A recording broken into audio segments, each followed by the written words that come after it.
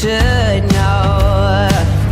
I have never really liked you at all. I cannot hide it anymore.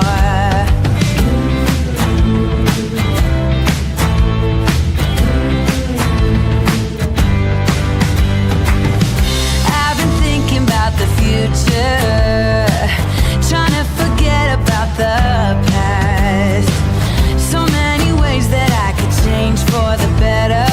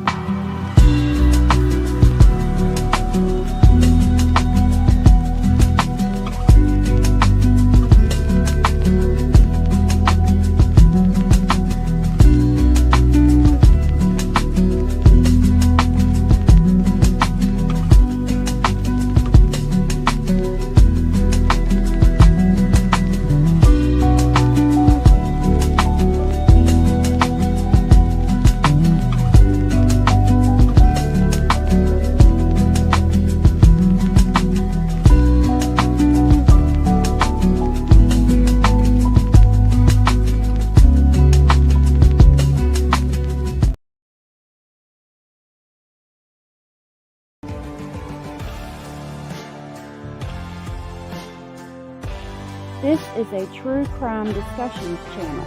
We speculate. This is all just speculation. Because it's true crime, it's for mature audiences only. There will be no children allowed, no exceptions.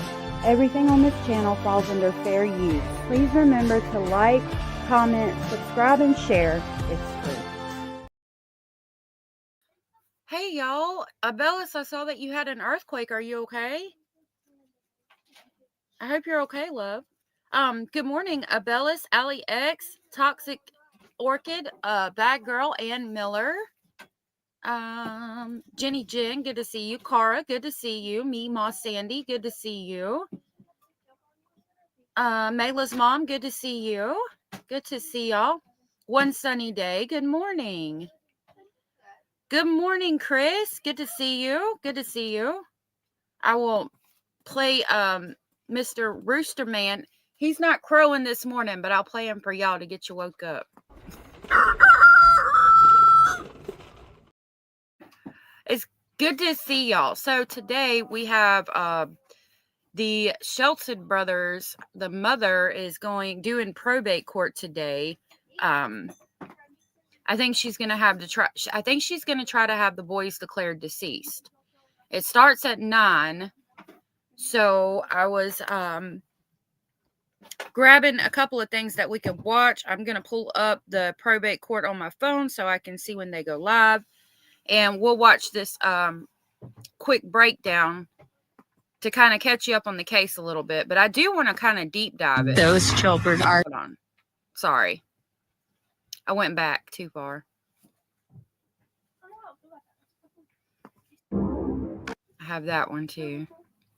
Okay. Those children. Let me pause this. Make it big. And I'm going to pull up Court TV so we don't miss when it starts.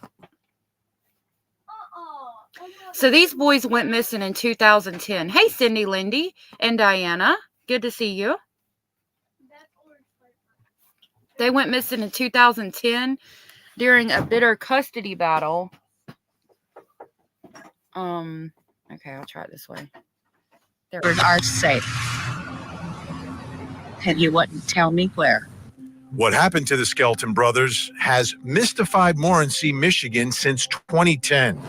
Andrew was 9, Alexander 7, and Tanner 5. I have no idea. I think it's just to hurt Tanya, and he hasn't just hurt her. The boys' parents, John Skelton and Tanya Zubbers, divorced and were in a bitter custody battle. After Thanksgiving 2010, John was supposed to return the boys to Tanya, but didn't. Later, John was found in a hospital with a broken ankle he says he got trying to take his own life. There was no sign of the boys, and John's... So, and again, if I remember correctly, I think the mother, they talk about it briefly, but I think the mom was a teacher and slept with a student. Oh, goodness, Cara, I missed that. Thank you so much for the 10 memberships. I really appreciate that.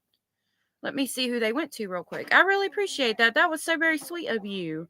Shaking out the bushes this early in the morning. How sweet.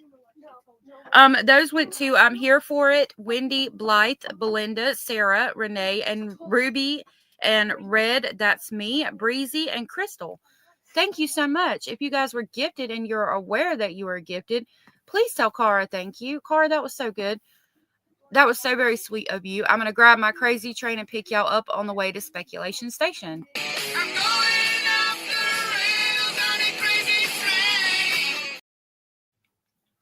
Thank you so much. I really appreciate that. Cara, I did the Gene Hackman video that you were asking me to do yesterday. Okay, I'm going to continue playing this. John's house was in shambles. Okay, thank you, Shauna. I don't know. I don't know the case. I really appreciate that. She said Tanya never slept with a student. There's a 3rd-degree sexual assault charge or something to that effect on her account, and I must be getting it mixed up with another case. So I do apologize about that. Thank you, Shauna, for the correction. She did not. And Toxic said, the kid's dad is in prison and refuses to tell where the kids are. He also says he gave them away to an underground organization. Yes. Thank you. The things that were broken, things that were destroyed, every single one was aimed at me. Police say Skelton gave various accounts about giving the boys to other people. He's still giving us nothing but lies. Every time he seems to share information with us, it's either misdirection or it's just a bold-faced lie. With no leads to the boys' whereabouts, Skelton pleaded guilty to parental kidnapping and unlawful imprisonment against the boys. Do you think your boys are still with us? I play that in my mind all the time. Logic tells me that no. At a custody hearing in 2011, Good morning, Mommy Ball. I was scrolling up and seeing what y'all are saying. Good morning, Brenda.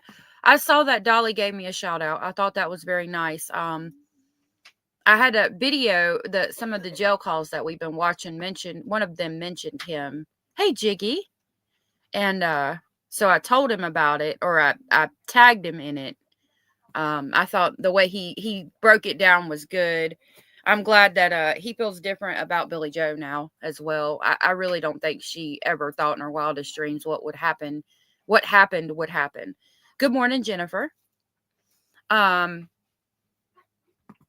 Yeah, I've got the court thing pulled up, so I'm watching for them to go live, and we'll just continue breaking this down and talking about the case. I followed this case for a long time.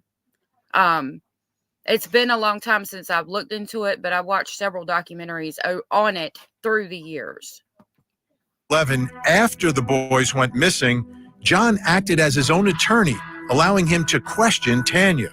The question is, do you believe that your husband knows where the children are? Yes, I do. Do you believe the children are safe? No, because they're not working for parent. John and his family have said they needed to keep the kids safe from Tanya, who registered as a sex offender in 1998 for fourth-degree criminal misconduct for sexually abusing a teenage boy. Okay, so that, Shauna, maybe you can tell me, that was why I thought that it was one of her students. Chris says, wait, Dolly Vision feels different about Billy Joe. Yeah, he was talking yesterday a bit about it, and he basically said what I said. He don't think that she ever thought that what would happen happened, and, you know, she's got a lot to deal with. She's got 2 kids in prison, basically, for the rest of their lives, and her grandchild is deceased. You know, that's a lot for anybody. We've all made mistakes in our lives, every single one of us. And unfortunately, the mistake she made, you know, ended in such a horrific way. I do have sympathy for her, and he was kind of saying the same thing. He took those boys out of harm's way, and I respect my son. He loves his children. Police say Tanya is not part of their investigation into the missing brothers. Tanya is now asking a court to declare the boys dead, and John is due to be released from prison later this year. Okay, so that was that breakdown. There is a guy. This is TMZ. We can watch the TMZ one real quick. Oh, Shauna, it's okay. Like I said, I've followed this case for a long time. And always been curious about it, but it's been a while since I've looked into it. So that's why I was like, I could be remembering wrong, but you're fine, sweetheart. Toxic said Paranormal Nightmare did an episode on this case. They tried to locate the boys via ghost box session. Was really sad. I used to watch Paranormal, Chasing Evil, and it was the same group that did ghost box sessions. I think they did a case on it, and I like that stuff. Chris said, oh, wow, that makes my heart happy that even Dolly can change his views on her. That gives me more faith in humanity. Oh, so sweet. Toxic, if there's documents, she would have them in as the Gavel Drops Discord. I'm not sure if there is or not. Well, yeah, there's got to be. So we'll have to look into them and try to find them.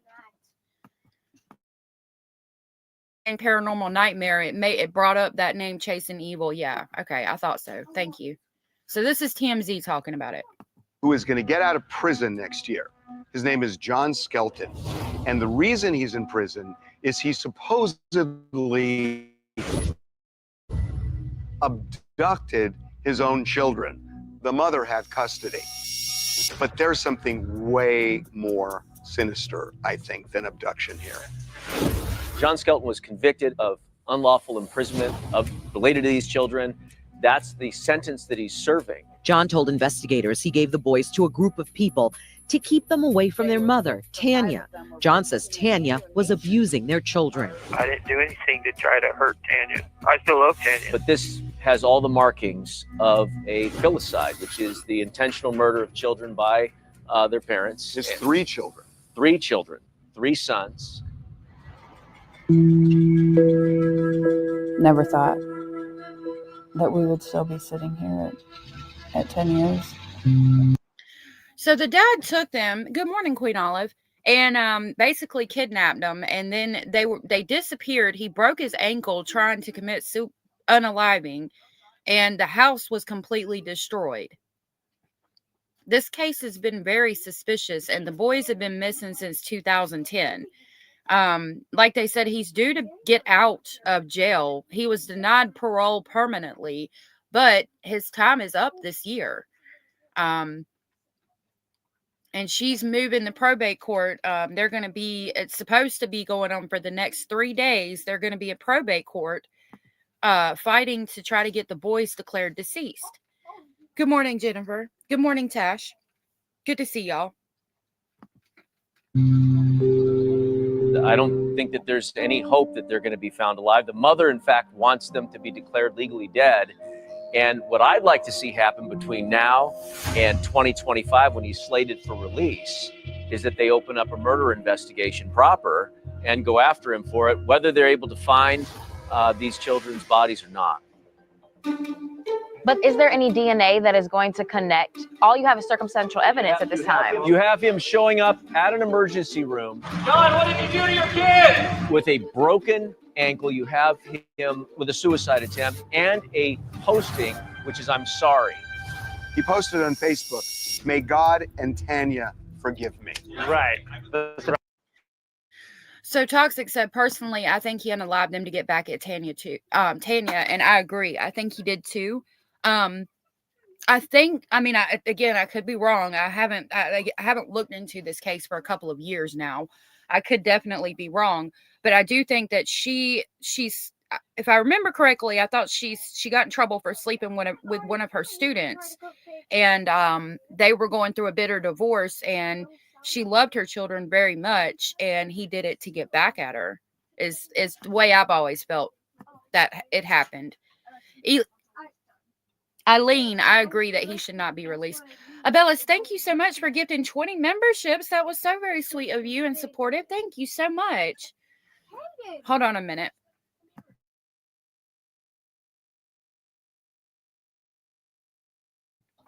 Sorry, I had to clear my throat. There's one to Lisa Flying High, Mary McKenzie, Carlene, Minnesota Girl, Teens Lamb, Crystal Ball, I'm sorry, Diana, Convict Ballerina, I like that name, Ambi, Kitty, Miranda, N. Estem, Tina, Tammy, Stephanie Fox, It's Just Me, Opal, Kimmy Doodles, Melly, and Melly D. Thank you so much for gifting 20 memberships. That was so sweet and supportive of you. Thank you. If you guys were gifted and you are aware you were gifted, please tell Abellis thank you. I'm going to grab a crazy train and pick y'all up on the way to Speculation Station.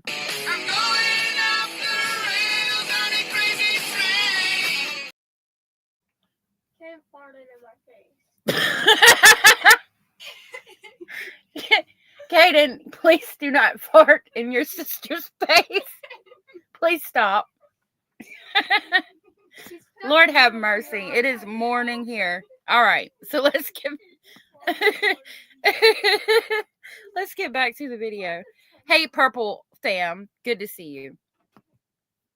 Statistics are really on the side that any parent who does harm their child in this way, statistically, is much more likely to go and commit suicide. So if we have the note, if we have him in the hospital, it's erring on that side. However, we do see parents who say they are taking their children and hiding them somewhere. So it opens up this other possibility. If we have no body, if we have no trace evidence of where the kids went.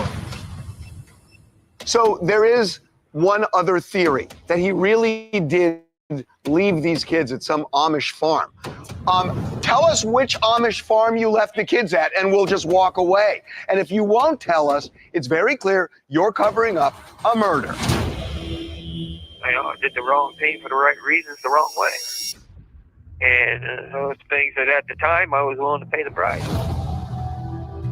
But have we considered that the kids might actually be in slavery? Like, I really sat with, okay, yes, it's possible that the kids were murdered, but also what if they really were given to somebody and are in a completely different space where they can't even talk to their parents anymore? The oldest kid would be 22 now. Yeah. So he could pick up a telephone and say, help. This is the world's guiltiest man. He does everything wrong except he hides the bodies really well. His Google searches, how to break someone's neck and poisoning. There's an hour and a half that is See, I didn't know that he had those Google searches, how to break someone's neck and poisoning. He said that he gave them to an Amish farm. But, you know, obviously they haven't found the boys. Nobody's found the boys. And with all the suspicious things happening, him trying to unalive himself, the Facebook post with the apology, it just looks like the boys are deceased. And again, that's why I think she's going to probate court. By the way, I do have that up on my phone and I'm watching. Nothing's happening yet. Diana said, did the father ever get diagnosed with a mental problem? I'm not sure. If I had to assume, I would say probably. It's been 14 years. No, 15 years, I believe, because they went missing in 2010. Yeah, 15 years. Yeah, I know. It's so sad. Accounted for, and I'm seriously sitting with what can you get done in an hour and a half? Is this person smart enough to hide bodies in an hour and a half? The cell phone left his house about 4:29 a.m. on that morning. We have an indication that the phone pinged down near Holiday City, Ohio around 5:05, and then he's back home at 6:46. He also says he's given the police all the information he can. Like I'm saying, to heck with you. It's your problem, not mine. I've been helping him. And why does he keep on talking to people and giving interviews in prison? He's an attention seeker. Because he loves the attention. Yeah, totally. I really wanted to lean on the insanity, but we saw that he also told, the courts that his ex-wife was a convicted sex offender and brought that up at the perfect time. And I was like, oh, I guess you're not that insane. I guess you're like really here and trying to do this. He can't plead insanity if he showed clear intent that this was premeditated and he planned it meticulously. There's 5 types of people who commit filicide. There's the altruistic, they think that they're saving their kids from something. There's the acutely psychotic, which would qualify. There's the child mistreatment type, and then there's the revenge type. And I think that's what this type is that he was trying to punish Tanya. He plans to get out of prison in November 2025 when his sentence is up. But yeah, he gets out in November of this year. Mommy Boss said so. He was charged with kidnapping, but now could get a murder charge if the kids are declared deceased. I hope so. I hope so. I don't know. I hope so. Hey, Aaron Davis, good to see you. But believes police will find a way to keep him behind bars. I wouldn't burn all my evidence, any contacts, any evidence whatsoever. I wouldn't have burned that. Why don't just try him now? Nobody in here has any reasonable doubt.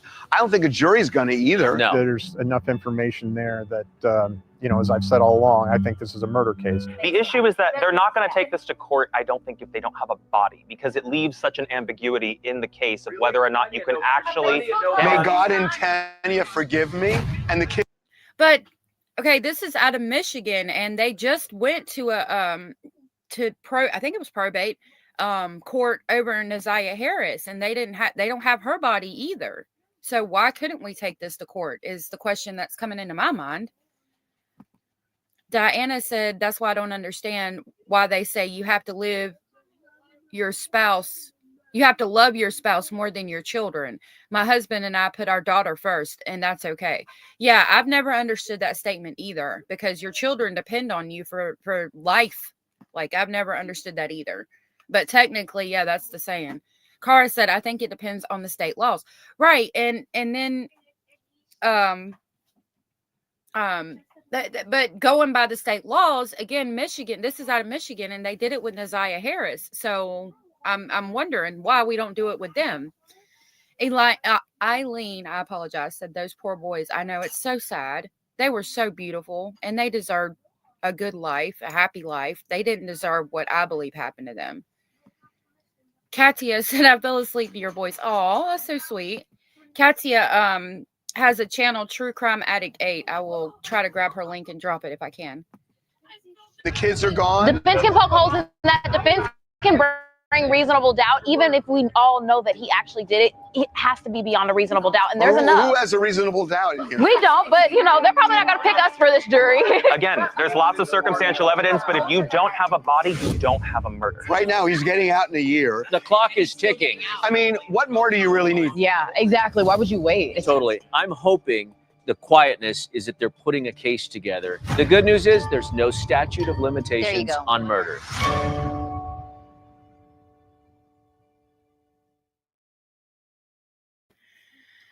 Okay, so we'll see what's next.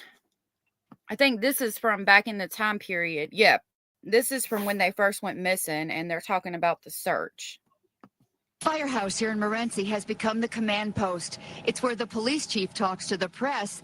It's where volunteers get their orders. It's where everyone's talking about 3 little boys. Volunteers gathered at the firehouse after a long day of searching. They shared a meal of food that was donated, and they shared stories about what it's like to look for 3 missing boys. It's hard when you walk past a cardboard box or plastic and you have to look under it, but you're afraid of what.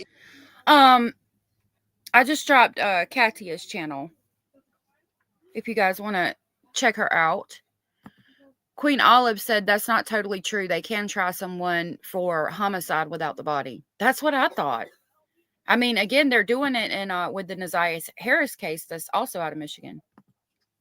What you may find, but you do it because it's somebody else's peace of mind. I would like to find them.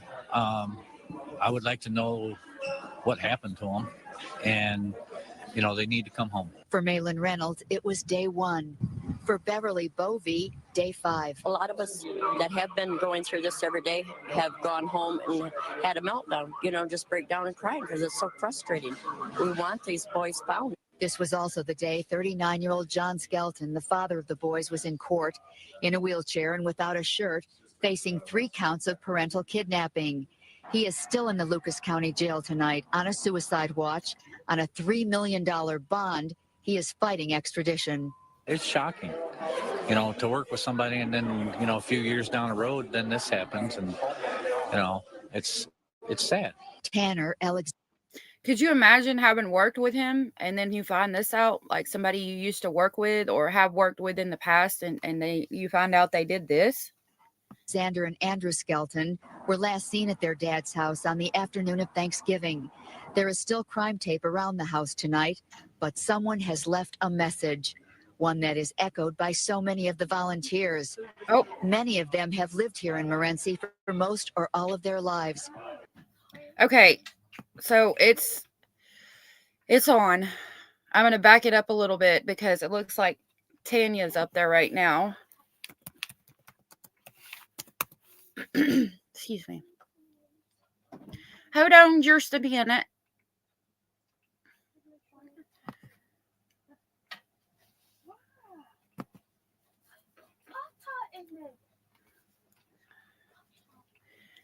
Okay.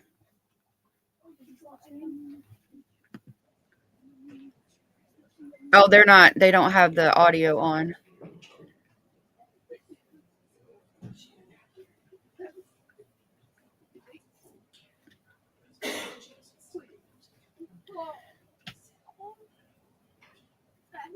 I'm going to see if we can hear her. If we can, I'll back it up. I don't think we can hear her yet.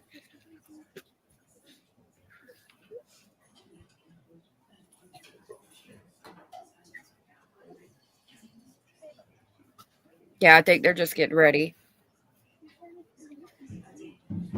Oh, you're okay. I don't remember if I saw your question. Let me see.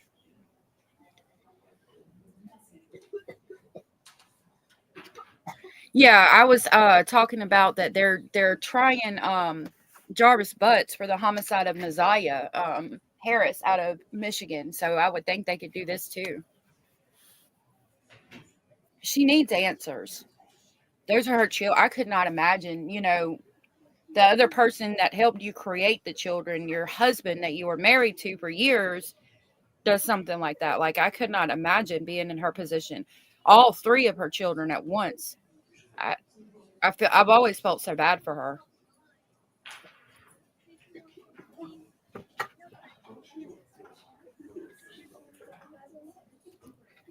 She is wearing a very pretty statement necklace.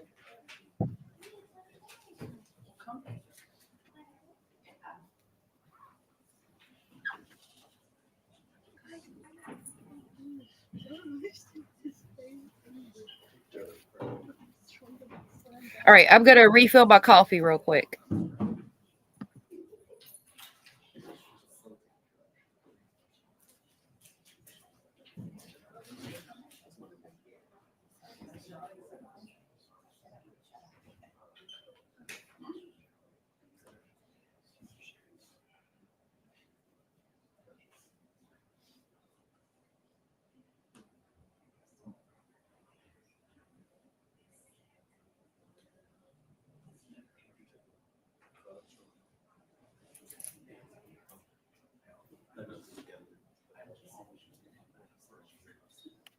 While I'm getting my coffee, what I've noticed is that she's talking to the people. It looks like the other people in court. So I think that would tell me she's been in contact with them and has, they're her friends or she knows them somewhat. So I assume she's been working on this for quite a while.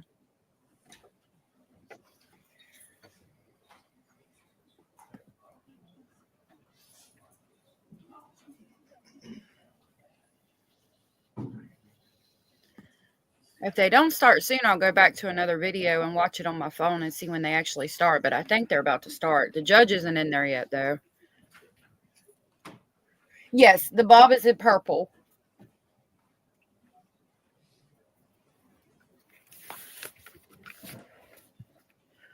I want to know what he did with them. They've looked everywhere he went. So I wonder what he did with them. His mama said that he gave them to somebody else too, but I mean, I'm sure they searched. I'm sure they went to the Amish farms and searched and things like that.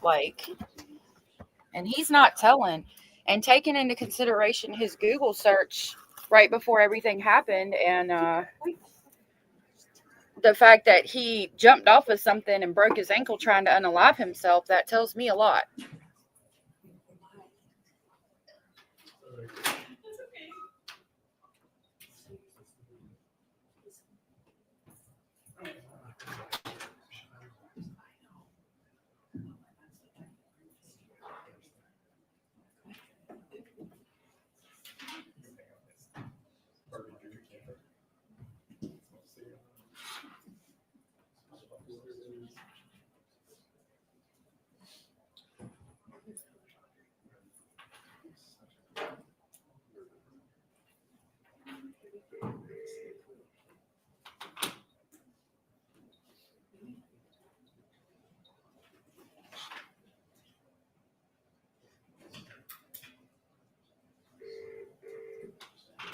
Capital K Productions, thank you for being thumbs number 24. I really appreciate that. That helps out so much.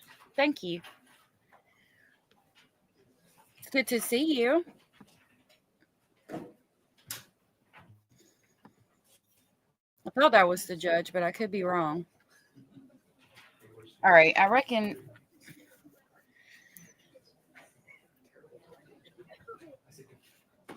I'll keep this up for another minute and see what happens. If nothing happens, we'll continue watching a video.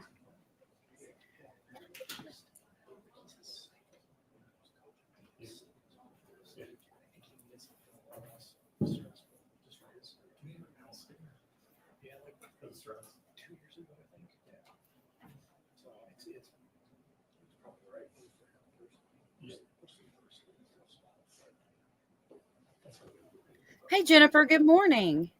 Be careful driving. Wonder what's on the board. Looks like a bunch of squares, maybe like a layout of a house or something. All right. I'm going to pull the playlist back up for now. Unless y'all want to keep watching that. I don't know. I don't want to bore y'all to death while we're waiting.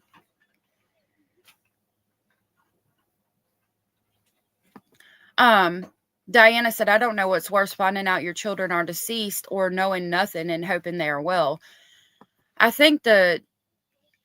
honestly think it's worse to wonder where your children are, wonder if they're coming home, wonder if they're somewhere else. Like, I think that would be harder, because if your children are deceased, you can go and at least see them, like at their grave, you know what I mean? I think the not knowing would be harder. I've got a couple of like 2-minute videos we'll watch while we wait. Oh my gosh. Okay. Firehouse here. No. We just watched that one, most of it anyway.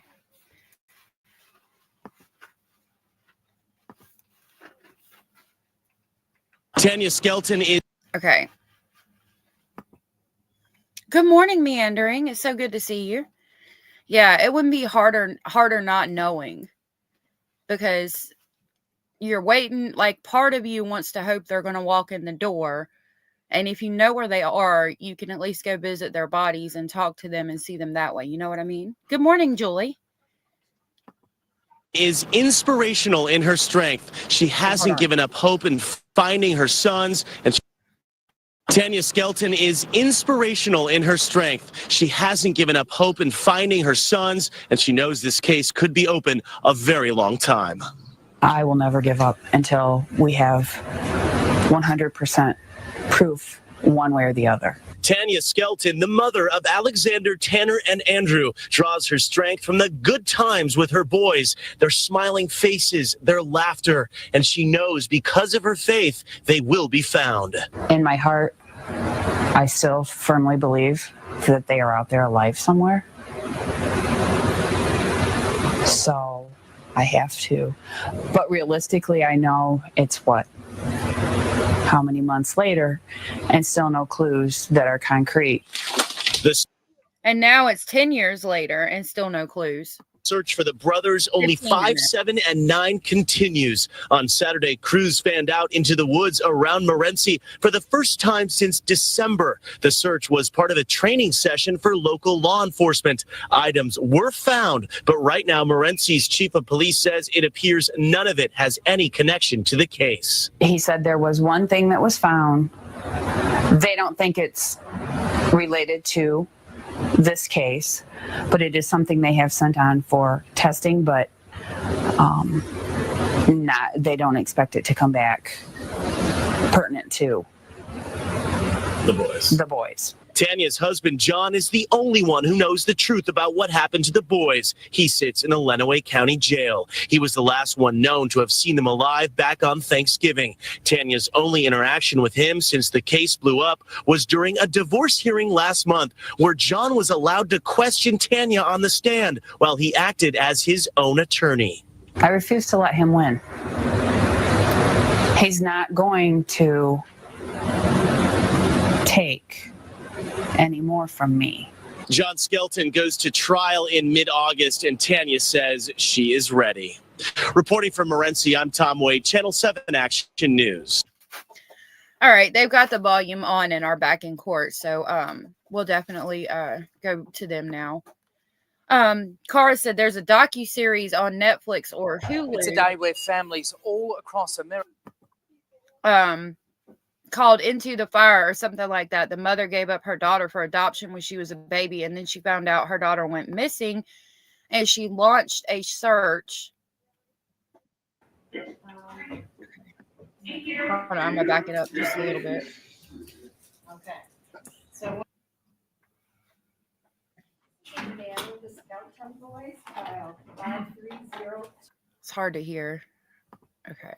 Is now in session. The Honorable Catherine A. Sell presiding. Why is it so low? Matter the Skelton boys, file 53020 ml. Oh, I didn't mean to do that. Hold on. 1 ml. Okay, they should fix the volume in just a second. Thank you, Ms. Pateron. One of the first things we need to do today is to confirm whether or not Mr. Skelton wants to participate. So we've had. Oh no, purple.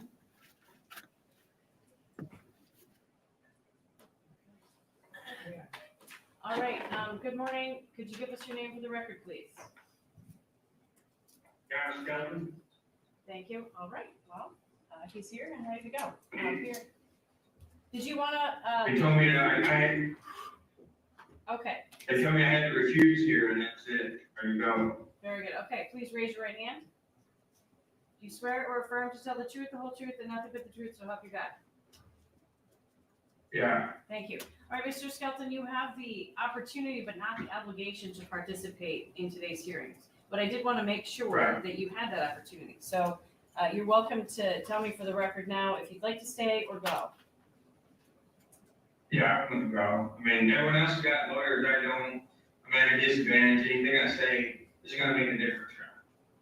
All right. Well, thank you for confirming that. And if you'd like to make your way back to wherever you need to go, then that's fine. I mean, very good. All right. Appearances from the rest of our participants, please. Bert Castleberry on behalf of the petitioner, Tanya Zoomers. Your name for the record? Tanya. Hey Roberta, it's good to see you. Hopefully she's good. She seems good. Zoomers. Alexis Stang, P86700 on behalf of Andrew Alexander and Tanner Skelton. Thank you. All right. thank you. Okay. So one of the things I did also indicate today was that we were going to be on YouTube. I have not done that yet, so let me do that before you begin your opening statements there, Mr. Kessler.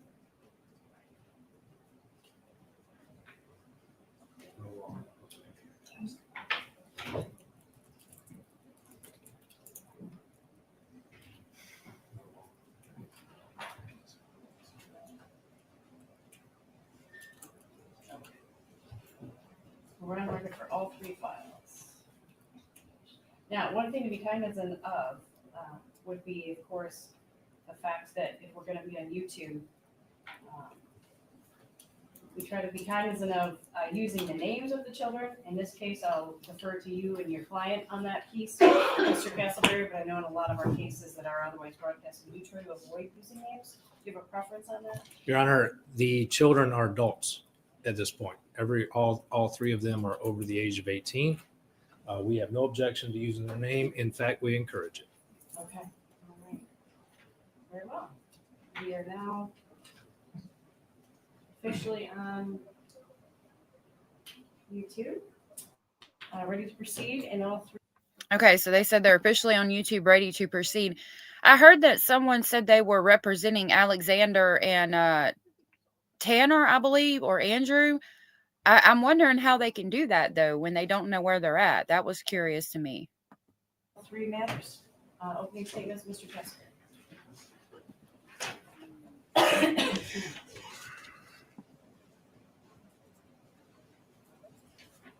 Your Honor, because this is a bench trial, I do not have a long opening statement. I think the court will hear plenty of testimony over the next 3 days concerning what's going on. But what I do want to point out is why we are here and what we believe the law is pertaining to these three cases.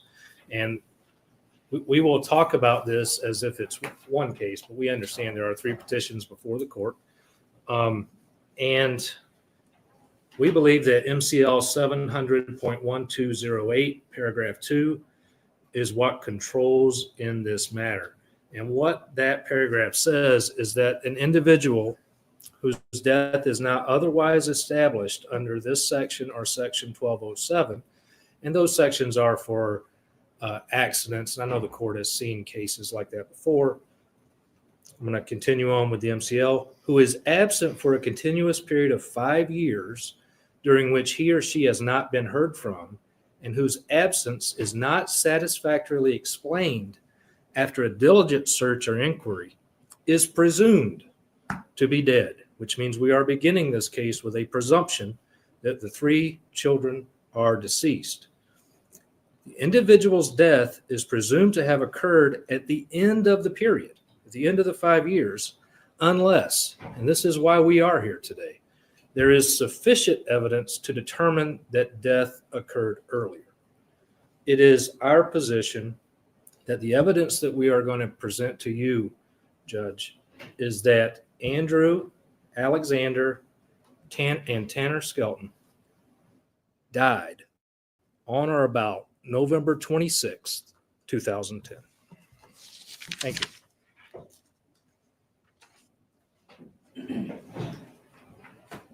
I just briefly wanted to say that I am joining in the petitioner's request and am in support of the relief requested. Thank you. All right, your first witness, Mr. Castle. Your Honor, we would call Chief Larry Weeks. Chief Larry Weeks. Raise your right hand, sir. Do you swear or affirm to tell the truth, the whole truth, and nothing but the truth, so help you God?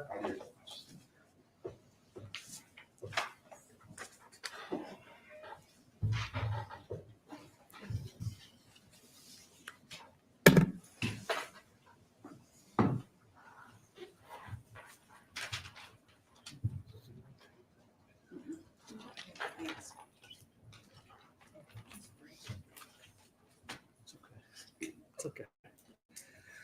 Good morning, Chief. How are you? I'm doing okay, sir. I understand you're a little under the weather today. Is that accurate? Yes, sir. I want you to understand, I know there are TV cameras here, but what's important is that the judge can hear what you're saying. If I don't say something loud enough, clear enough, or you don't understand something, stop me and ask me to repeat it, and we will make sure you understand the question, okay? Yes, sir. Also, I know you brought a water bottle with you. We understand you're not feeling well, so if you need to take a break, also just let us know, and we will get a break for you, okay? Thank you for that. Please state your name for the record. Larry Weeks, Larryweeks. And where are you employed? I'm currently the chief of police for the city of Eaton Rapids. How long have you been the chief there? Just over 11 years. 11 years. Where'd you work before that? I was a chief of police for the city of Morenci. Morenci, Michigan, and Lenawee County? Correct.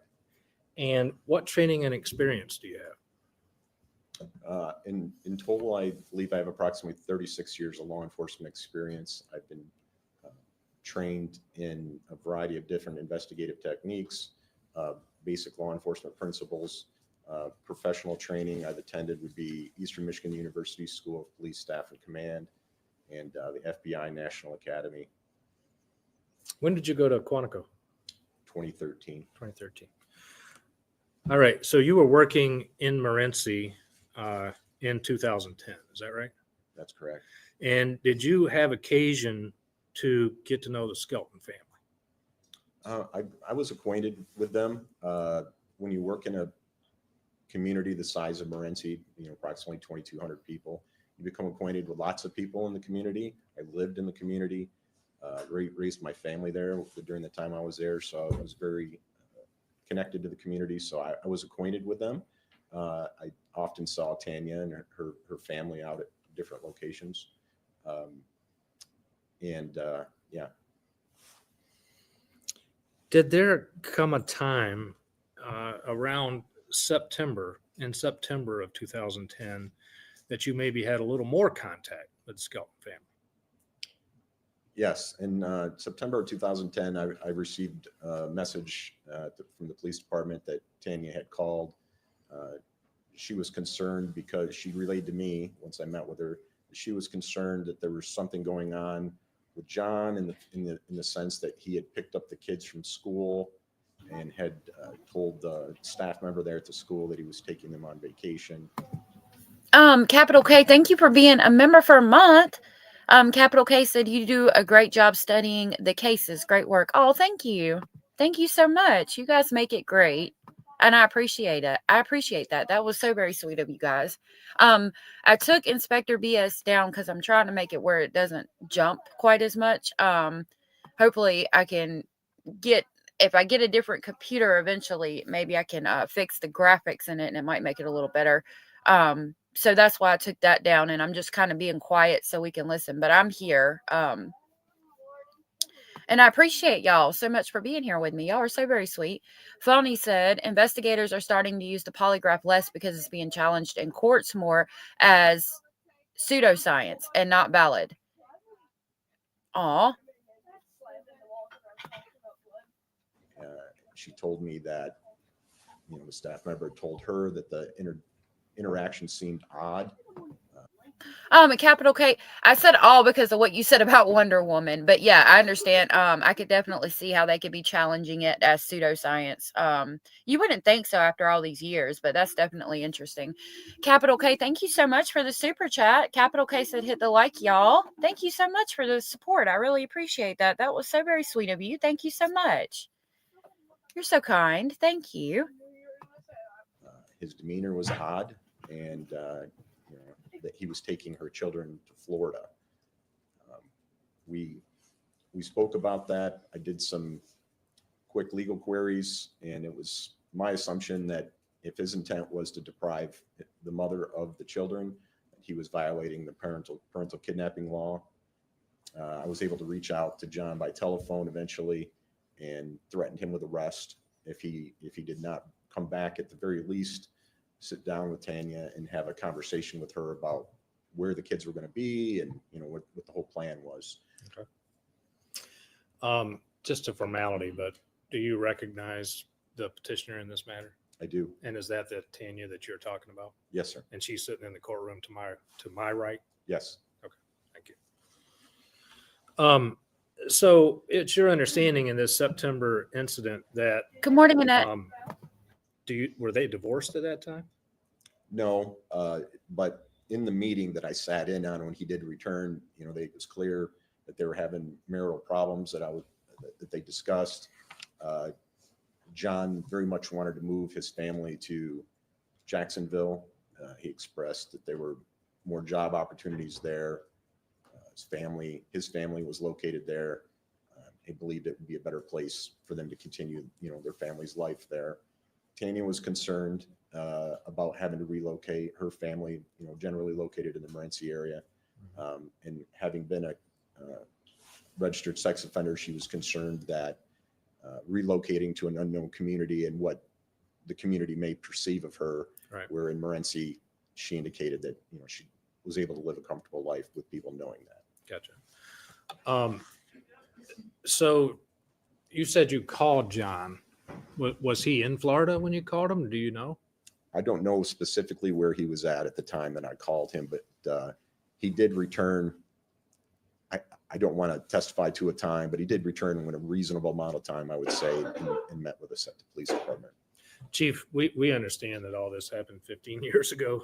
I appreciate you not guessing, and we don't want you to guess, but we also understand that some of this has been a long time ago. So if you just tell us the story as you remember, okay? Yep.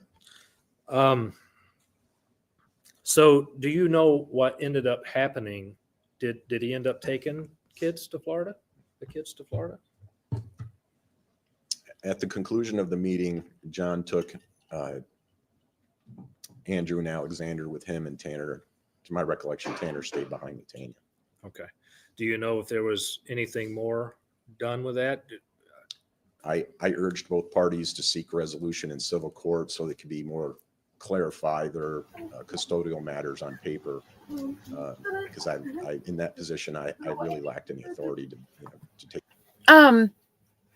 Good morning, Annette and Hobby Farmer. It's good to see y'all. Abella said, best chat in the multiverse, bar none, in my honest opinion. I love our chat. You guys are so sweet and so accepting of everybody's thoughts, opinions, and speculations. And we really do have the best chat on YouTube. Thank you for that. Sorry, the kids are being loud.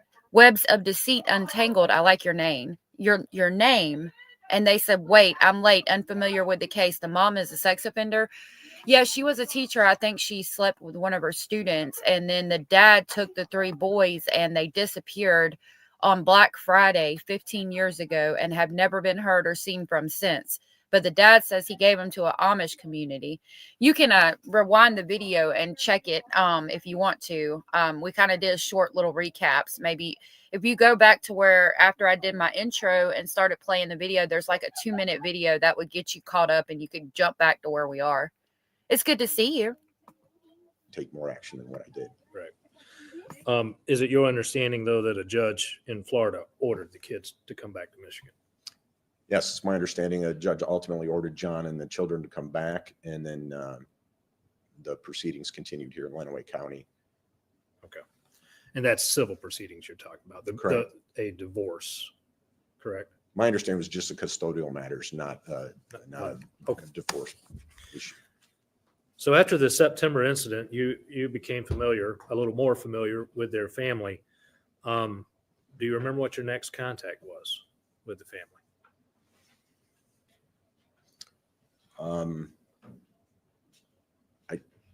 I don't know that it was my contact, but I believe I reviewed an incident report regarding Officer Ryan Hillard's response to the house. And what do you remember about that? I believe it was on the 21st of November.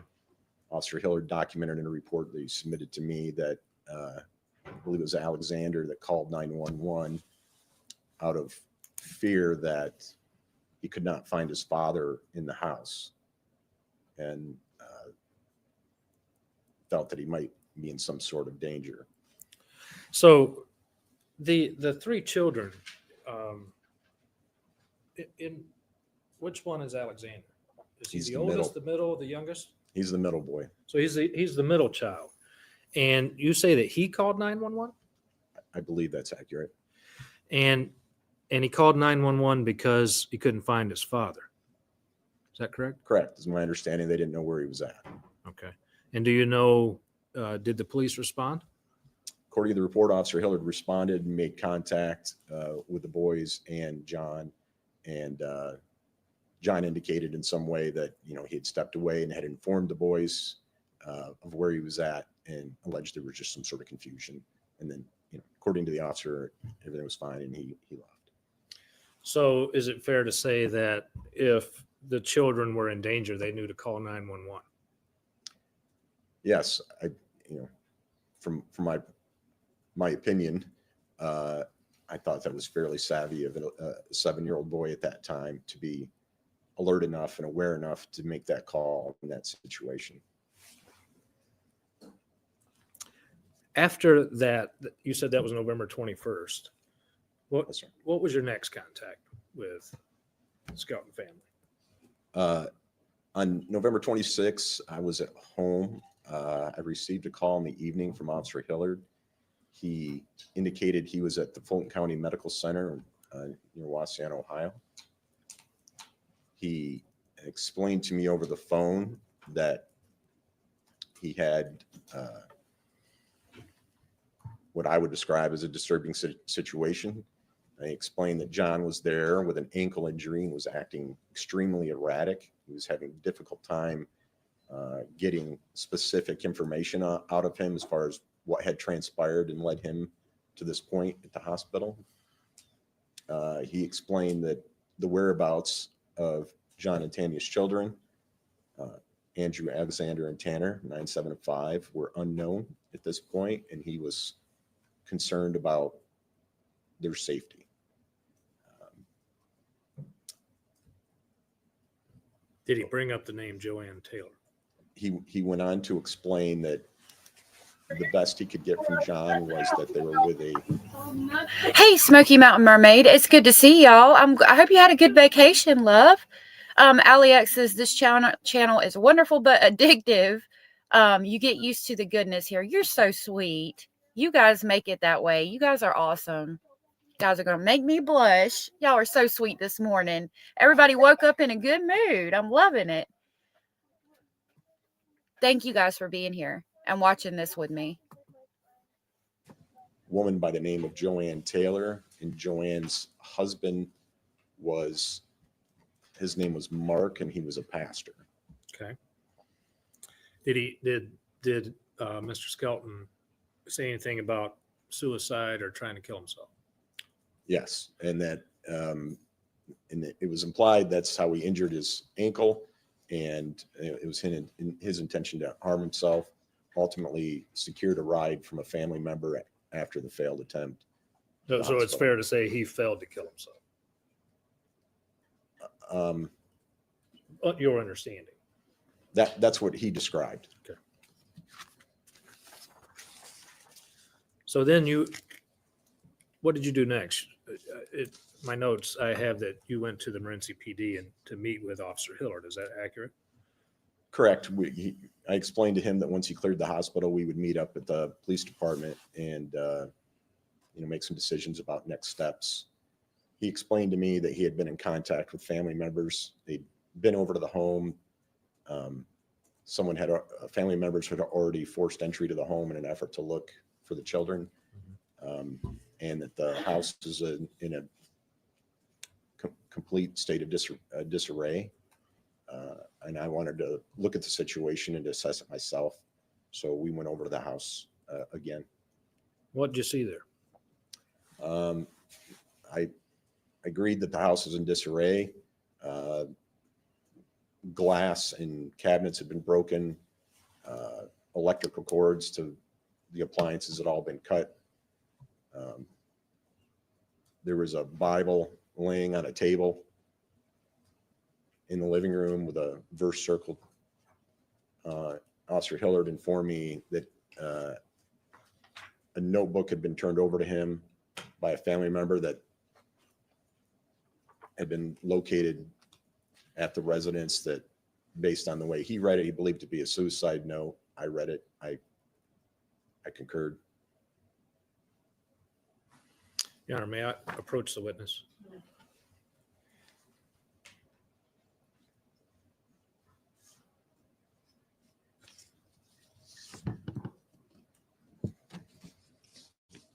Chief, I just showed you something, and we're not marking it as an exhibit at this point, but you just brought up the suicide note. And I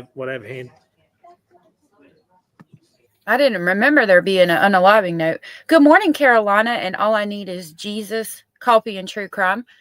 Jesus, all I need is Jesus said I dyed my hair green for Sebastian Rogers, neon pink for Summer Wells, and neon blue for Monkey yesterday. That is so cool. Good morning, Orange Rose. Good to see you.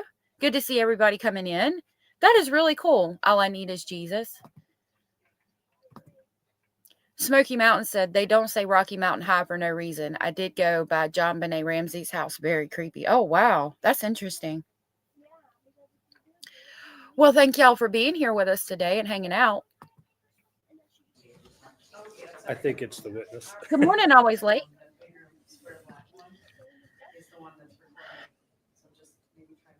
You want me to back up? Yes, Judge. Thank you. Chief, I just handed you 4 pieces of paper. And do you recognize those 4 pieces of paper? I do. And is that the note that you're speaking of? It appears to be, yes. Yes. And you said you read that note. I did. Was there anything remarkable about that note that you remember? Not at this moment. Okay. Do you remember that it was a suicide note? Yes. Okay. And next, may I approach the witness again, Your Honor? I'm not going to.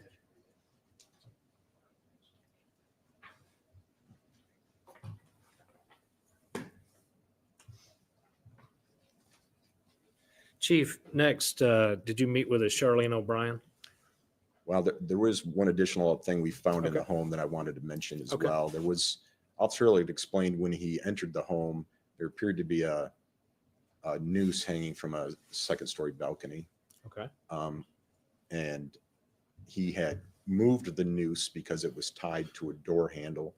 And when he needed to clear the house to look for the children, he had to move the noose to be able to get in the room. But he restaged it for me to show me what it looked like. And that was Officer Hillard. Yes. So the house was in a complete disarray, destroyed. Correct. There were broken glass, you said? Yes. Broken cabinets? Yes. It just, and then what appears to be a noose and a suicide note, right? Yes. Next, did you meet with a Charlene O'Brien? Once we completed our, my assessment of the information there at the address on Congress Street, we returned to the station. Let me stop you for a second. When you say Congress Street, is that the Skelton home? Yes. Okay. 112 East Congress Street. Thank you. I don't think we ever put that in. Thank you. That's okay. We returned to the office, began discussing next steps. While we were there, excuse me.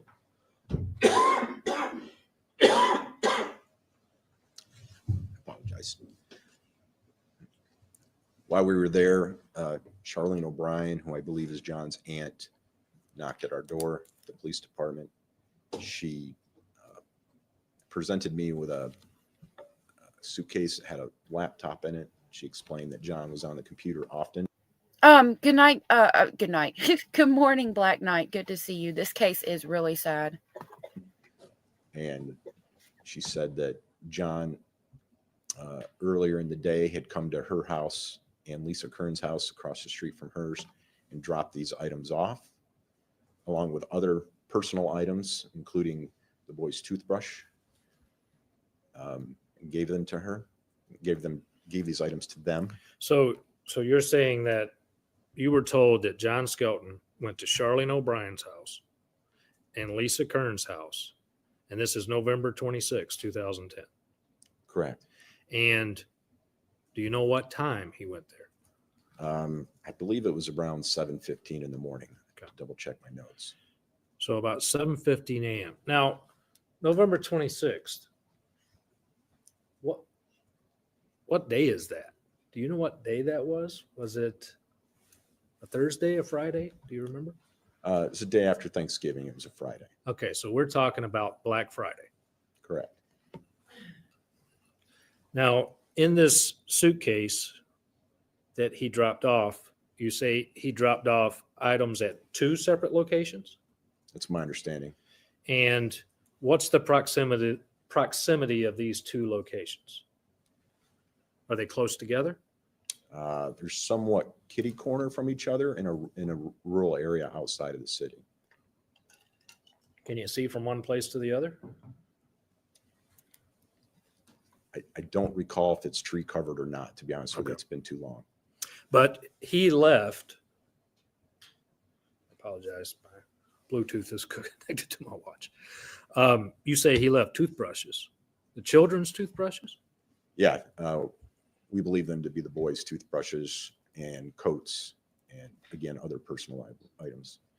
So the children's winter coats and their toothbrushes, he left them at his aunt's house, is what you were told. Correct. And those items were delivered to you, correct? Well, at this point, she only delivered the laptop, the items that were in the suitcase, which was a laptop. There were other items that, in a follow-up interview and contact with members of our investigative team had, whether we collected the rest of the items that she said. But she came to tell you that those items had been left that morning. Yes. At around 7 a.m. Is that accurate? Yes.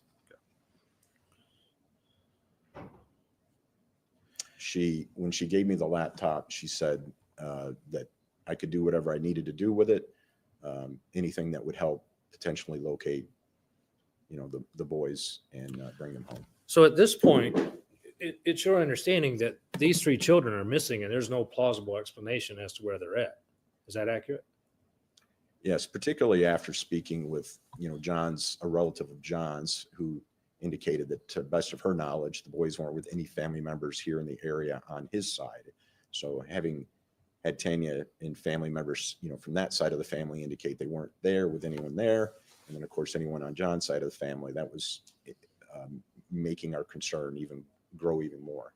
Are you familiar with the term exigent circumstances? I am.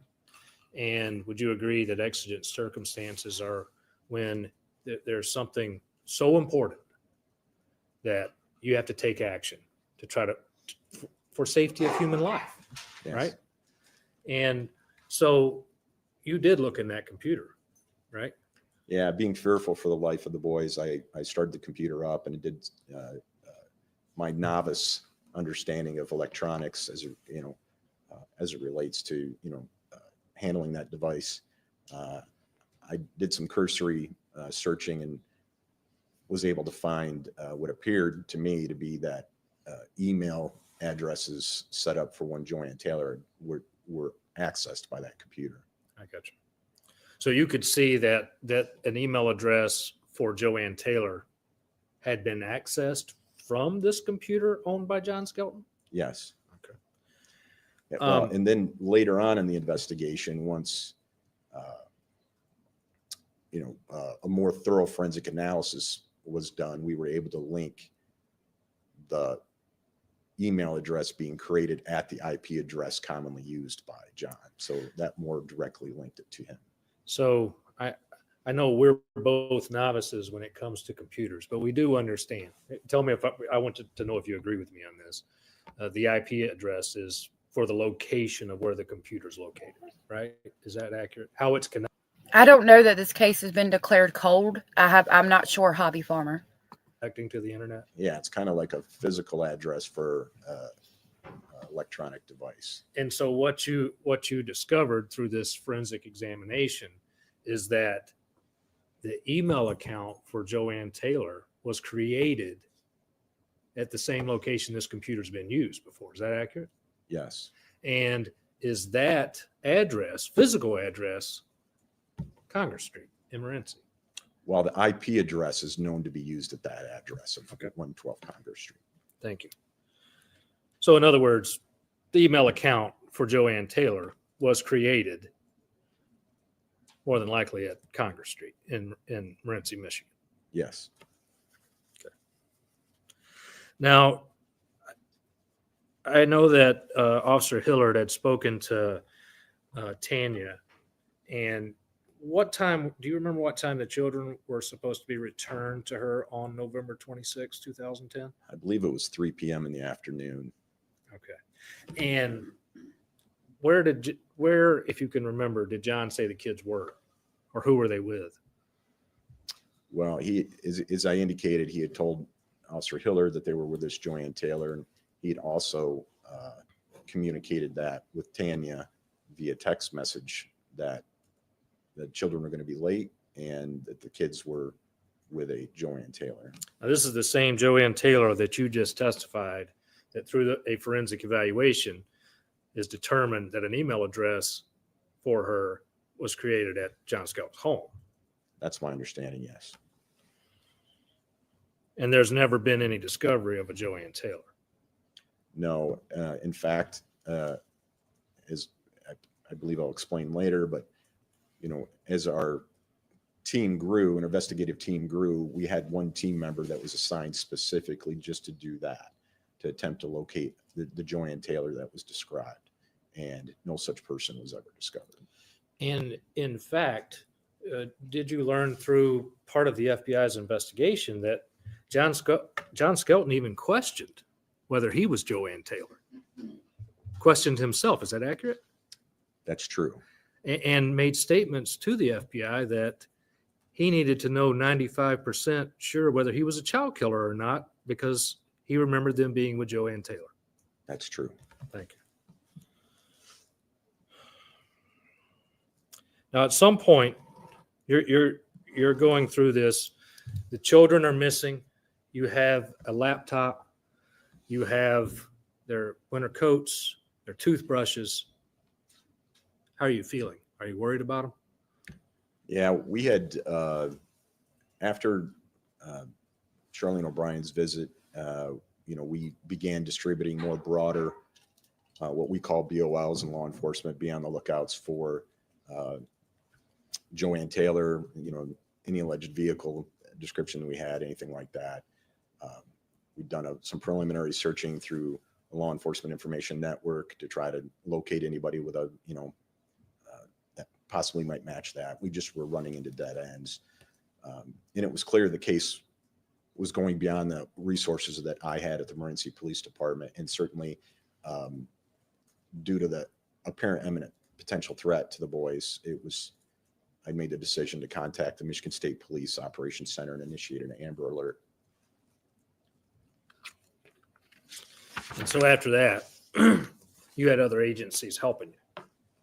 Yeah, shortly after that, as a matter of protocol, my understanding now, and shortly after that process is initiated, I received calls from the Federal Bureau of Investigation, the Michigan State Police, and the National Center for Missing and Exploited Children. All three organizations advised they were willing to come assist with our investigation, asked brief details, and my response to all of them was, yes, happy to have your support, and I'll dispatch personnel to our location to assist. So you just named three organizations. You named the Michigan State Police and the Federal Bureau of Investigation, which I think we all are kind of familiar with, somewhat, at least we know who they are. But what is the National Center for Missing and Exploited Children? The National Center for Missing and Exploited Children, I don't know the year it was created. His name escapes me now. I was well known from crime shows now, but his son was murdered many years ago in Florida. John Walsh? John Walsh, thank you, sir. John Walsh spearheaded the creation of the National Center for Missing and Exploited Children, and that program assists with a variety of different things related to missing children, age progression photos. They can analyze photographs of abused children from all over the country and potentially link them together. They have investigative support that they can render. They had what they call I believe an ATOM team member was on the scene with us, assisting us. And at one point we traveled and met with them and did a brief presentation on this case to a variety of investigative experts, psychologists, and presented our case there to them. And so they got involved.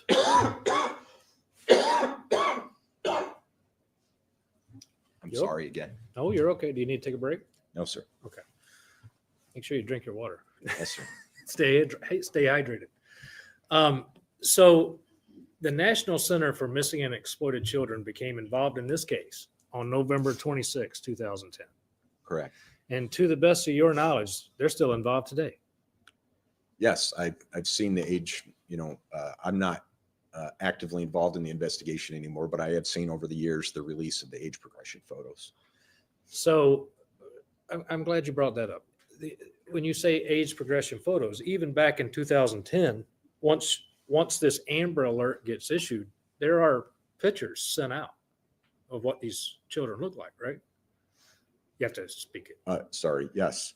We created our own missing flyer initially, but once they got involved, the flyer evolved. And even I think you said you left Morenci. Was it 2012? When did you leave as chief? Late November 2013. 2013. So every year on the anniversary of this, did you have flyers created? To my knowledge, they do that as a matter of course of action. When you say they, who do you mean? The National Center for Missing and Exploited Children. But did you see those photos distributed? Well, they have a very robust distribution network, so much greater than I do. So they were good at getting that out nationally. Didn't you also do a roadside check of vehicles just to ask questions of if they'd seen the children? Yeah, a year to the date, and we did it approximately the same time that we believed that John had potentially driven through an area, Morenci Road at 127. We didn't know for sure he'd driven through that particular intersection. We really were just based on where we believed he started and where we knew his cell phone had traveled. It was possible he'd passed through that intersection.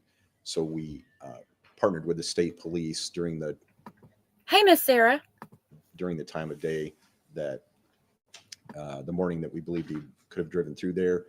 And as cars drove through, we passed out flyers, asked if anybody had potentially seen his vehicle. Excuse me again.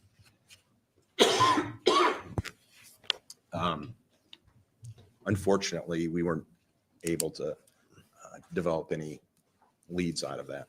But it's fair to say, as long as you worked in Morenci, you never stopped looking for these children. That's correct. Okay. And you never found any sign of life of these 3 children. Is that correct? That's correct. Okay. Now let's get back to the laptop. Talk about Skelton's internet. When I say Skelton, John Skelton, his internet activity under the exigent circumstances. There was the Joanne Taylor email account. Were there other accounts? Yeah, there was a Cafe Mom account. What is Cafe Mom? It is well, I don't know if it still exists, to be quite honest, but it was a website, like a blog. It was for moms to support one another, coordinate, recipes, play dates, share aspects of child raising, whatever they could do to support moms. Okay. So you found a Cafe Mom account on there? Yeah, it appeared that, at least from that laptop, an account was surreptitiously created in an effort to communicate with Tanya by John. So it appears that John Skelton created his own Cafe Mom account. Yes, pretending to be someone else. And he was using that account to talk to Tanya Zuvers?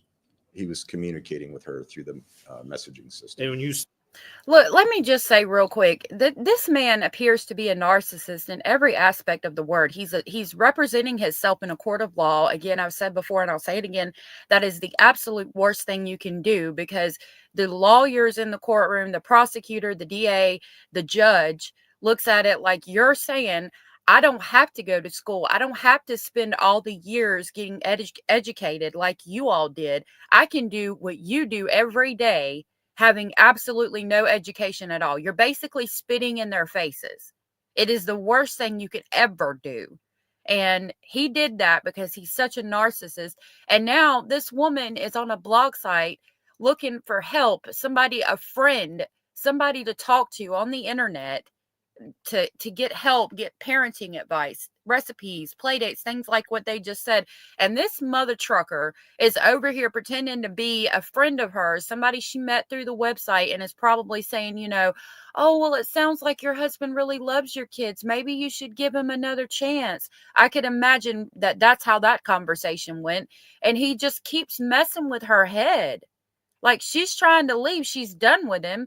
And he just keeps finding ways to mess with her head until he commits the ultimate messing with her head by taking her children. Goodness gracious. Black Knight said, oh my God, Cafe Mom. That was something I used to read 15 years ago, but it became full of crazy women and clickbait. Wow. I wonder if John Shelton had anything to do with that. Becky P, I didn't say your name out loud. Good morning, Becky P. Good to see you. And Sarah, I hope your baby feels better. Mine are still coughing, but I'm down to one that's coughing. So hopefully we can get rid of it. I can wash their bedding and Lysol and everything will be good. You said surreptitiously. In other words, he didn't tell her it was John. Not to my knowledge. Okay.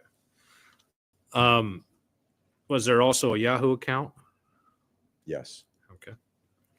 And now all of these accounts through this this investigation were determined to be from the same IP address. Is that accurate? That's correct. Okay. Was there also a search of cellular telephone movement for Friday, November 26th?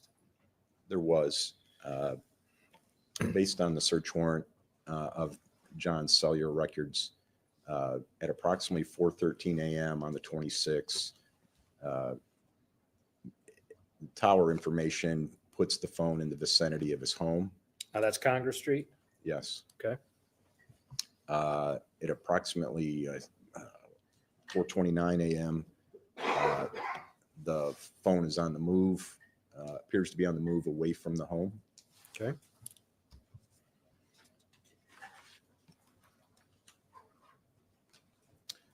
At approximately 5 a.m., his phone hits off a tower near Pioneer, Ohio.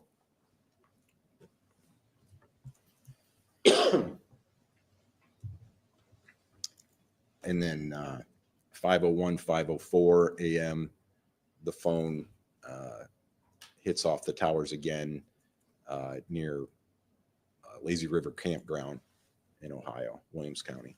Okay. And then at 6:46 a.m., the phone appears to be back in the proximity of his home. Okay. So it's your understanding that through whatever visitation arrangement that Tanya and John had the 3 boys on Thanksgiving and was supposed to deliver them to Tanya at 3 p.m. on the 26th. Is that correct? It's my understanding. I don't recall this moment if that was dictated by court order, but that was certainly the arrangement the 2 of them had. Okay. And so the time that you're talking about, this you just went through 4:13 a.m. on November 26th. So this is time that the 3 children were with John Skelton. Is that correct? That's correct. Okay. So, and to your knowledge and through your investigation, there was no one else at the house, was there? I guess I would have to back up. It's my understanding the children were with him. At some point, they are no longer with him.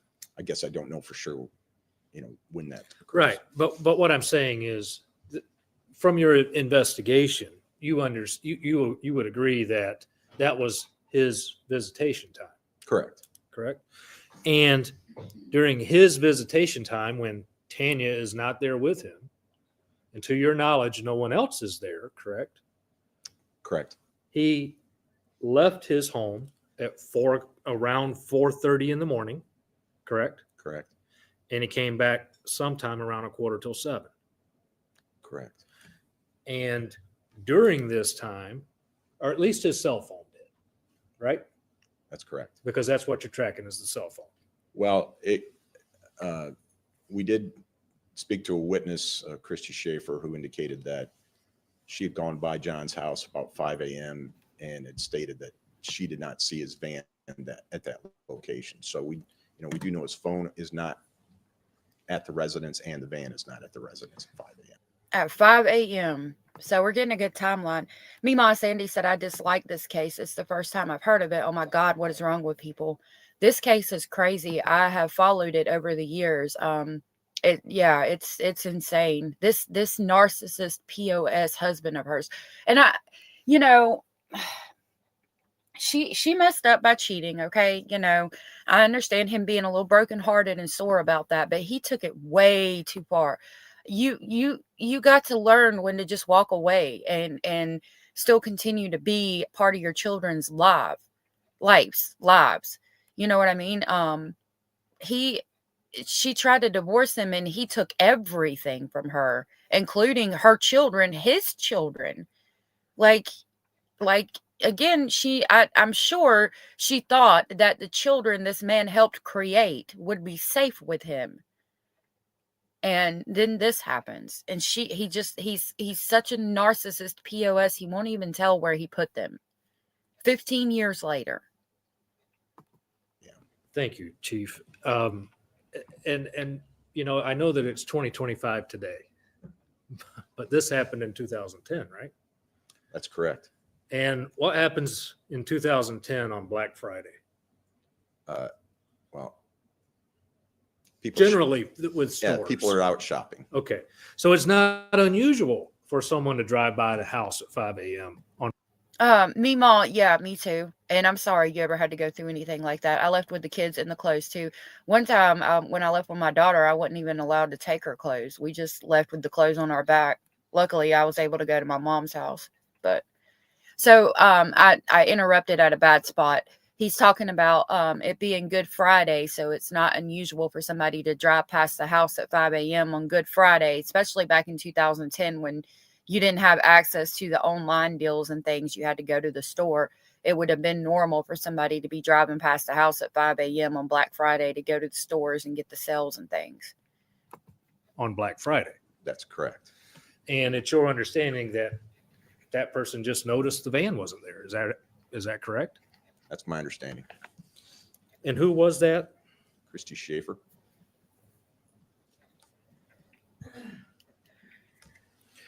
So we know that based on the cell phone, that the cell phone left at 4:30 and did not return and went into Ohio, hit off towers in Ohio, and came back to Congress Street around 6:45, correct? That's correct. We also know that a family member drove by the house around 5 o'clock in the morning and the van wasn't there. Correct. So it makes sense that the phone and the van were together. It'd be reasonable to surmise that. And somebody's probably driving the van, correct? Correct.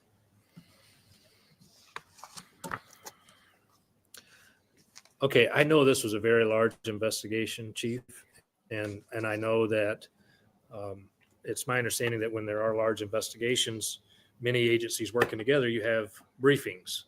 Is that correct? That's correct. You have meetings with all the agencies and put a plan together?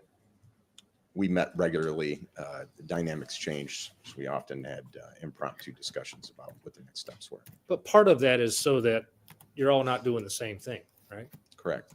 And you want to use your resources as much as you can to investigate. Is that fair to say? That's correct. Okay.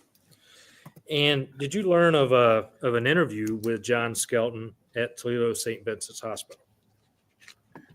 Yeah, we had learned that John had been transferred from Fulton County to St. Vincent's in Toledo. He'd been acting erratically, so they transferred him up there for further observation. We met as a team, made some decisions about what the next steps were, and ultimately determined Detective Sergeant Ed Price and Special Agent Mike Glennon would be sent to the hospital to. Oh, I didn't realize I was unmuted. Fawny, yeah, as far as I know, it was in well, I don't know. I know it was in Michigan. That's about all I know. Black Knight, I'm sorry you had to deal with that. Jenny Jen said he wanted to put her in pain for life. Yeah, I agree. Annette, this happened in 2010 in Michigan. Potentially interview him and see if we could. What did you learn from that? During their conversations with John, he shared that he believed that the boys had been wrapped in a blanket and then placed at a old schoolhouse near Kunkel, Ohio. And at this stage of our investigation, we had So if he was able to go to Ohio, the schoolhouse at Ohio, I would think it is near the Ohio border. Yeah, Becky P said very close to the Michigan-Ohio border. I think he was only gone for an hour and a half or 2 hours. So if he was able to do that in that amount of time, yeah, probably Ohio. Yeah, Harmony, her dad won't tell where she's at either.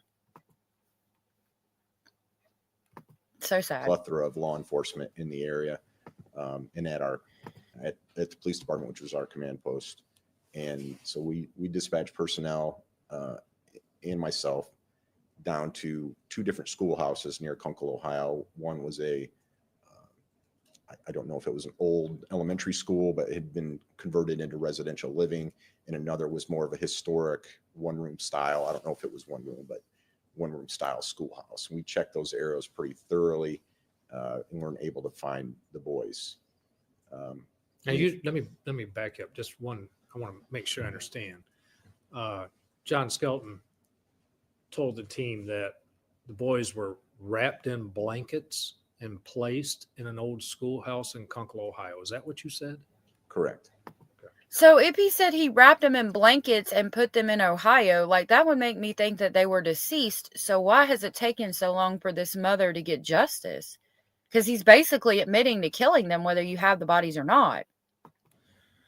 And so then a team was dispatched to search any schoolhouse in Kunkel, Ohio. Is that what you're saying? Well, he said an old schoolhouse. So we identified those two locations as being really the only old two schoolhouses, and we checked them. And what'd you find? Nothing. Okay. What else did they learn? Did he describe a nightmare? Well, after our initial findings or negative findings came back from our searches, they went back in and spoke with him again. During this time, John described having a nightmare, and within this nightmare, he describes what he thinks is Joanne Taylor, but he's unsure if it was possibly himself. And he explains that he is, I believe, is it 95% sure that the boys were in a dumpster near Holiday City, Ohio. He urges the interviewers to respond and get his boys. He refers to himself being perceived as a monster.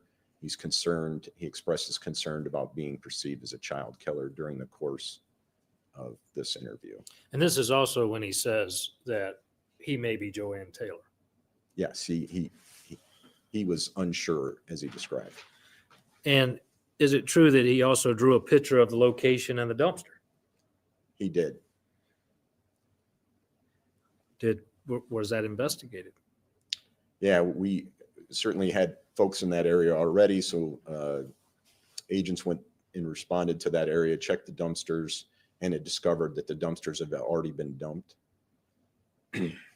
Follow up with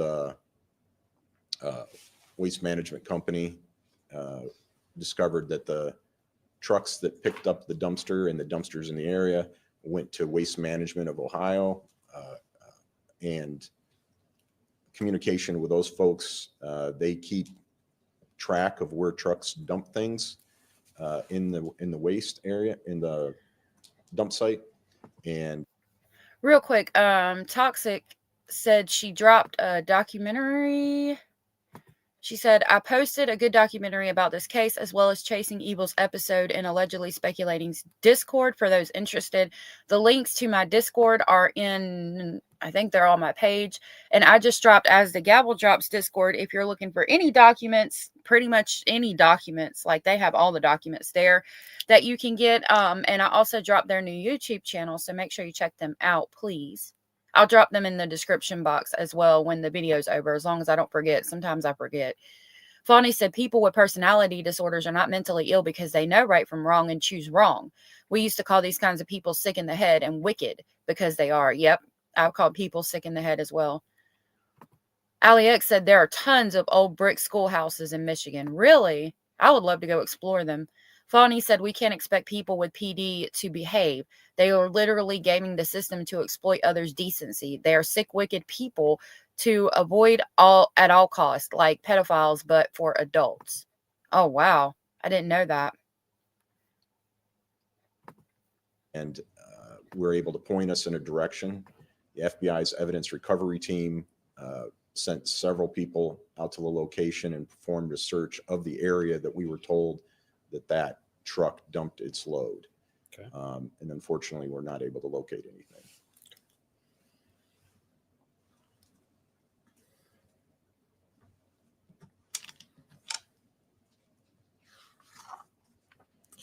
Now, Abella's coming through gifting 10 memberships again. You're so very sweet. Thank you. That was so very sweet of you. You're so sweet. I love you so much.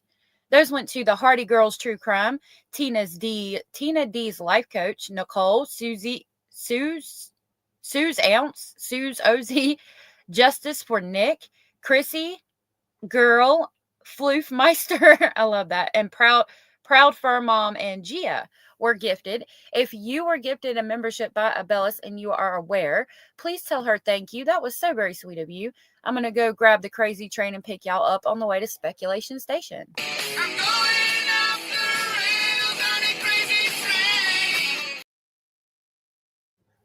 Thank you so much, Abellis.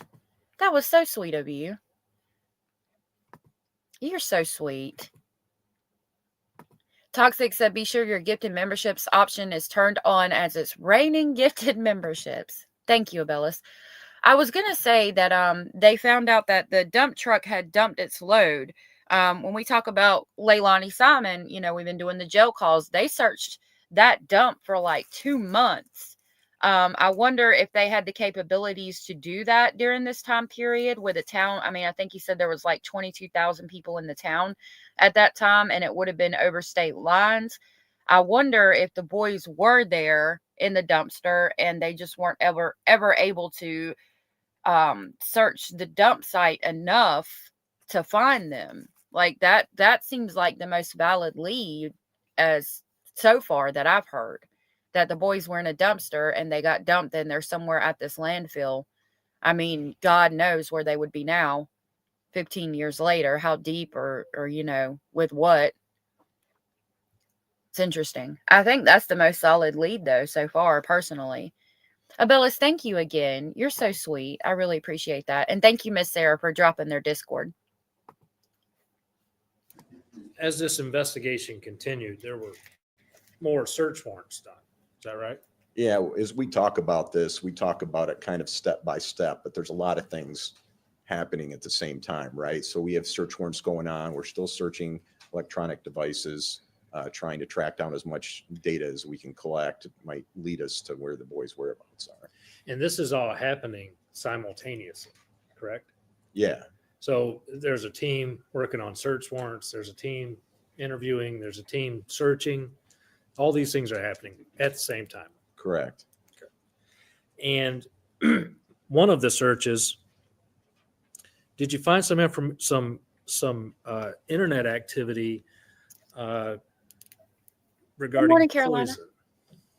Yeah, a search of John Skelton's laptop showed search. I should stop. I don't recall if that particular was on his laptop or his other computer, but I do recall that a search of his computer discovered that there was a search for rat poison and can rat poison kill a person. Did you say can rat poison kill a person? I did. Did you also find anything about breaking a neck or anything like that? We found he'd conducted a search on the 20th of November, how to break a neck and spine, spinal cord, and cerebellum. Okay. Was there also additional social media activity that you found? We found a Facebook post from November 24th where he states, and I quote, "I love my wife very much. May God and Tanya forgive me." Was there another one around on that same day, about 2.5 hours after that? Yeah, he messaged, I don't know their relationship in total, but a Herschel Ward, at least an acquaintance of his, said he was killing himself tonight, but right now he was fine. Okay. Did you also find, is this also when you found out about the cafe mom and that he was actually communicating with Tanya? Well, that's when we discovered more thoroughly the records. We were able to retrieve more of the records related to that activity. Okay.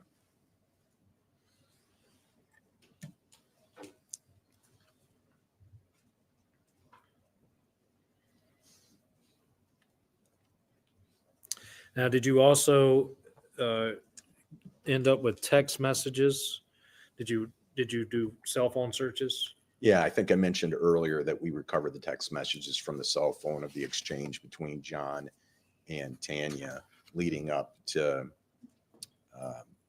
his scheduled time to meet to turn the children over, in which he states, that he's going to be late and that the kids are with this Joanne Taylor. So you learned through the text messages that a text was sent from his phone to Tanya's phone saying that the kids were not with him and they were with a Joanne Taylor, correct? Correct. Good morning, And that's Irene. the same Joanne Taylor, in your opinion, that was created by John Skelton.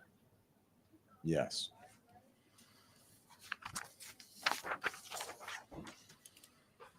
Now, after we talk, I know that it's hard to keep it because everything's happening at one time. It's hard to separate out. But now I want to talk a little bit about the searches. Fawny, that is awful. Fawny said there was a kid in England who fell asleep in a dumpster and was dumped at the dump and probably got crushed by the compactor first as his phone shut off after the trash was collected at his site. That is so sad. My goodness. Poor child. First of all, sleeping in the dumpster. Second of all, for that to happen, my goodness, a poor child. Abella said, here in Canada, in Winnipeg, they are finally trying to find remains of Indigenous murdered women. I believe they have found something, which would be great. Families have waited too long. That stuff really gets to my heart. May 5th is a day to remember the murdered Indigenous women. It's substantial, the rate that they go missing compared to the rest of the population or ethnicities. Murdered Indigenous women, the numbers are so high for women that go missing and are just never found or never heard from, or nobody, they aren't looked for, things like that by like the police. Of course, their family and community looks for them. Carolina said, I remember back then, way in the beginning, that it was a theory that the three brothers were taken by the Amish community. Yes, that was one of the theories. He was a young adult who was intoxicated, so he's probably passed out. Oh, man. That's so horrible. I'm so sorry to hear that. Poor baby. At the Winnipeg dump. Oh, God. Lord have mercy. I hope their souls can rest soon. I hope they find them and their souls can be at peace. They named it Pig Farm. Oh, goodness. I understand there was quite a massive search put together. Is that accurate? Yes, we began having local citizens and people from the area start showing up and just randomly searching city parks and areas where they thought the boys might be.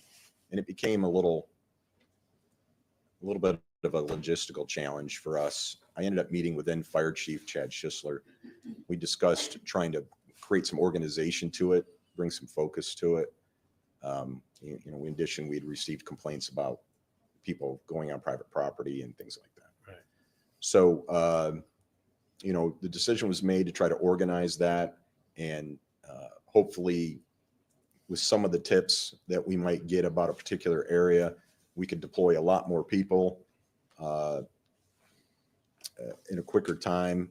And we had integrated with the fire department some officers from the area that would kind of help out if they saw anything suspicious or there was some concern. At our peak, I think we had about 425 volunteers that showed up for nearly a week. You also had multiple fire departments, correct? Yeah, we had fire agencies from all over the region. I couldn't even begin to list them now. I know Toledo was, or I read that Toledo was involved. Is that correct? Yeah, Toledo Fire was involved as well. Now, I'm not submitting these as evidence, but do you recognize the things that I'm holding up? I do. Those are maps that the fire chief and I, so each morning I would try to meet with the fire chief and we would talk about the areas that have been searched so far. Mm-hmm. And based on information we were developing or tips we were getting, as cell phone data came in, things like that, try to nudge them in that, in different directions. And if we didn't have anything, if I didn't have anything specific to get to him, we knew that John's phone at least had left the house and had gone down to Holiday City, Ohio, and then at some point come back. So I had mentioned to the chief if we could do our best to literally search every public area, public roadway, public parks, publicly accessible locations in Southwest Lenawee County, Northwest Fulton County, Northwest Williams County, and Southeast Hillsdale County. I agree. And Jesus. those are the All I maps need we is used to do Jesus. that. You recognize this? I do. What is it? That was generated by the fire department. It was used to track all the volunteers, the teams they were assigned to, and many of the different search locations that they were assigned to. You would agree there's hundreds of pages here. It's a voluminous book.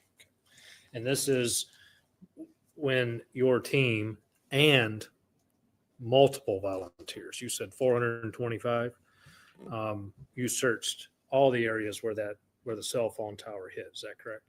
As much as we could. Okay.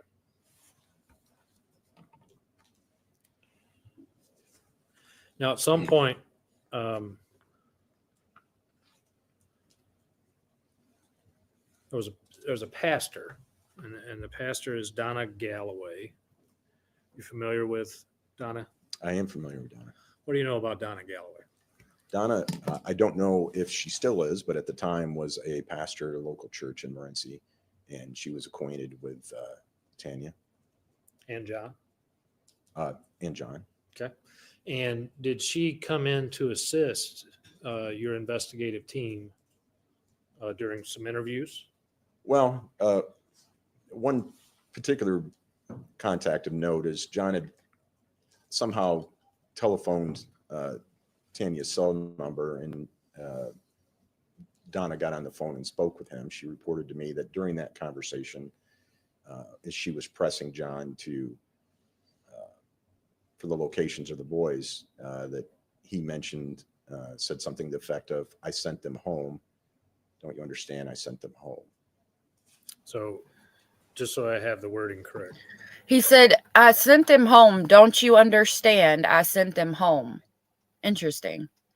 Fawny said, between DNA and CCTV, these creeps' time to crime is running out. I agree. I hope that they can find these boys or locate their bodies or something. I hope he finally admits to what he did, but I don't think he ever will. He's such a narcissistic POS. I doubt that he'll ever tell where them boys are actually at or where they were. If they were legitimately in the dumpster, he's never going to give them back to her because he knows he's tormenting her still to this day because she can't put her babies to rest. Like he still gets that enjoyment out of tormenting her because she can't lay her babies to rest and go see them. And he's probably always going to do that. He'll probably never tell. Abella said, the Winnipeg one, it doesn't really have a name. Law enforcement are finally searching the dump for women we know are there. Wow. LE didn't feel like searching the dump because they figured they wouldn't find anything despite them knowing the women are there. Wow, that is so sick and sad and depraved. What about people who would have searched? Because, like, not that I could go to Canada. Like I said, my car's finally in the shop after I just bought that car, but, you know, I haven't had a vehicle of my own in like 12 years. And thank God I was able to take my car to the shop yesterday. But, like, I know people in the community would search. If it had been my community, I would have went to the dump and searched for the women that I knew were there. Would they not let them? I know people in the community would have went. I sent them home. Don't you understand? I sent them home. Correct. And he's saying that to his pastor. Correct. What does that mean to you?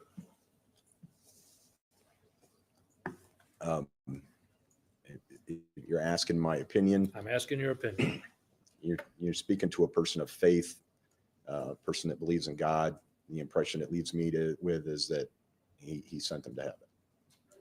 He murdered them.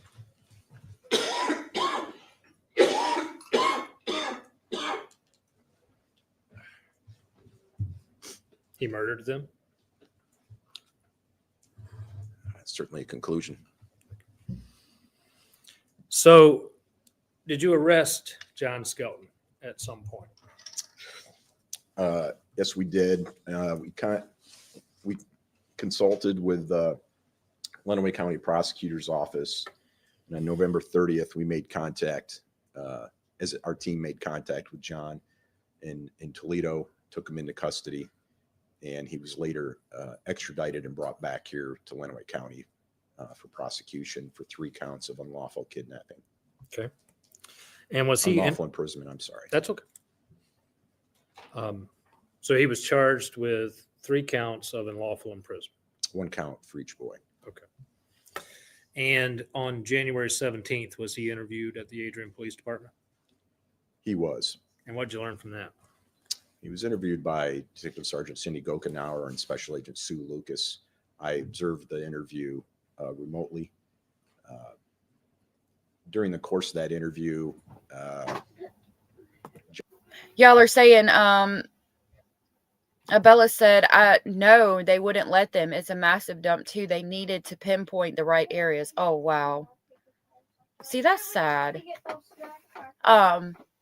Julie said, I don't think law enforcement searched the dump for the boys very well. I don't think they did either. I mean, I don't know. It sounds like they didn't. I don't know if they didn't have the manpower or what, but I mean, I think if they'd have searched that dump, he would have found them. I don't know. I don't remember how I don't remember how big the search efforts were. Becky P said, unfortunately, we've had 2 dump searches here recently in Michigan, and volunteering wasn't allowed, too hazardous. Oh, wow. So that makes sense. Dang. That sucks. John, as he had done previously, the story continued to change about, the whereabouts of the boys. He ultimately acknowledged that Joanne was a backstory created, and that in fact it was part of this clandestine operation to move the kids to a secret organization. What he described was that he was at a truck stop near Niles, Michigan. He was eating in the restaurant, struck up some conversation with a guy there, and out of that conversation, the guy indicated that he had connections to a secret organization that could facilitate moving the kids safely. Not long after that conversation, John said that he began receiving nondescript envelopes in the mail with instructions and paperwork regarding this organization, and a cell phone with a pre-programmed phone number in it. When we attempted, or when the interviewers attempted to seek verification, and can you provide any of that, documentation or anything, he explained that the instructions were to burn the materials and or return the other items that weren't burnt. And this exchange apparently went on for a period of time until the boys were turned over to this organization that he identified as United Foster Outreach and Underground Sanctuaries. Okay. So during this interview, you state that he admits that he lied. Is that correct? Yes. So he's a liar. Yes. Okay. And then he tells you about an underground organization that he has zero proof exists. Is that correct? That's correct. And you already know that he dropped off the children's coats and toothbrushes and other items at his aunt's house the morning of November 26th. Is that correct? That's correct. And conveniently, in this made-up story, he states, well, I had to burn everything that would have shown that any of this is true. Is that correct? Yeah, what he didn't burn, he said he had to return.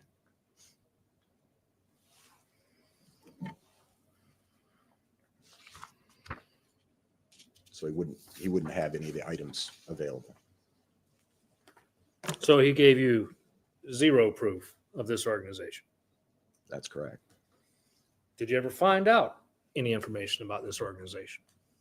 No, certainly as an investigative team, we all used our available resources,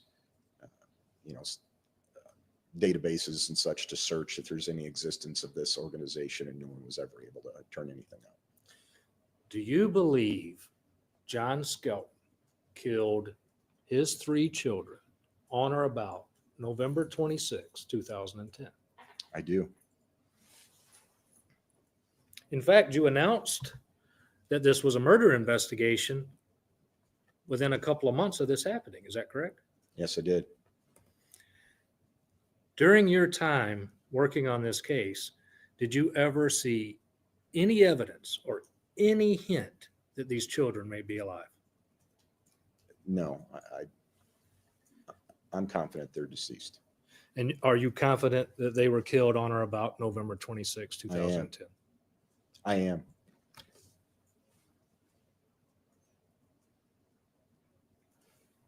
Now, one final question. When you left the Morenci Police Department, what did you do with the investigation? One of the team members that we worked with was a Lieutenant Sean Furlong from the state police. I contacted him, told him that I would be changing jobs, and I thought the best place for this case at this point was going to be in their hands.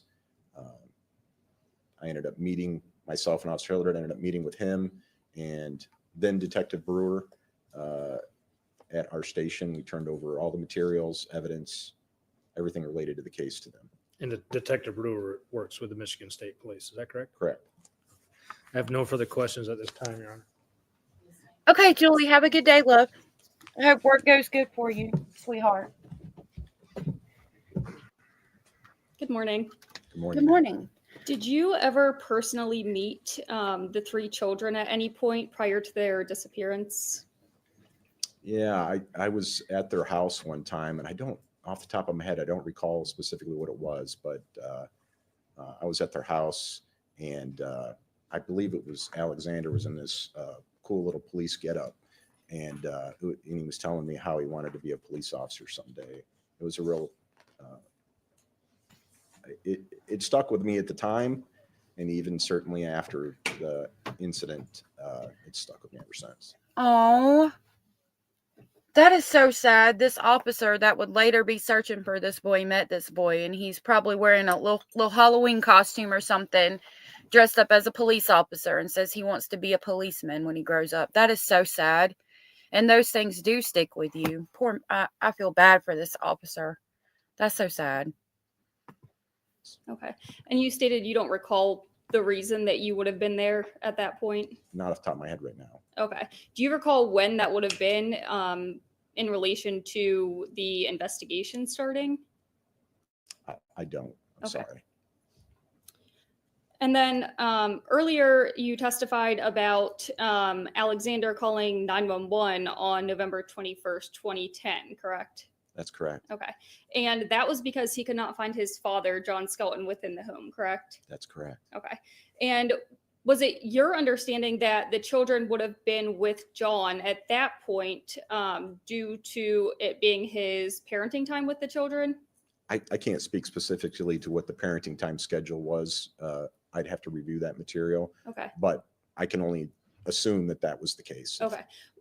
Do you recall if at that point in time, and again, this would have been 6 days prior to the last time the boys had been seen, do you recall if both Tanya and John were residing at that home, or was it just John at that point?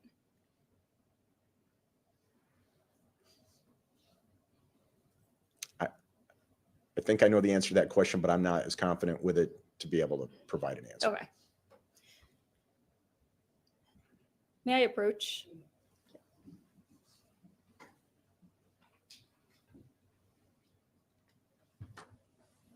Okay, so what I just handed you has been marked as proposed exhibit S6. Does that document look familiar to you?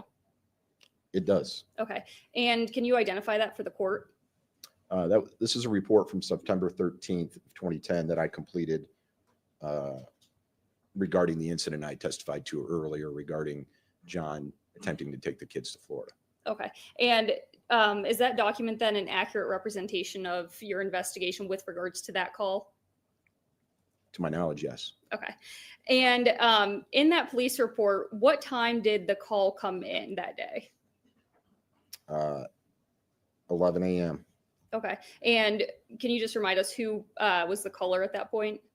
Tanya was the caller calling the police department asking for an officer regarding what was happening. Okay, and what was happening, that would have been when John initially took the boys from school and headed to Florida, correct? That's correct. Okay, and based on that report and based on your conversation with Tanya, how did she tell you that she first became aware of the fact that John had taken the boys from school?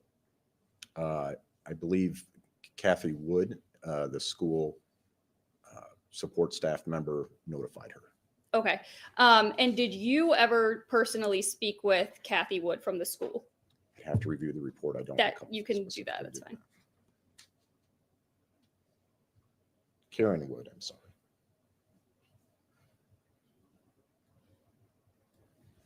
Yeah, my report indicates I did, that I spoke with Karen at the elementary school in the office.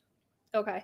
And based on your recollection or report, do you recall why Ms. Wood would have called Tanya about the children being taken from school? Well, John had indicated that the records for the children may need to be forwarded to Florida. And that was one of the things that gave her concern that he was leaving with them. Okay. So is it your understanding then that Ms. Wood didn't necessarily have to call Tanya, but she did due to the just concerning nature of the statements made to her by John that day? That's correct. Okay. I would move to have that exhibit admitted into evidence. No objection. Thank you. It may be received. Would you like it published in the record? Yes, please. Thank you, sir. Not quite tall enough to hit that. Yes. Okay. And do you recall who the last person or people were that would have seen the boys prior to their disappearance other than John Skelton? My recollection is we interviewed Adam Johnson, a neighbor who had seen them, two of the boys in the backyard the day before they went missing. Okay, so that would have been November 25th then, correct? Okay. And did this man make any statements regarding what the children were doing in the backyard specifically? I think he just said they saw them back there playing, just Okay. hanging out. So nothing concerning regarding what he saw them doing in the backyard that day? No. Okay. Basil, I don't know if I told you already. Basil's good. He was in here. He jumped on the bed and he like rubs his chin on my toes. It feels weird. And I was laughing at him doing that. And Toxic, I'm glad you're almost home. Mayla's mom said, so sad I missed most of this. I've been on the dang phone. I'm sorry, love. You could rewind it and then play it back like at 2x. I don't know how quick you could probably listen to him speak on 2x and get caught up real quick. Pretty quick anyway. And you testified that there had been that failed suicide attempt by John Skelton on November 26, 2010, which would have been the day the children had last been known to be alive, and that there was that suicide note that you testified to earlier. In your professional opinion, and based on the fact that you testified earlier that John is known to lie, do you believe that that was a real suicide attempt? I do. You do? Okay. Do you know how John got to the hospital that day? He was transported by a cousin or something, if I recall correctly. Okay. You testified earlier that John had drove a van, correct? Just in general. Yes. Okay. Was that the only vehicle that you had known John to own and drive? I recall him having a motorcycle, but the van is the only one I'm familiar with. Okay. And earlier you testified that the van was not at the home around 5:30 a.m. based on that witness that came forward and said that they had driven by that day and on the 26th and hadn't seen the van parked in the driveway. Are you aware of if the van was at the home in the driveway on November 26, 2010 at the point when law enforcement arrived? Well, I'm going to back up. You said 5:30 a.m. The witness provided us that they went by about 5 a.m. Okay. Not 5:30. Okay. Was the van there? I thought that too. I was like, wait a minute. I thought they said 5 a.m. Hey, Anders, good to see you. Oh, well, how very sweet. I'm sure he will appreciate that compliment. Later that day, though, when law enforcement arrived? As part of this preparation, ma'am, I'd have to look at the case files. Okay, that's okay. I do want to mention, if it appears that I don't recall that specific answer, I hope the court understands that the paperwork involved in this case is significant. I'm making mushroom supplements. If Just y'all an hear enormous things. amount of material. So if I am unable to answer specific I'm questions listening. like that, just please keep that. Okay, that's okay. And it was also 15 years ago, so I think Yes, that's ma'am. understandable. Do you recall if there was anything significant about the home on November 26th regarding the children's rooms when law enforcement had arrived? No. Okay. Did you at any point ask Mr. Skelton why the home had looked the way it looked when law enforcement arrived? Regarding like the cut wires, just the home being in that disarray. Did you ever ask him why it was the way that it was? I never asked him those questions personally. I don't recall if in the interview at Adrian Police Department, if that topic was broached or not. Most of that interview was focused on, trying to gather information to where the boys were at. So I don't recall that question ever being asked. Okay. Do you recall if you ever asked at any point during your investigation what John and the boys had been doing the day before that they had last been seen? So November 25th, 2010? Yeah, I think John indicates that they were baking, cooking or something in the home, having Thanksgiving dinner. Okay. At what point was an Amber Alert put out for the 3 boys? It's about 10:30 on Friday the 26th. Okay. And did you personally call that Amber Alert in? I did. You testified that John informed law enforcement while he was at the hospital on November 26th that the boys had been wrapped in blankets and put in an old schoolhouse in Ohio. Are you aware if John was insinuating whether the boys were alive or deceased at that point? The way it was presented suggested to me that they were deceased. Okay.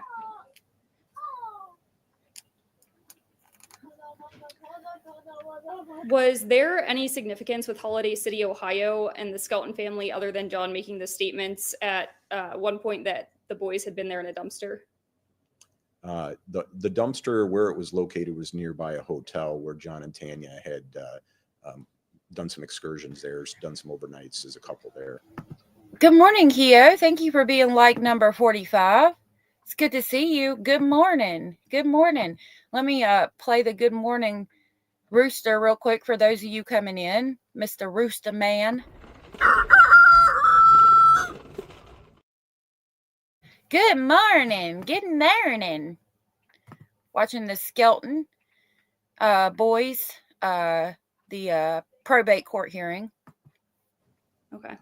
And then regarding the statement by John that the children had been placed in that dumpster, were you under the impression that, again, he was insinuating that they were deceased at that point? Yeah, that particular part, I've listened to that interview, and that particular portion, he's very, of all the interviews, he's very emotional, very erratic during that part of the conversation, very emphatic that the responding officers get there quickly. Okay. So would you agree then that earlier on in the investigation, John Skelton primarily made statements to numerous people that would insinuate that he did, in fact, kill the 3 boys? Can you restate that question, please? Yeah. Would you agree that early on in the investigation, John Skelton had made statements to law enforcement, such as the dumpster statement, such as the boys being wrapped in blankets and placed in an old schoolhouse, that would insinuate that he had killed the 3 boys early on? Yeah, I think those are 2 examples, but I think there's a number of things that suggest that as well. Okay. And then it seems like later in the investigation, and to this point, John is alleging that he didn't kill the boys and that he gave them to this underground sanctuary. Would you agree with that? Yes, John's story evolved a number of times. He did numerous interviews with the media in which he painted sometimes slightly different pictures of what he had done, the stories he had given previously. Okay. Are you aware if John Skelton was employed at the time that the boys went missing? I recall he was driving truck, but in that moment, I don't want to say for sure. My best recollection is that he was not employed. He was currently unemployed. Okay. And then you testified that John said he had to burn certain items according to this alleged organization. They told him that he had to burn certain items. Was there ever anything found burning at the home when law enforcement arrived? No, we executed a search warrant of the property and to collect any potential evidence. And we.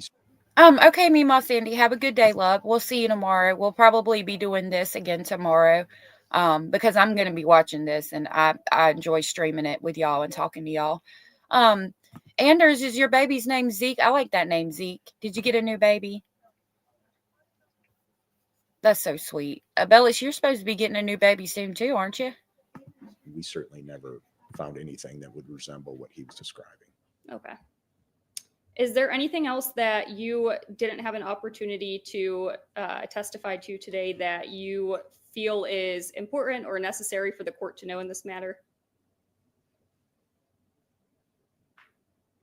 Nothing I can think of in this moment. Okay, I have nothing further. Thank you. No, Your Honor.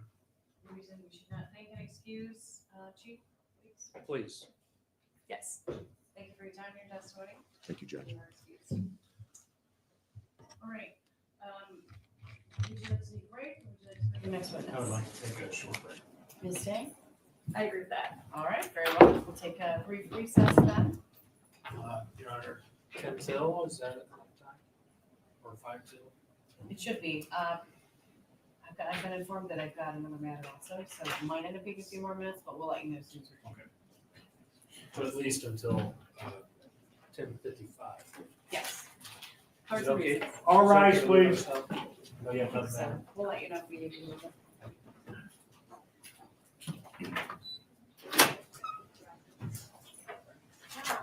Okay, let's see if they're back yet. Probably not. But when they go on break, since we're watching this from the beginning, I'm gonna do recaps of the case. So hold on, I told you I was making mushroom capsules. I had to finish that real quick. That one that I was making, let me move this stuff. All right, I need my phone, which is right there. All right, I'm gonna pull this up on my phone so I can see when they come back, and we'll watch recaps of the case and things. All right, so I got that. No, I'm watching my live. Hold on.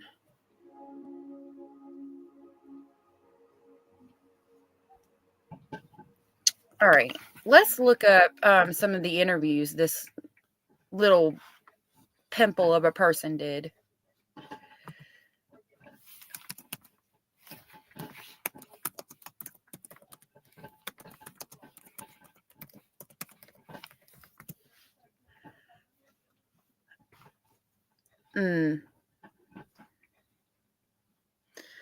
Let's see. This one is from 13 years ago. It's titled Exclusive Interview. It's only 3 minutes. Well, as we first reported at 6, we asked John Skelton specific details about what was found inside his house.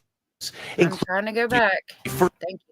Well, as we first reported at 6, we asked John Skelton specific details about what was Mary found D. inside his house, including a noose. Tonight, we've got more details about other items found inside the home, including a bullet.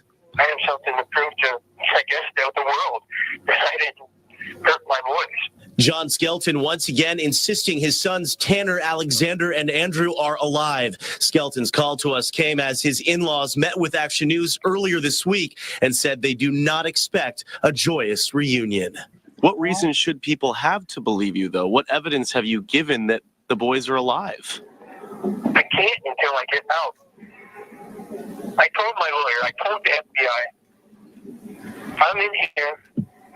I don't think they're going to do any kind of contact. Skelton says he gave his sons, only 5, 7, and 9 years old, to an organization to protect them from his estranged wife, Tanya. Police have not accused her of any wrongdoing. Skelton now says he has doubts about the alleged group he gave his kids to. Oh, my God. They could have just scammed me and took my kids. I don't know. As Action News first reported months ago, police found ropes and at least one noose in John's home when they searched it. John says none of what was seized in the home proves he hurt his sons. Your family released the search warrant return from your home the day that the boys were declared missing. That is crazy. I'm glad. Yeah, we were talking about that. I'm glad you're okay. Abella said the noise came first and then a good shake about 12 seconds long. That is crazy. I'm glad you're okay too. Annette, I'm making capsules that have lion's mane, reishi, and turkey tail mushrooms in them that I have dehydrated and ground up in my coffee grinder. And it's to help my brain, like with brain fog and things like that, because I don't know about you, but I've noticed myself saying some things when I'm live sometimes and I'm like, duh, like, the other day when I said I've never been on death row, well, duh, because I'd be on death row still, you know what I mean? So it's to help with like brain fog and things like that. So I'm not like, sounding ill, like my brain's not working up here from time to time. You know what I mean? And in that search warrant, it said that there was ropes and a noose found in your house, along with a lot of bleach and cleaning products. What exactly were those products for, and why was there a noose in your house? Bleach and cleaning products. I don't know. You have 3 minutes. It was laundry soap in the bathroom. That's it. You're saying you did not hurt the kids with that noose? I did. They never even saw that. Okay, and They you never saw it at all. did you say that was for a project? What? Can you describe the project at all? No. Not right now because of the investigation. The ropes. He had a noose and it was for a project? Like, what the Sam hell? What on the world? What in the world? Oh yeah, they're not those kind of mushrooms. I I have access to some of those kind of mushrooms, but I do not take them very often. I've taken them before. I haven't taken any in a long time. I've actually tried to grow some, and I did grow some. I think it was like regular mushrooms you eat. I've tried to grow mushrooms that contain psilocybin as well, but it didn't work out for me. I've got to work on that. The humidity was wrong or something to that effect. Just being honest, but I I have access to those types of mushrooms. I don't take them unless I need a spiritual awakening or something like that. I don't abuse them if I do take them, but I haven't taken any in several years. For a cradle harness, I guess that's what you call it. So I was making a harness to go around my waist, legs, like a rope climbing. Also, according to the search warrant return, a bullet was found on a stair inside John's home. Skelton says it was part of an old gun collection, which is long gone. I had them since I lived in Alaska. John Skelton's preliminary exam begins in early June. And of course, Action News will be there to bring you all of the developments. Reporting from the newsroom, I'm Tom Waite, Channel 7 Action News. Hobby farmer, I have heard about the omega-3 fish oils. I do need to get some of that and start taking that. Actually, it's supposed to help with ADHD too. I remember several years ago, I would give it to the kids and it would help with their immune systems and their ADHD, because my son was just saying, do you remember when you would give us those big capsules of fish oil and it helped with our immune system? And I said, actually, now that you say that, I do remember that.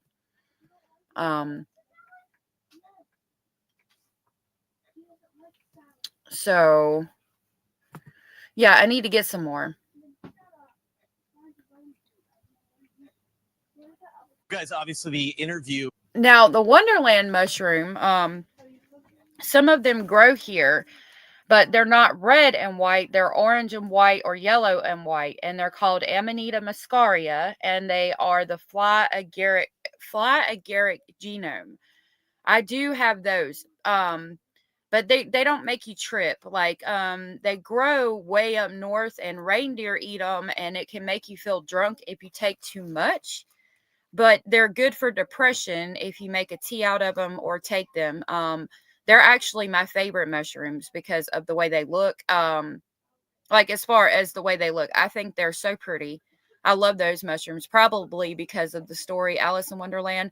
I do have some of those. They do grow around here, and I've dehydrated them and put them up. They're really good for depression.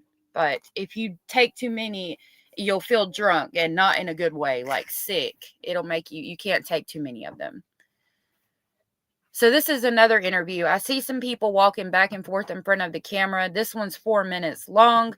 So we'll watch this, and then if they've started court, we'll jump right back over to that. I think this is a different interview. Is all about what happened to these young boys. That's the question everyone wants to know the answer to. Well, in this interview where John Skelton gets very emotional from his jail cell, he says those boys are alive.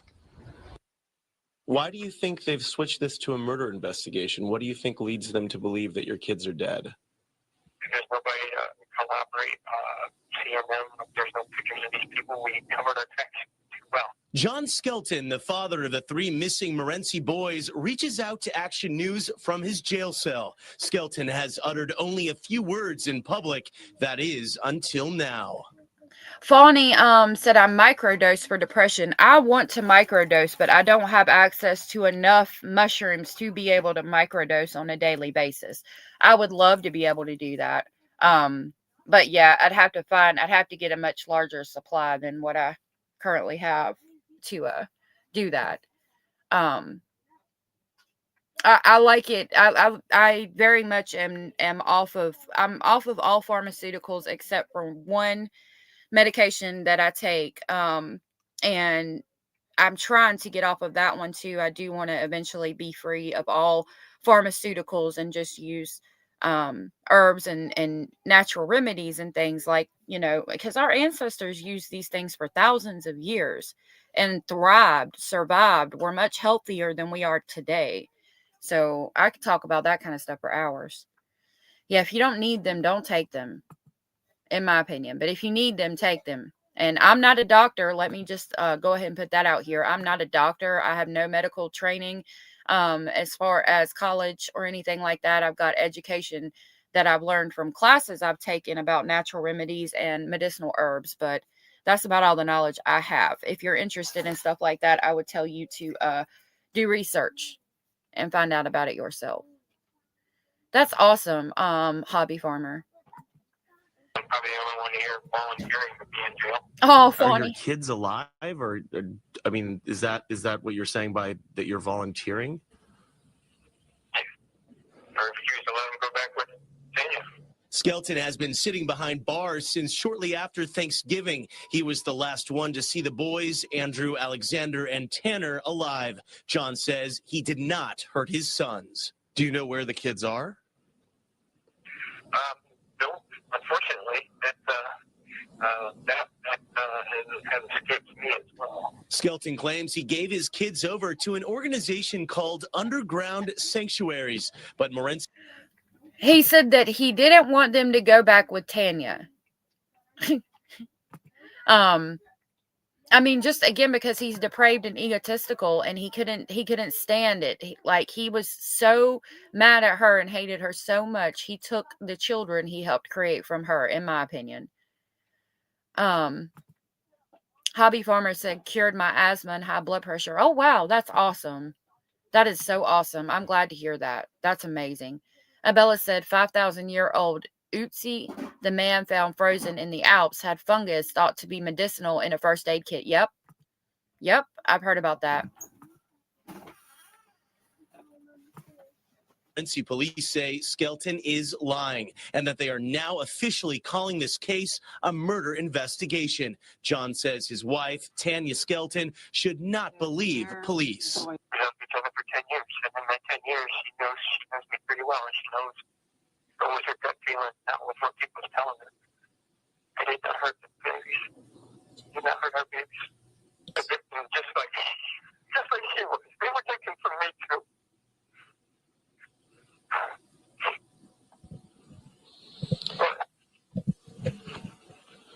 What do you think her gut feeling is right now? She's not thinking for herself. She's letting other people think for her. This last weekend, our mutual friend said that she still loves me. That she's not thinking for herself, she's letting other people think for her. It's a control tactic, because he's probably in her ear saying, this isn't you speaking. You telling me that you don't love me, that's not something you would say. This isn't you. You're not speaking for yourself. This isn't who you are as a person. I know you, and I love you, and I know who you are as a person, and this isn't you. Those aren't your words. You're not that person. Stop letting everybody else speak for you. I could hear it now.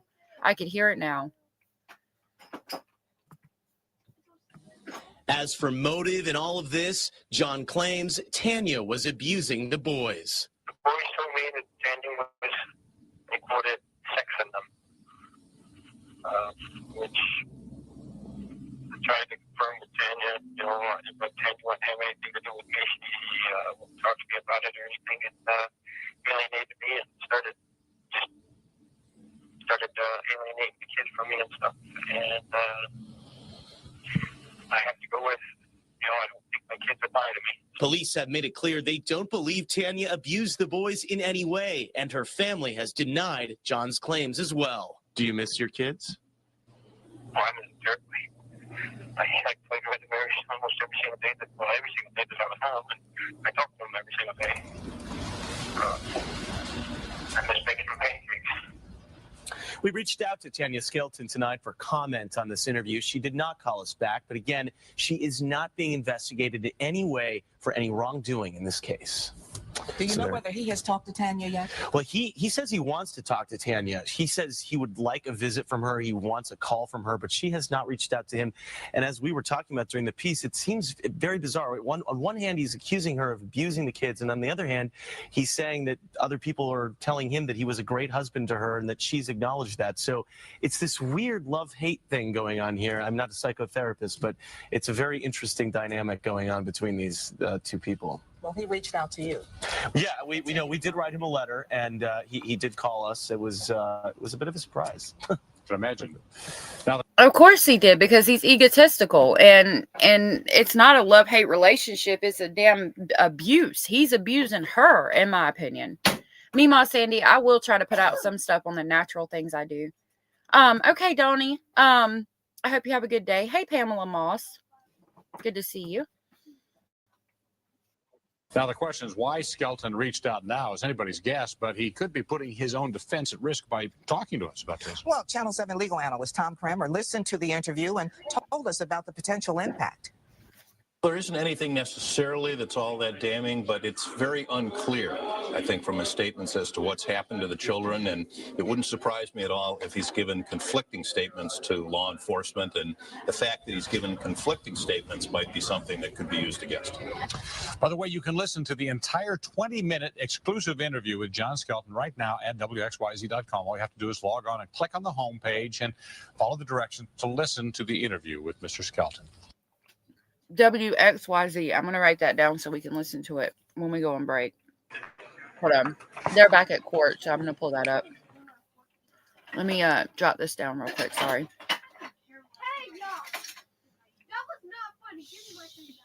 WXYZ.com. Please stop fighting. Okay, let's get back on Court TV.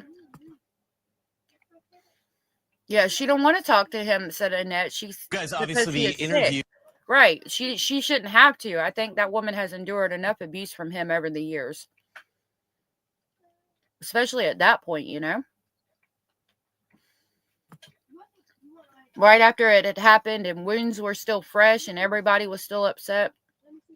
Please state your name for the record. My name is All right, I'm going to back it up a little bit. It just came back when we were in the middle of that interview we watched. Please state your name for the record. Hold on. My name is Corey. I'm going to try it right there. Might be too far back. Yep. There's my little window thingy. Okay, we should be good right here.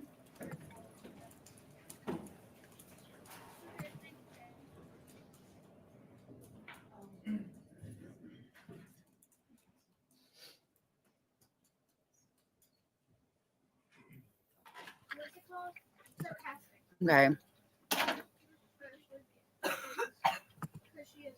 I don't want to miss anything.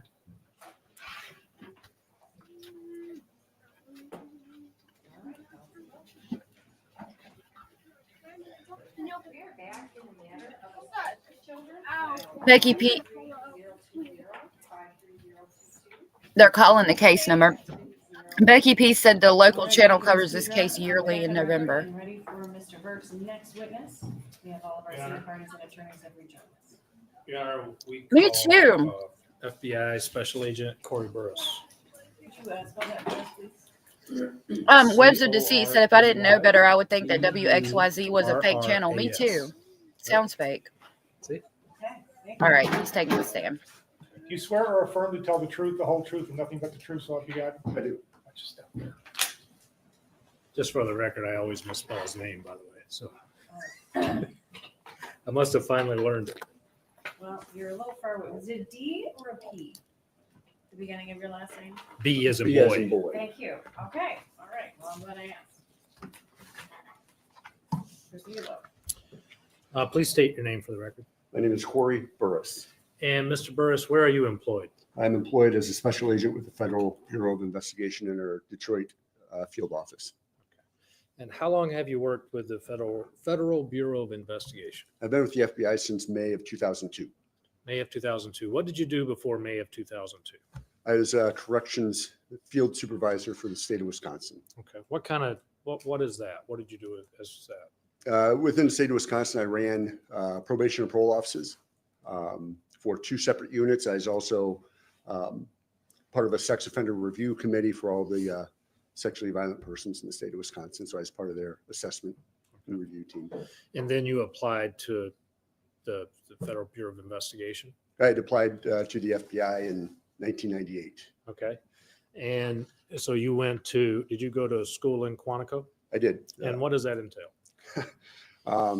It's about 4 months of rigorous training, both legal, physical, mechanical, a lot of just the basic training that'd be required to have basic competence to become an agent in the field. Okay. And you said you've worked there since 2002, was it? Yes. So about 23 years of experience with the FBI plus prior law enforcement experience. Yes. Are you familiar with the case of the Skelton children? I am.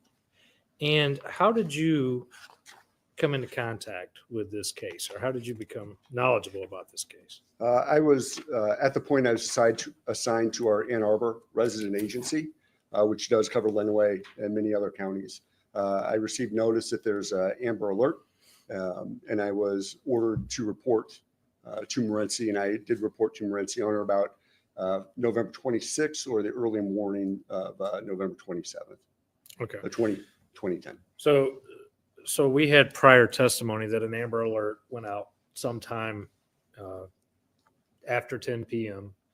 And what you're saying is you responded somewhere shortly after that. Is that accurate? Yes, I responded to Morenci. But you didn't look at your watch to say I stepped in at correct 12:01 or 11:15. Right. Understood. So when this Amber Alert was issued, what were you informed of? Take your time. Take your time. I was informed there are 3 missing children who were last in the custody of their father, John Skelton. Okay. That they failed to be returned to the mom at the pre-designated time. At that stage, I'd learned that he was in the hospital and the children were unaccounted for. Okay. And did you then respond to 112 East Congress Street? Yeah, I initially showed up to our command post. I think it was at the Morenci Police Department or the City Hall. I think they're combined. And I was assigned to stay in the Skelton residence as we were getting all the other resources available, get Michigan State Police, all their forensic people there. So I stayed in the house that first night. So when you say you showed up to the command post, how many people are there? Who's there? Initially, I was one of the first responders, so there was only a handful. I think Larry was there. Chief Weeks was there. We had a couple FBI agents. I think our on-duty agent was there. And I showed up. I think a local police officer was there. There was not, by the time I showed up, there was not a large group of people. And it became larger as you were there. Is that accurate? Yeah, we within a day or two, we had 50 to 75 FBI agents, plus all of our personnel in command and specialties there. Okay. Did you become aware of an incident in September of 2010 as part of this briefing when you showed up? Yeah, I was informed that John Skelton had brought the 3 children from Morenci down to Florida without the consent of mom of Tanya Skelton. Yeah, we also learned through talking with Tanya that he was allowed to have visitation on certain days and times with the children, but the children were in the primary care of Ms. Skelton. Okay. So in other words, John Skelton was exercising parenting time, visiting time Yes, with sir. the children. Is that accurate? Yes. Okay.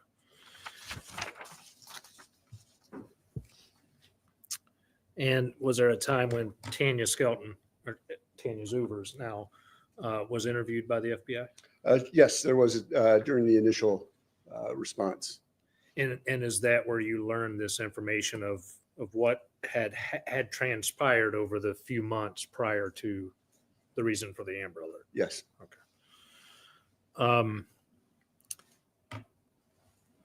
As part of the investigation, the FBI, did they discover some accounts? Yes, we started a robust investigation. Part of the initial findings, we're going through some email traffic, and we learned that John Skelton had created a Yahoo account. John Skelton, 1971 at yahoo.com. That was created on or about October 30th of 2010. Okay. Was there another? Yes, we learned another Yahoo account was created on or about November 6th of 2010 in the name of Joanne_Taylor at yahoo.com. It is interesting, the same IP address that was used to create the John Skelton Yahoo account was the same IP address that created the Joanne Taylor. What does that mean? Functionally, it's the same internet connection. Presumably the same laptop was used to create both accounts. So the Joanne Taylor is who he said had the boys, and evidently that's what he does. We heard that with the mommy blog site that he was creating fake accounts to presumably talk to his ex-wife in the appearing to be somebody else. And now we're learning that he also did the same thing and pretended to be the lady that he says has the boys. So again, making it sound like the boys are unfortunately no longer on this earthly plane. Okay. Could you surmise from that John Skelton created those accounts? Yes. And then there was a preliminary cart forensic examination of Mr. Skelton's laptop. What did you discover there? There's another email account that we learned called, I'll spell EQCILDAAN at yahoo.com. And that email account was used to create a profile on a website at Cafe Mom. Okay. And what is Cafe Mom? I think it's more of a social media gathering for interested parents to discuss whatever parenting issues or is just general light commentary for parents. Okay. Do you know the name of that account? It was Mom Forever Young. But not spelled correctly. Correct. His mom Forever Young was spelled YUNG. Okay. And do you remember what date Mom Forever Young joined Cafe Mom? November 6th, 2010. And did that account have contact with, or did you learn that Tanya had a Cafe Mom account? Yes, we learned, our investigation subsequently determined that Tanya Skelton was crafty biker mom at Cafe Mom. And did you find communication between Mom Forever Young and Crafty Biker Mom? Yeah, on November 16th, Mom Forever Young. I apologize, this Kigabitty thing. Yeah, right now he's in jail. The dad is, and he has been denied parole permanently. He stated in an interview that the cops were going to do anything they could to keep him in jail, and he is due to be released in, I think, November of this year. I know it's this year. I think it's November. Young sent an introductory message to Crafty Biker Mom on that forum. And who did Mom Forever Young identify as? Mom Forever Young identified herself as Joanne. Is that a reference to Joanne Taylor? Yes. Okay. And did you also learn during these examinations on November 13th, there was some online searches done? What were those searches for? We learned through our analysis that John Skelton's laptop was used to conduct online searches. Part of the searches included a search for potassium cyanide, the availability of prussic acid. Is rat poison tasteless and odorless? Can rat poison kill a person? Is it odorless and tasteless? Those were the search terms. What does that mean to you? definite interest in finding something that could harm or kill someone. Okay. And then on November 19th, did you find, now this is all, I'm still referring to this the forensic examination of the digital devices. Did you Miss learn? King, I believe it's for kidnapping. I believe they did get him for kidnapping of the boys. And he's been in jail so far up until supposedly November of this year, sometime this year, for the kidnapping of the boys. Of something that occurred on November 19th. At 7:02, Mom Forever Young that left a message for Crafty Biker Mom on that Cafe Mom forum. Okay. So Mom Forever Young is John Skelton. Is that correct? Yes. And Crafty Biker Mom is Tanya Zubers. Is that Yes. correct? And so you're saying on November 19th at 7:02, is that AM or PM? AM. 7:02 AM, John Skelton sent a clandestine message. In other words, he was disguising himself as someone and sent a message to Tanya. Is that accurate? Yes, he was pretending to be Joanne Taylor and sent a message to Tanya Zubers. And then later that same day at 3:01, what did you find out? At 3:01, Tanya responded and asked, pretty much, who are you? Tried to request, who are you? Why are you reaching out? And at the same day, the user said, hey, I'm Joanne Taylor. Okay. And this is the account that was created by John Skelton. Yes. Did this Mom Forever Young, did she give an explanation of how she knew John Skelton? Yeah, at 4:33, a response was sent back to Tanya, identifying her name as Joanne Taylor, and described. Yeah, Miss King of Many Things said, thank you. He's never going to give up what he did. He does not want to stay in jail, I'm sure. I'm sure he doesn't want to stay in jail either, and he's hoping on getting out. This is a preliminary hearing. They're going to try to have the boys declared deceased. Now, what that would mean for him, I'm not sure. I would think that he would be then charged with homicide and go to trial for that, but I'm not sure. I know that the next 3 days they're doing, I'm sorry, probate, not preliminary, probate hearings to try to have the boys declared deceased. A background as to how she knew Tanya and how, in fact, Joanne Taylor knew and met John Skelton. And that description was laid out as they had car trouble. John decided to stop by, help them out, noticed that he had kids, was offering them food, helping them out quite a bit. And also noticed like a Cafe Mom sticker. So he realized there's a connection with Cafe Mom. Okay. And this is all found out through this account created by John Skelton, though. Is Yes. that correct? Yes. Yes. Continuing on with this forensic examination, what about November 20th, 2010? November 20th at 5:20, the analysis determined that Skelton's laptop was used to conduct an online search at bing.com on how to break a neck. And then further, how can you break someone else's neck with your hands? That was accessed. And from 5:29 to 5:45, the following searches were conducted: neck and spine, spinal cord, cerebellum, brain, and brainstem. Okay. And then the next notable discovery would have been November 24th. What was that? Skelton sent an email to his friend who was in North Carolina, advised his friend in North Carolina by saying, killing myself tonight, but right now I'm fine. Okay.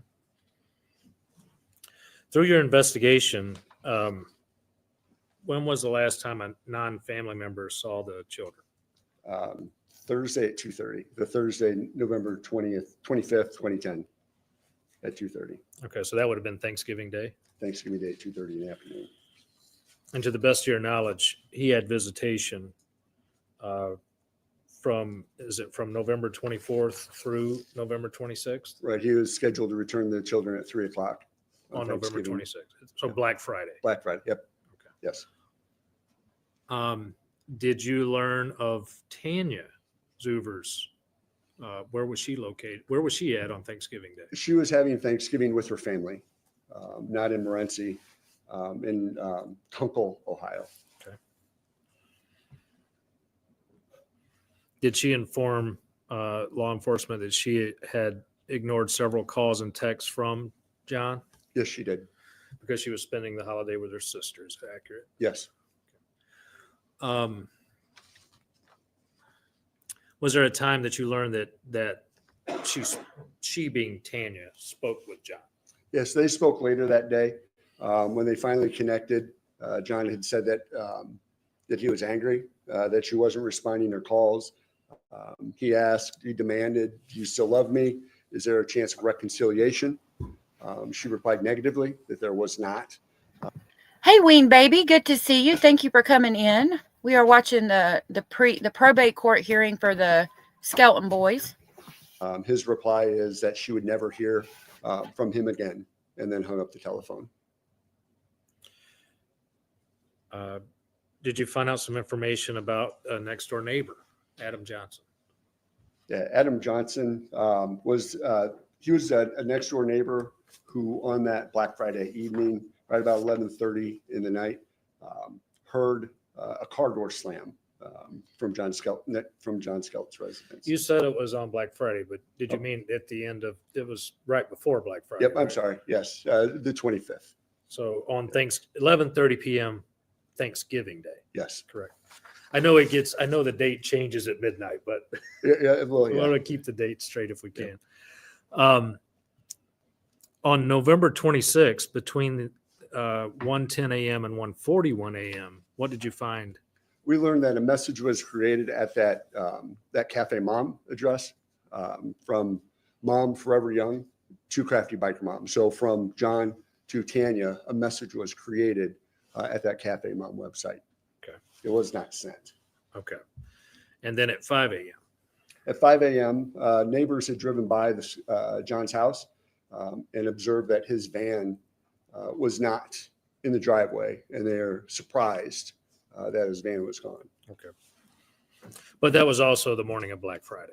Yes. Which was not unusual back then to leave, correct? Yeah, the sales start Sure. early. Yeah. I don't know of his pattern, but yes. But it would also be a reason that there were witnesses out and about to even notice it. Correct. Now that draft, was it eventually sent to Tanya?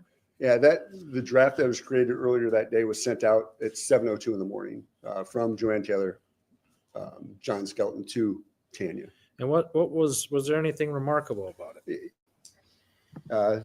Ali X said, "What a strange message to send his friend. Usually when you're serious about unaliving yourself, you don't tell anyone." Yeah, I exactly. That's how it usually goes. But he's egotistical. He likes attention. He wants everybody to be focused on him. I don't think that he was really trying. I mean, he might have been attempting to unalive himself legitimately, but I think it was more of an attention thing for him. He thrives on attention. He wants attention. That's what my thought process is on that. Ween Baby said, "I've been following this case since the beginning. I didn't know she was declaring them dead." I've been following it for quite a long time. I have done a lot of research on it in the past, and I didn't know it either until I saw the notification for this last night and decided that I would be watching it and I would like to watch it with you guys. Yes. The text from that included, "Glad you won't have your boys to fondle or sleep with." And John just dropped his sons off with me, and I will be watching them until he returns. So John Skelton sends a message to his wife at the time, Tanya,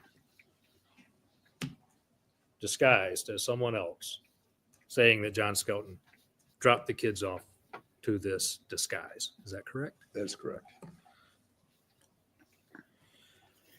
Now, as part of this forensic examination, did you also look at the movement of the cell phone?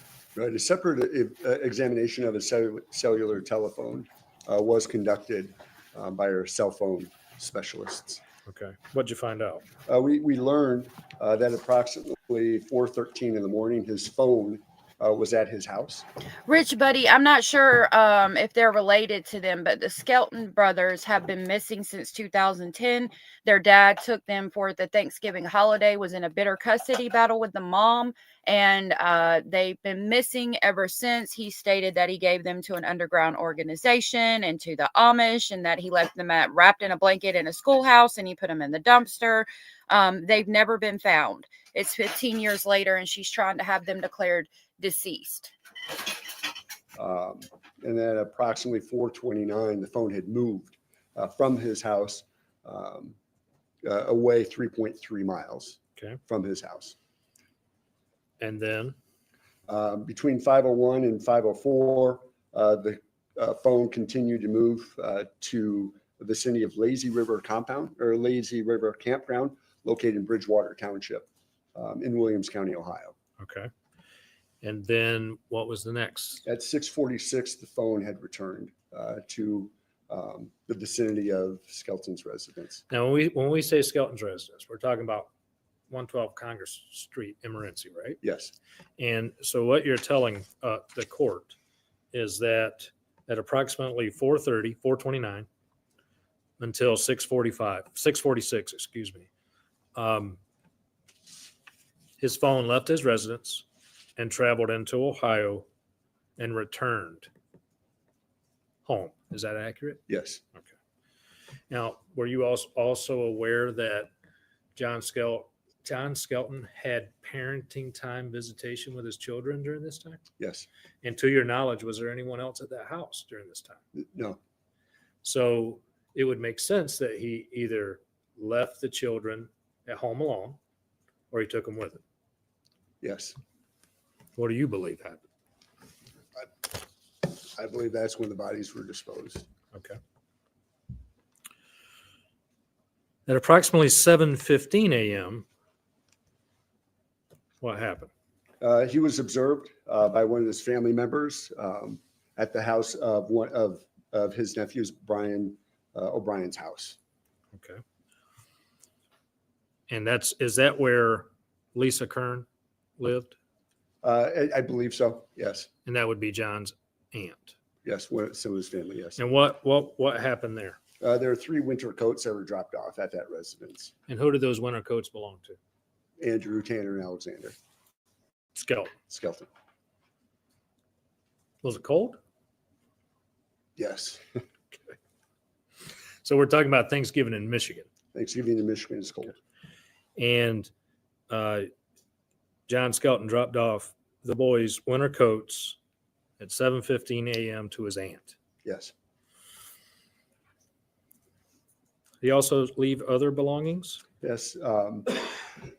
He went to Kern's house and left some of his personal belongings, personal items, and advised her to make sure his mother gets this stuff. Okay. Because he didn't need it. Apparently not. Were toothbrushes part of that? Children's toothbrushes? Yes. So the children didn't have their winter coats or their toothbrushes? Correct. Thank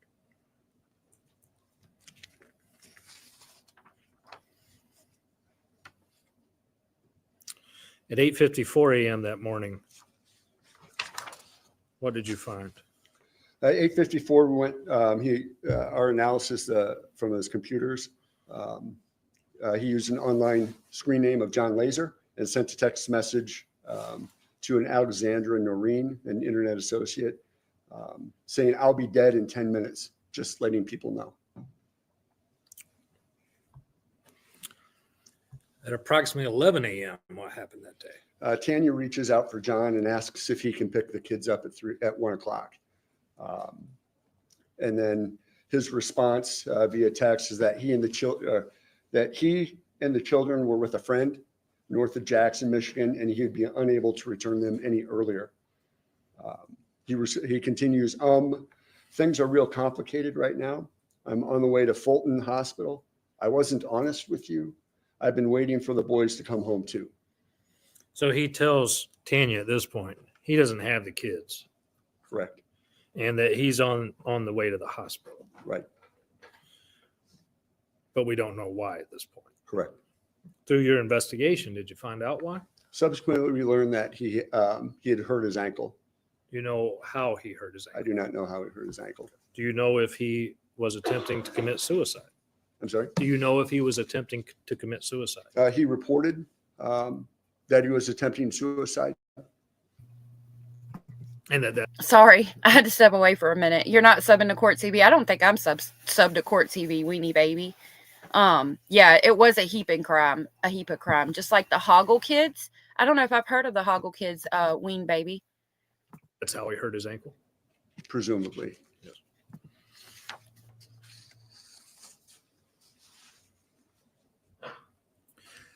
Do you know when the last login to Mom Forever Young account was? November 26th at 11:12. Okay, so ever since that day, to your knowledge, and the updates of the search warrant, there's been no more activity from that account. Correct.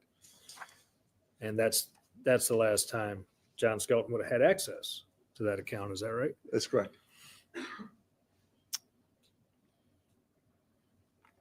So at 1:21 in the afternoon on November 26th, what happened? He called his aunt, Jennifer O'Brien, and asked for a ride to the hospital. Jennifer said she wasn't able to and referred her to Kelsey Borowski. She would be able to provide him a ride to the hospital. And do you know if she took him there? Yes, I believe Borowski brought him to the hospital for the ankle, for the injured ankle. And was Borowski interviewed by the Michigan State Police? Yes, Borowski was interviewed by the Michigan State Police as part of this investigation. What did they learn? Borowski told troopers that Skelton had told her that the children spent the prior night, Thanksgiving evening, at a friend's house, and that Tanya would be upset with him. And then at 3:30 that afternoon, what did you find? What did you learn? At that stage, Morenci Police Department went to Skelton's house on Congress to conduct a welfare check. One of the officers entered the house for a welfare check. What was found? Upon entry, there was a spiral notebook with a 3-page handwritten suicide note. It was addressed, "Dear Tanya, love John." Certain parts of the note that we learned from the investigation read, "You need to be strong now. Sorry I hurt you yet again. This time it was on purpose and to kill my pain of losing you. I had no one here." It continues, "I guess my actions today will guarantee you won't have to see me again or in heaven. I pray God will forgive me, but I know it won't happen. May you find peace in the days to come. You will hate me forever, and I know this." So this suicide note that you... So with that note like that, "You'll hate me forever and you'll never forgive me," it would again make me think that basically he's admitting what he did. He's admitting to what he did to the boys, in my opinion, and I think they do have enough to unfortunately declare the boys deceased. It's been 15 years, and with this and the other things we've heard so far, it does make me believe that unfortunately they are deceased. Weenie Baby said the mom took them and won't say what she did. When she was arrested, she pretended to be crazy, so was in a psych place for years. I think she's out now, never charged. Oh, wow. I'll have to look into that case. That's interesting. You read, was written to Tanya. Yes. And I just want to go back through some of the things you just said. It stated that John was sorry, that he states, "I'm sorry to hurt you yet again, but this time it was on purpose." Is that right? Yes. And he goes on to say, "I guess my actions today will guarantee you won't have to see me again or in heaven." Is that correct? Yes. What do you take from all of that? I think that was his passive admission. Admission of what? killing children. And that part of that is he knows that Tanya can never forgive him for what he did. Correct. Last thing on that, you will hate me forever, and I know this. Is that right? That's correct. And any doubt in your mind what he was saying? I have no doubt in my mind. What was he saying? Tanya, I killed the boys. On November 27th, so this would be the next day, Mr. Skelton was interviewed at St. Vincent's Hospital by the Federal Bureau of Investigation. Yes. And I know you have reviewed part of that and you were part of that investigation. Could you tell the court what took place, what you learned from that? We had two agents from our child abduction response deployment team had contact with John Skelton at the hospital trying to determine the location whereabouts of the kids. At that stage, I believe they also had Pastor Galloway. Who is Pastor Galloway? I think is the family pastor of the church, and I think she was helping them out, helping their relationship, their marriage out as well. She was with them. He was interviewed, provided Miranda at the hospital, and over the course of different interviews over that day and the next, he gave many statements to investigators. Okay. So let's talk about some of those things that he said. Did he talk about Joanne Taylor? Yes, he did. Initially, prior to talk about Joanne Taylor, he did recall with the investigators that Andrew Alexander and Tanner were in their pajamas the last time before they were taken from the house. Now, remember, Joanne Taylor is the screen name and email address he made up himself from his laptop. One was playing video games. That was about 9 o'clock. Another boy was working on the puzzle. So, and about. So they weren't in their winter coats. They were in their winter coats. They were in the house being kids. And they had on PJs. Right. To the best of your knowledge and based on that investigation, that's what they were wearing. Yep, that's what he told us. Okay. Yes. He ended up being very specific as to which pajamas they were in. Okay. He advised that he was confronted based on the preliminary information that was obtained that we believe Joanne Taylor was fictional, that she didn't exist, that she was not part of this interaction, and that it looked like the person that he created in the Cafe Mom was in fact him posing as Joanne Taylor. He said he understood and he did not deny that statement to investigators. He didn't contest that it was not him posing as Joanne Taylor. Okay. And then he also advised a week prior to this interview, he was online researching ways to commit suicide, perhaps by breaking his neck. Okay. He continued identifying Thursday, November 25th on Thanksgiving. He recalled playing with the boys, helping them get into their pajamas. And that sometime after 9 o'clock, he wrapped them in blankets, giving each boy a stuffed animal. And then he placed them in his van, putting the younger boys in booster seats and making sure they were all in the seat belts. He said that Drew was dressed in brown pajama pants with an orange stripe on the side. He did not remember what type of top Andrew wore that night. Tanner was dressed in camouflage pants and a Scooby-Doo shirt. But he described them as he PJs. described, yes, he Sleeping described clothes. They're sleeping clothes. Right. Okay.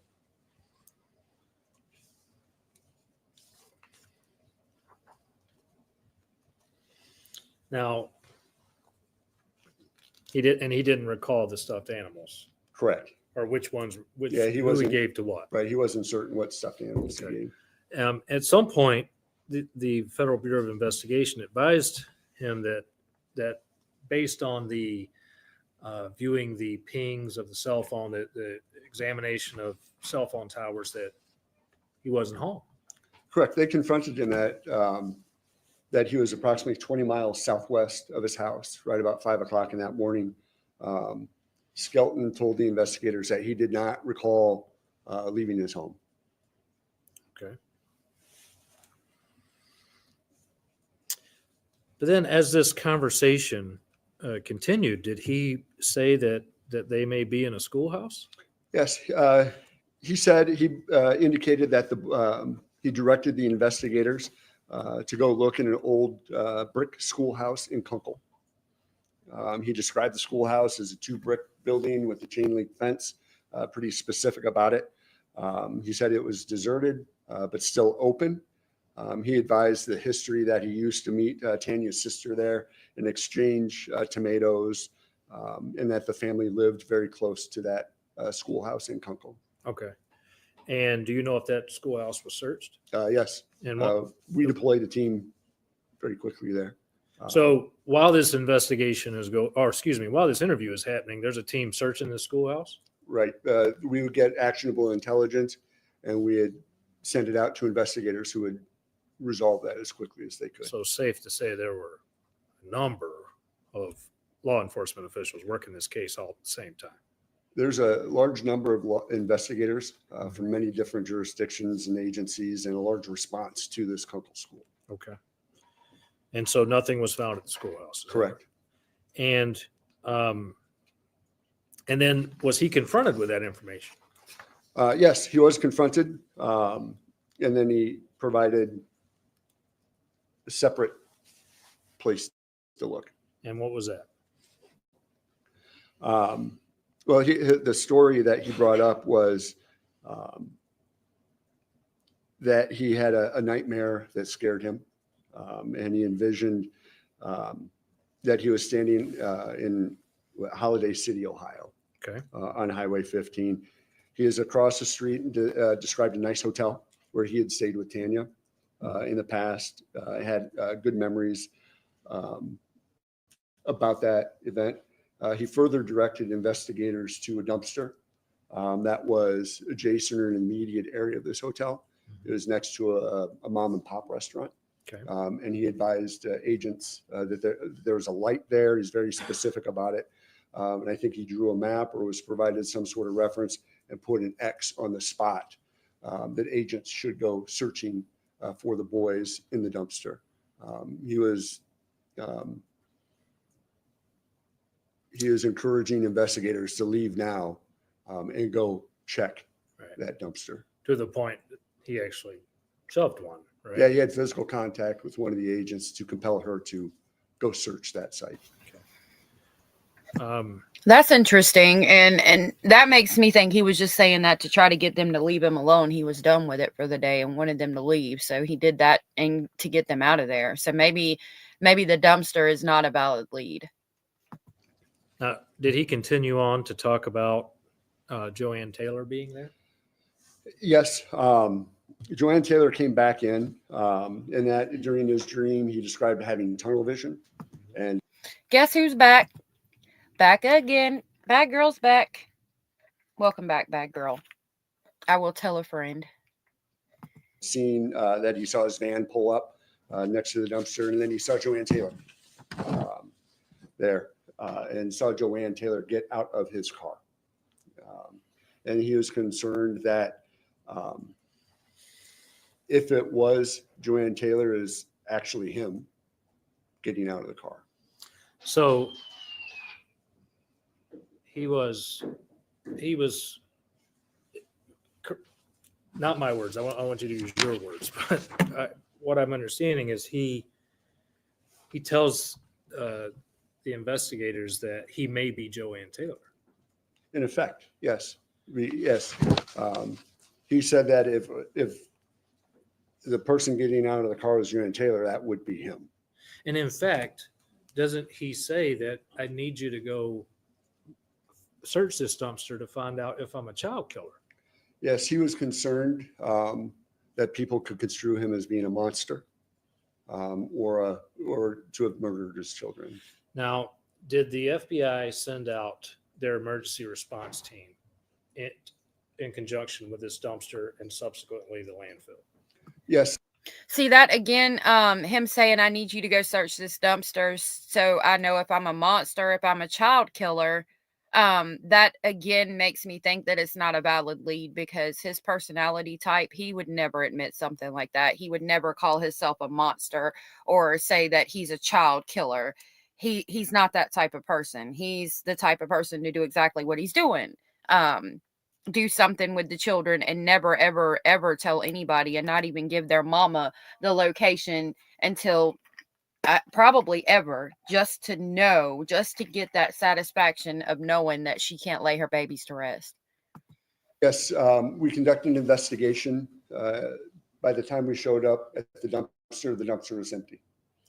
So we conducted an investigation as to what company would pick that up and where it would go.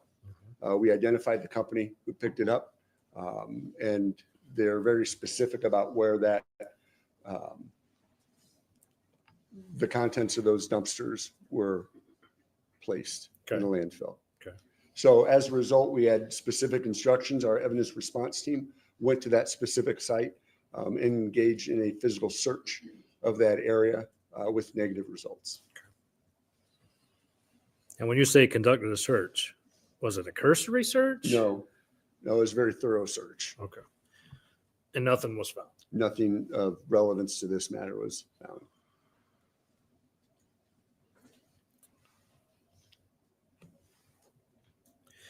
Now, towards the end of that interview, I'm sorry, give me 1 second.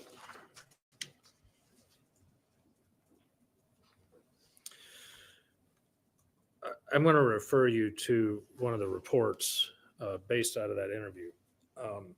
But in the report, it talks about when Skelton is recounting his dream and he talks about Joanne. What's his physical reaction? He had a strong physical reaction. He began to cry heavily and hyperventilate. Okay. And this is during the time where he's questioning if he is Joanne Taylor. Yes. He said he got hot, his chest hurt. He just had a very strong visceral response when brought back to that dream and his debate whether or not he was Joanne Taylor. And he was insistent that the boys were in that dumpster. Absolutely.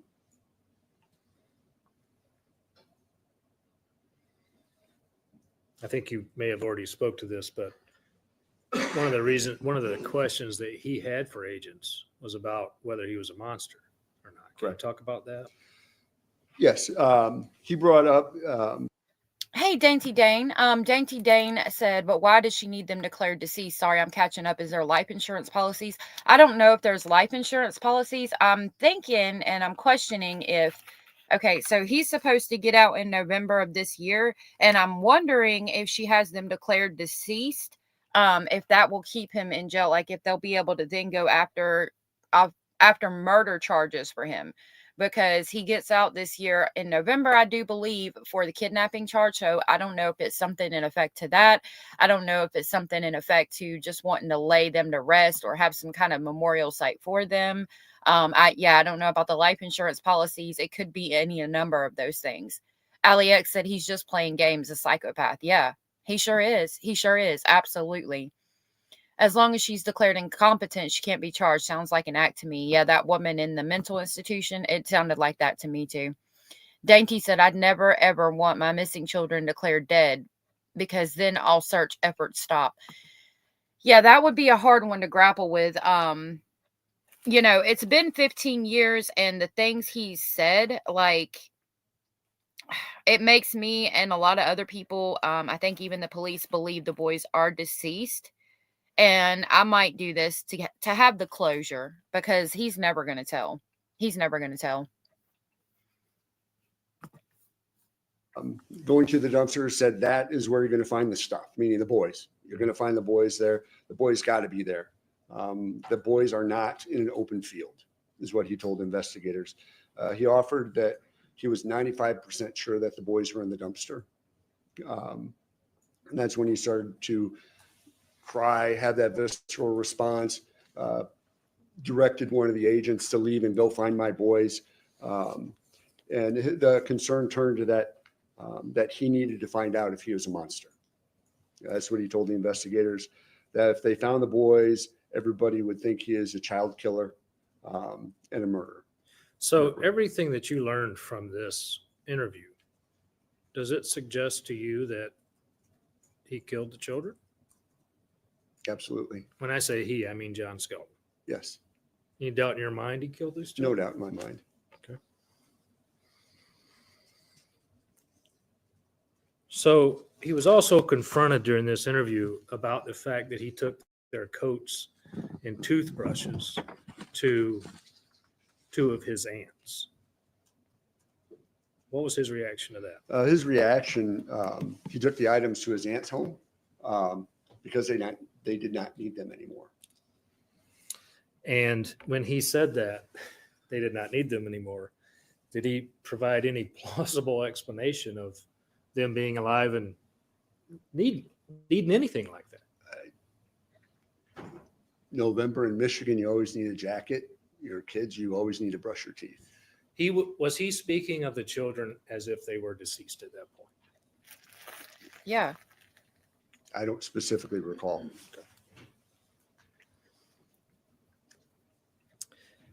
Now, he talked about when he returned home after dropping this stuff off at his aunt's. So he dropped off the coats, the toothbrushes, and the laptop, several things.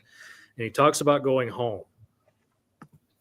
Pamela Moss said he is a child killer. He is. He absolutely is. And he not, if it's true that he doesn't want people to think of him as a child killer, by doing what he's done, he's portrayed himself as the 100% complete psychopath he is, and made the whole world have a lot more sympathy for Tanya than they would have. Because, I mean, could you imagine dealing with a person like this that would go to the lengths of committing homicide on all three of your children, the children that he helped you create, just to get back at you? Like, you're absolutely a child killer and a first-class psychopath. First-class asshole. What did he talk about doing when he went home? Committing suicide. Okay. And did he talk about how? Yeah, he was debating using a knife or jumping off the roof of his house. He decided that instead he'd bind his hands and feet with pieces of tie-down strap and jump off the second floor banister from a noose. Yeah, Miss King of anything, I think they did find it suspicious, and I think they knew in that moment that the boys were deceased, but they had an issue because they could never find the bodies, and he lies so much that I guess they didn't really know what to do. I don't know if it's common in Michigan to try a case without a body, but again, after seeing what happened with the Naziah Harris preliminary hearings, that might be another thing that influenced Tanya to go ahead and try to have the boys declared deceased, because if they could do it for Naziah Harris with nobody, maybe they could do it for them. You know what I mean? Pamela Moss, I'll never understand what's wrong with people hurting children or any child. I can't. I'll never understand it either. That was located at the house. Okay. Now, you said the first night that you got involved in this, part of your personal responsibility was to go to that house. Yes. And when I say that house, I'm talking about 112 Congress Street. Yes. Did you go there? Yes. What did you observe inside that house? It was destroyed. Okay. Personal items, a big cabinet was knocked over, dishes broken, cords, extension cords to the TV were cut, car keys were cut, a significant amount of disarray. It's like something had exploded in the house. We noticed a noose was hanging from the second floor. From the upstairs, it was tied around the banister and hanging, that you could see it from the first floor when looking up the staircase. Okay. The house was in significant disarray. Do you remember the master bedroom? The master bedroom was upstairs, again in significant disarray. I observed that the mattress was full. There was a larger mattress that was shredded. It appeared as though a knife had been put in the mattress and pulled down in many slices. Just repeatedly? Repeatedly, yes. Okay. So destroyed. Destroyed, unusable ever again. So this is consistent. What you saw is consistent with this interview of what he said he was going to do. Yes.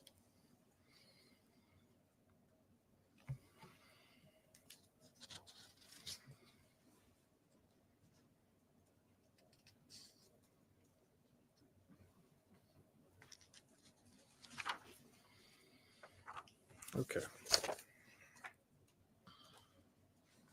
Now, at the end of this interview, why did the interview finally end?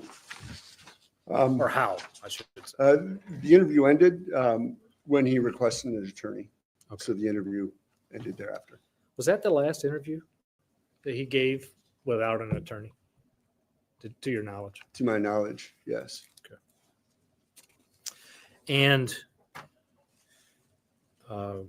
just for a reference, I'm back to page 12 of the chronological. Physicians and staff at Fulton County Health Center. Were they talked to? Ali X said, I often wonder about the power of the mind and denial. Do they honestly convince themselves they are not killers? My father was a correction officer for 35 years. He had seen it all. Oh my goodness. I think so. I don't know. I mean, that's a good question. And you'll never know. Each case is different, but I don't think it matters to them what they think. I think what matters to them is what everybody else thinks about them. If they can convince everybody else that they're not a killer, you know what I mean? Cara said, I can't even stand it when I see my nieces or nephews cry at all. I could not ever imagine physically hurting any of them. Right. And that's the way most people are. But you have these outliers that are not. It's devastating. Toxic said his temper is what exploded. Exactly. Bad Girl said, do you think people are born evil or made that way? I think both. I think it depends on the situation, the trauma through childhood and growing up, or born evil. This person was psychological or pathological and narcissistic, and I think he might have been born this way. Yeah, the physicians and staff were helpful while they were still triaging and trying to they knew what we were doing. They were trying to help us locate children. They provided statements. They told us what he had told them. Okay. And there are differing versions, nothing that we could act upon. But some of the stuff that he was telling them had to do with how he was going to commit suicide. Is that right? Yes. And that's important because when you're treating someone, it's important to know why you're treating someone, right? Yes. What did you learn from those stories? Were they all similar? No, they're disorganized. There's no consistency to the stories that he is providing medical staff. There's nothing that we could do that we could use to help locate these children. So fair to say the one thing you did learn is that John Skelton is a liar. That was clear. Okay. Now, he was eventually transferred from Fulton County to a crisis center. Yes. And that would be, and he also was admitted to St. Vincent's Hospital, right? Yes. And did you try to speak to their staff? Yes, we were unable to gain any information from that staff. In fact, they were unwilling to be interviewed. Correct. Okay. Now, further, there were search warrants done. Let's talk about a search warrant of the Skelton's residence. I know we don't have to go in. If you've already talked about it, don't go into complete detail. But that search warrant, you were actually in the house, so you saw all this stuff. And we talked about the noose. And where was Skelton's vehicle? It was parked next to his house. So when you get there, the van that John Skelton drove was at the house. Yes. Okay. What was inside the van? Nothing of any significance. Except were the children's booster seats in there? The booster seats were in. Okay. So you're a law enforcement officer in Michigan. Children of a certain age, are they required to be in a booster seat? Yes. If you were going to turn your children over to someone to drive them, Would you provide them a booster seat? Yes, Where were the booster seats? in the back seat, in the van. Okay. So winter coats are at aunt's house. Toothbrushes are at aunt's house. The kids are only in PJs somewhere, according to his statements. And the booster seats to transport the children are still inside the van. Yes, and their asthma medicine and nebulizer were still in the house. So the children took asthma medication. Yes, And during the search, you found it was the asthma? located in the house. Yes. What's a nebulizer? I believe it helps clear the lungs out during leading up to an asthma attack. Okay. And so all that stuff was still in the house. Yes. So if by chance any of this story could have been true, obviously medicine would have been taken with the children. Yes. You would suppose. Now, as part of these search warrants, there were also more internet history. I think we've already talked about the potassium cyanide, prussic acid, and rat poisoning, but that was all discovered again through search warrants, correct? Correct. There was also a search warrant for the Skelton MySpace. Familiar with that? Bones does it. And also, I'm at the bottom of page 14. Yeah, there was a large, the search warrants were expansive. Okay. But that is where we discovered, where you discovered that all of the accounts had been created from the same IP address. Yes. And that was consistent with Congress Street in Morenci, Michigan. Yes. Okay.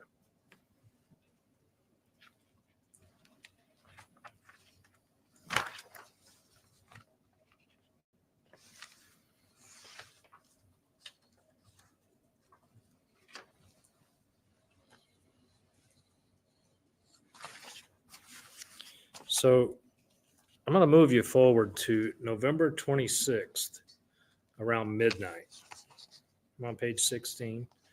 And there was a time where Pastor Galloway drove to the Fulton County Health Center and spoke. Cara said, you'll see that some serial unalivers have amazing homes and grow up and still do what they do. And then I believe some are made that way. Some are a little from column A and column B. Yep, I agree. I do believe some are born evil. I do too, Pamela Moss. Like, for instance, Eileen Warnos. I don't think she would have done what she did if she had been raised different, if she had grown up in a different environment. I don't think Eileen Warnos would have done what she did. So I definitely think that some are born that way and some of it's trauma. Ali X said, psychopath born, sociopath made. Thank you for that. I agree. Spoke directly with John Skelton. You're familiar with that? I do. I am. And what happened? During the course, Pastor Galloway would have contact with John Skelton many times, and she provided that information to us. At approximately 9 o'clock, John Skelton told Galloway that Joanne had picked up the boys on Friday, November 26th, between 10 and 11 a.m. In the morning. He believed Joanne's last name was Taylor, and that Joanne had visited his home previously. Okay. And that the next day she had shown up between 10 and 11 and picked the boys up. Okay. That's what he told Galloway.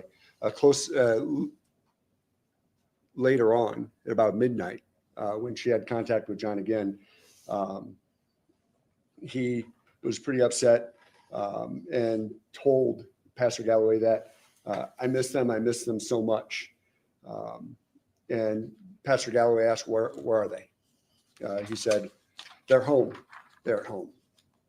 She pressed, and that she spoke to Galloway or John Skelton again, and said he told her on the 27th that nobody believes me. They think I made up Joanne, that she's in my head. seeking for clarification when Joanne picked the boys up. Galloway asked, so the boys didn't go with Joanne in the morning, Friday. Skelton told her that the boys went with Joanne Thursday night. So that would have been Thanksgiving night. Yes. Okay. Galloway asked directly where he took the boys, and he replied, home. I sent them home. Don't you understand? I sent them home. Okay. What does that statement mean to you? That he sent them to heaven.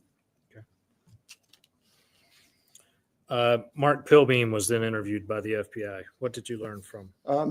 Confirmed that they were friends, and we confirmed that that equidan@yahoo.com was John Skelton's email account. Okay. So one of the emails that you discovered that was created from the same. Pam J, thank you for being here. Pam J said, this hits so hard. I have 3 sons, grown, mind you, but my heart is breaking. This is a very sad case. And it does make it hit a lot closer to home when you have 3 sons of your own. It's a very heartbreaking case. Toxic said, this to me is all premeditated. He was trying to come off with a screw loose, in my opinion. I agree. He did a lot of weird things. Narcissism, all of the things. Like, we could relate all of the things to this case. Becky P said, I'll be back. Got to pick up my pooch from the spa. Aw, that's so sweet. I hope your pooch enjoyed the spa day. Toxic said he hated the fact that Tanya won full custody of the boys. Yep, and I think he was really upset with her for cheating on him too, and getting the sexual assault charge or whatever it was. Same IP address you confirmed was in fact John. Yes. Okay, and that would have been his public email that he used with friends or whatever. This is well known to be his email address that he used to contact Pilbeam. Now, further, did Pilbeam say anything about Skelton talking to him about not being able to have the kids? Yeah, he recalled that John told them, if I can't have the kids, then she'll never have the kids either. That right there. And do you understand that to mean she being Tanya Zuvers? Yes. And then he followed it up by saying that he would take the boys from Tanya as he did before when they traveled to Florida in September 2010. And then was Sandra Aarons interviewed? She was interviewed, and we learned that she was John Skelton's aunt. Okay. And leading up, during the interview, she recalled that they had many conversations and his interest in committing suicide. And then he also had very graphic comments about killing Tanya. Back to the search of the residence. Could you go through the things that were found? And you don't have to go into extreme detail, but what was found in the search of the home? A rose. I think there was a rose. What? Yeah, there was. I recall a rose that was attached to the wall with a written statement. This was the rose that my first rose that Tanya had ever given me. That was, I think, affixed to the wall in some manner. I don't recall. Was there also one about the last rose? Yeah, in the last rose, there's also one that I think that was affixed to the wall. And this china cabinet that you described, what was inside of it? Nothing was, but it was already knocked over. All the contents were strewn about. It looked like everything had been destroyed.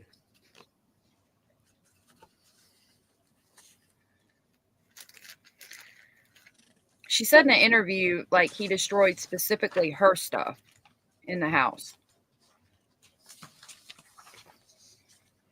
Now, were you aware that there was a large search party put together, which lasted multiple days? Are you aware of that? Yes. And this consisted of fire departments and volunteers. Yes. Do you know what they searched, where they searched? Yeah, there were maps that were placed up in the command post. Those maps, and they just did a targeted area for places they would search, primarily based on the cell phone, the location, or if there's any actionable intelligence that we could work based on the interviews with John, such as Kunkel or other places that he said they would be. We had dispatched people out there, but there was a separate auxiliary of people that would search lakes, areas of land that were arranged by private citizens or private organizations. I believe, I think I can't remember the name of the official, some police chief or fire chiefs also assisted in directing those land searches. Were there also water searches? There was also water searches as well. And that was via the City of Toledo Fire and Rescue. I think they had the most availability. And there were a number of locations of places that they had searched in the water. So I know they'd searched a couple of lakes, but they had also searched that Lazy River campground area. Is that right? Yes. Including what was determined to be an unnamed lake. So a body of water that was on that campground was searched. Yes. Is that right? Yes. So I know you worked this case from November 26th, and I assume you've kept up with it as it's going on. Is that correct? That is. So it's been almost 15 years since this happened. Is there any doubt in your mind what happened to those children? I have no doubt in my mind What that do you John think? Skelton killed Andrew Tanner and Alexander Skelton. Is there any doubt in your mind that it happened on or about November 26, 2010? No doubt in my mind. I have no further questions at this time. Yes. Good afternoon. Good afternoon. Toxic said all of this was her stuff he took when she kicked him out. I'd like to know how long before the children's disappearance was when he lost custody of the boys. Let me look that up. I'll try to find out. Afternoon.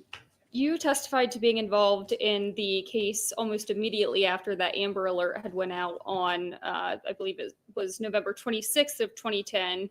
But can you tell us whether you were actively still involved in the investigation, or at what point did you stop being involved in the investigation? I don't have the exact date, but there was a formal transition of case management and OIC responsibility to the Michigan State Police. I don't know the exact time, but Michigan State Police has been the primary responding agency. Okay. And when you were still involved in the investigation, were there any calls from the public regarding any tips of the children being seen or anything like that? Yes, there's a significant response. We had a database set up, Rapid Start, I think is what it was called, might have been called CMC, where all the intake would be received, typed and assigned and resolved. So towards the latter part of the Bureau's investigation, we had an agreement with the state police that we would cover all matters outside the state of Michigan, just based on our resources and our reach, where in the Michigan State Police would resolve any in-state tips.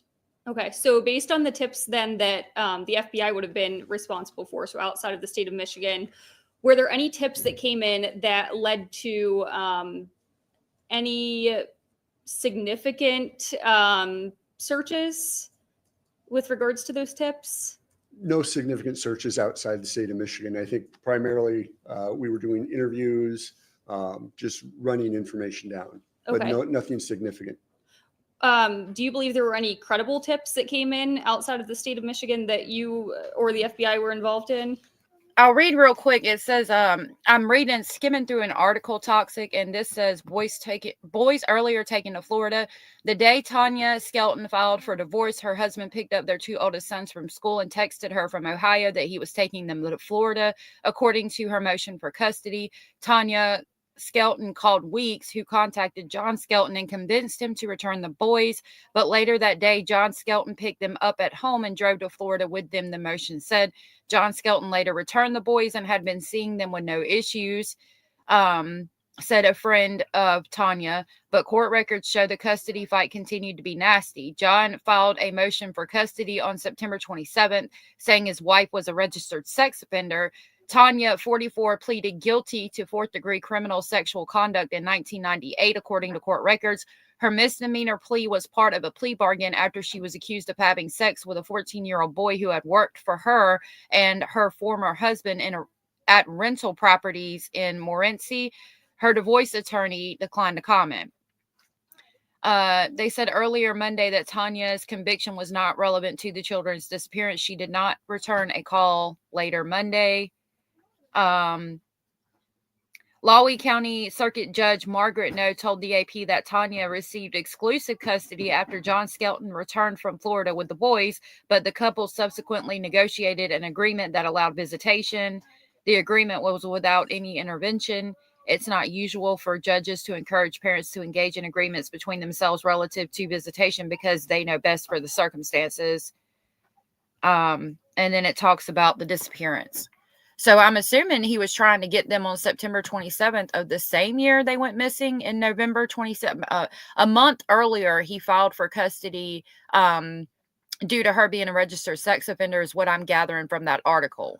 It was September 27th. I think it would be the same year, but I could be wrong. I believe the callers believe them to be credible to their situation, but as it relates specifically to the Skelton matter, there has not been a solid investigative tip that leads us to a solid disposition in this case. Okay.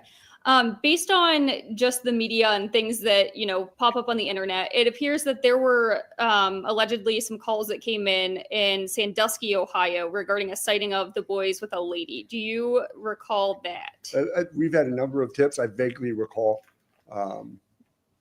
tips that came out of Sandusky. Okay. And can you give examples of what types of things the FBI would do to actually look into those tips? As it relates to Sandusky, if my memory is correct, I believe there's a lady that was seen with two or three children that resembled the Skelton kids at a cafe. Typically, we would resolve those by going to the cafe, the restaurant, to the venue, having contact with the manager, taking a look at any video, any other available information that we could via interview waitresses, managers, that sort of. Okay. Are you aware of if Tanya Zuvers was at any point considered a suspect in this matter? I was never aware that she was, I'm not aware she's ever considered a suspect in this matter. Okay. Are you aware of any other people other than John Skelton that have been considered a suspect or maybe still are considered a suspect? Not in the investigative. In the tips, everybody says this guy did it, that guy did it, but those have never been founded. It's our position within the FBI that it's my opinion that he is the only subject in this matter. Okay. You testified a little bit about John Skelton and the alleged suicide attempt that occurred on November 26th of 2010. And I believe when you were testifying to it, you were asked a question about it and you said reportedly. So can you, I guess, elaborate on that and whether you believe the suicide attempt was an actual attempt or maybe was it a cover up, or what are your thoughts on that? My thoughts on the suicide, there is no evidence indicative that he attempted to hang himself or stab himself. The only damage that he reported to have was damage to his ankle, which he went to the medical center. And I don't know if that's a result from falling off a ladder, burying anything, or falling off a banister. I don't know. There's no information for me to believe the source or how that occurred. Okay. And you testified that he allegedly did this with a noose. What was that noose made out of? The noose, I recall, is a thinner cord, light tan in color, maybe a half-inch thick. This is long. I remember seeing the picture, but it was more of a, it's just more of a cord. Okay. Can you describe John Skelton's demeanor when you had contact with him personally around the time of November 26, 2010? I had not had contact with him during that time. It was always our child abduction response team, special agents or troopers that would have that immediate response. I showed up. He was already in a medical facility, so I didn't have contact with him. Okay. Were you made aware of anything by those people that did actually have contact with him regarding his demeanor that was significant or stood out? Yeah, during the interviews, he is pretty emotional. And just like, as I noted before, when we brought up the idea that he thought he was, you expected that he was Joanne Taylor. He had that visceral response of the heart was beating very heavily, and he had very strong emotional response via crying and breathing. And that information was provided to us. Okay. And based on that response, in your professional opinion, based on your trainings and your time with the FBI, is that a consistent reaction or I guess a typical reaction for somebody whose children allegedly are somewhere they don't know where they're at? I think there's a myriad of emotional responses. If my kids are missing, I'm going to be very emotional. I'm going to have a very visceral response. So I don't think that made it any more special. His response to either allegations of him killing his kids or just not knowing where they're at. He is very emotional. Okay. And I know you already testified to the mattress in John's bedroom from when the search was conducted around November 26th. But was there anything about the children's room that stood out to you or was of significance? I just recall the mattresses were on the floor. One of the mattresses did not have a sheet. It wasn't orderly. There was a bunch of toys and stuff all over. I believe from the master bedroom or the first floor, second floor, main bedroom where the bed was sliced up. The bedroom to the left had two mattresses on the floor. One was just a mattress without any sheets on top of it. It was just complete disarray. Okay. And are you aware of if the time that John was interviewed by the FBI, if John ever made any statements or gave any indication of why the house looked the way it did? I don't specifically recall. Okay.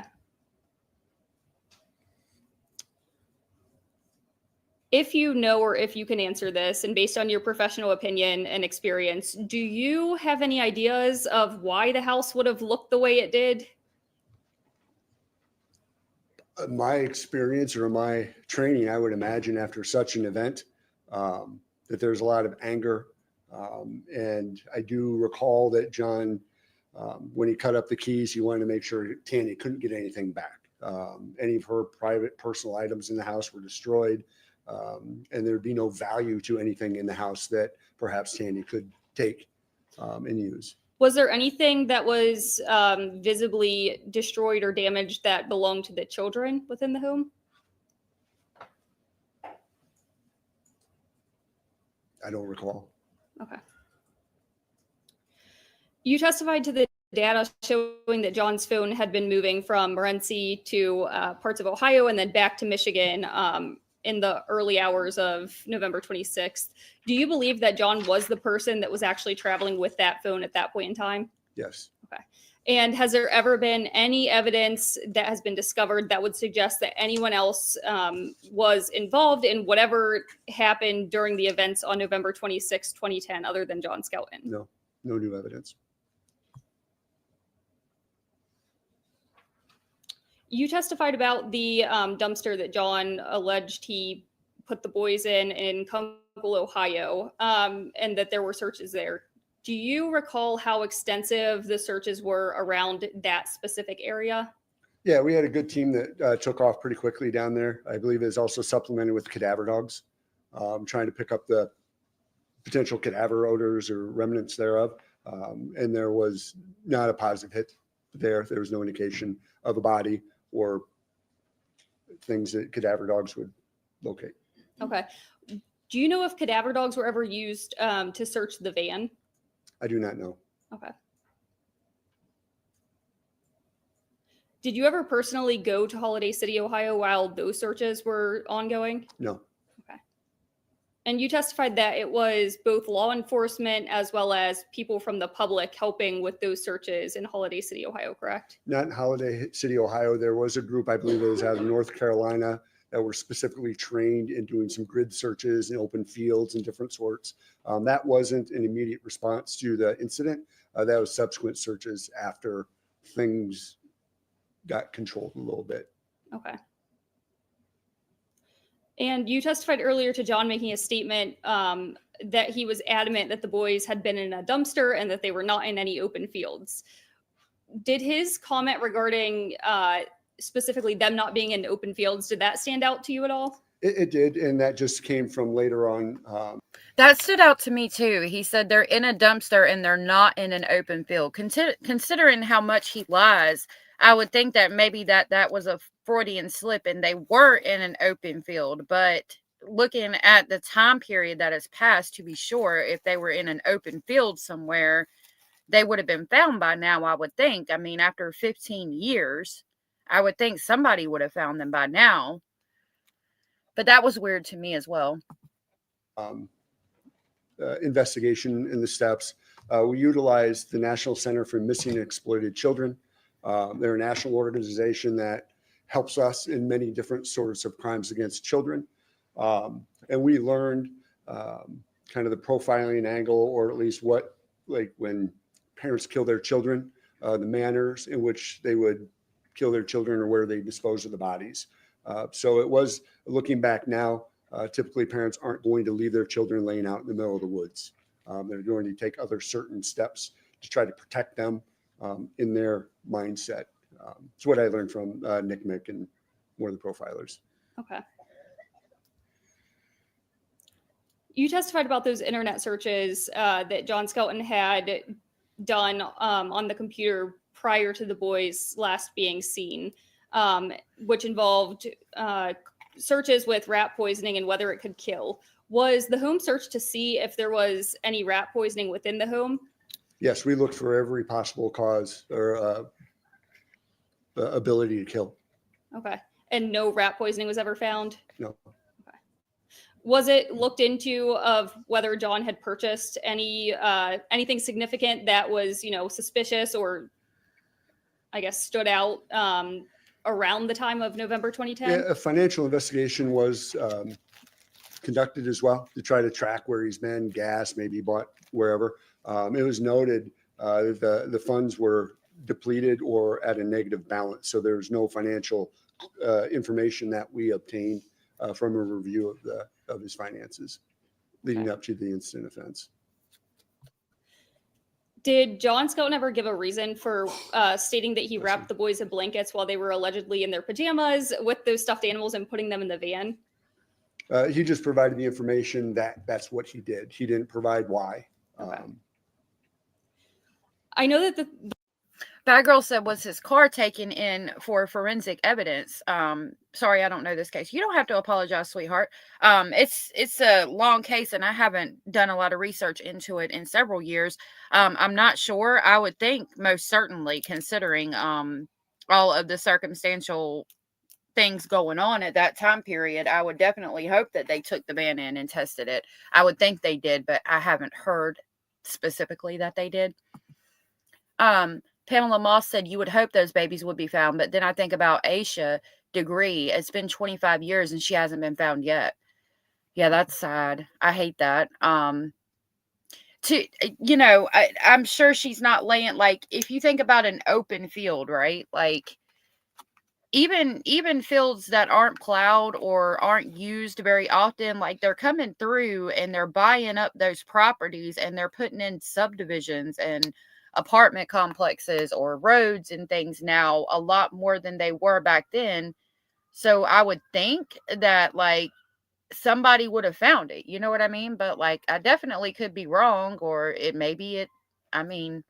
I just can't think of a field that would not have been walked on or somebody had been in over 20 or 15 years.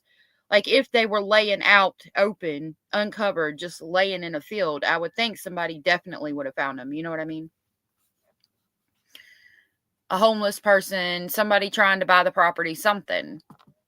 The three boys obviously were last seen in 2010, and we've had significant advances in technology since then. But were there any street cameras or anything like that that were available to be searched at that point in time? The incident offense, I do recall that there's a gas station maybe at the main intersection of Morenci or in that southwesterly direction that we did research, and we did not find any information that would be of value. Okay. You mentioned very graphic comments being made by John regarding killing Tanya. Can you give a bit more detail about that and whether it had any significance in the searches and how those were performed with the children? No. The information came after everything calmed down in the searches. He was a tertiary interview of contacts, so we interviewed him later. I think it was Pillbeam or whoever. He provided, here's some historical information about what we talked about. So we didn't have that information at the time that the events were going on. Okay. how long after you became involved in the investigation did you believe or determine in your mind that the children were deceased and were not missing? Probably within the first 72 hours. Okay. Do you know if that was the same opinion and about the same time frame as the other investigators from the FBI? I don't know. I didn't ask. I don't know. I think my perspective was different. I was managing a case. So I was like a hub of information, kicking leads out and analyzing information and setting people out. So I had a lot better flow of information. They would almost come to me. Chief Weeks, one of the, we had a senior agent with me as well, and even some MSP detectives that were working with us. So I think our perspectives were probably different because many of our people were just assigned, go out here, do that, go out here, do that. So I don't know if their opinions, I didn't ask, and I don't know if they would have an opinion based on what their role was. Okay. Are you aware if the children had passports at the time that they had last been seen? I don't know if they had passports. Okay. Do you think it's possible, based on all of the evidence that you're aware of, that these children are out there in a different country somewhere, or, maybe in the United States somewhere, just not being found? I think their bodies are someplace in this area. I don't think they're anywhere else but in this general area. Okay.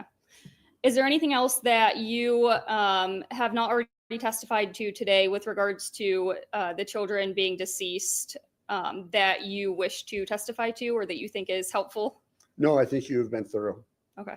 I have nothing further. Thank you. Did you say at one point, excuse me, that John and Tanya had a conversation that you reviewed on the night of the 26th? I believe that was a text conversation about her asking to get the boys back, or could have been he was upset that she wasn't responding to his calls while she was at Thanksgiving. And then it was later that night in which they either had text or phone conversation where he was upset with her, and that I believe I'd look back, but you won't ever see me again, or something to that effect. And I don't know if that's telephonic, talking, or texting. Thank you. All right, I redirect Mr. Castleberry. Any other questions, Ms. Stang? No, thank you. Any reason we should not thank and excuse our witness? Okay, thank you so much for your time and your testimony and your efforts in the case. Pass that along to Mr. Weeks too. All right, at this time, we're going to take a break for lunch. See you back here at 1:30 to resume our proceedings for the afternoon. All right, very good. All right. All right. All rise, please. So we're in recess until 1:30. Bad Girl said, Allie X said, Michigan is hard on the bodies, 4 seasons, vultures, porcupines, animals of prey, etc. Bad Girl said the winters are brutal too. All of this is so sad. It really is. Michigan is very harsh from what I've heard. I've never been there, but from what I've heard, it's very harsh. So I'm going to pull this up on my phone so that we can be aware as soon as they come back, and we'll watch some more breakdowns of the case from the playlist that I have on it. I do want to see his full interview where he talks about it, maybe after we watch the Vinnie Politan on it. Oh, Lordy. This is okay.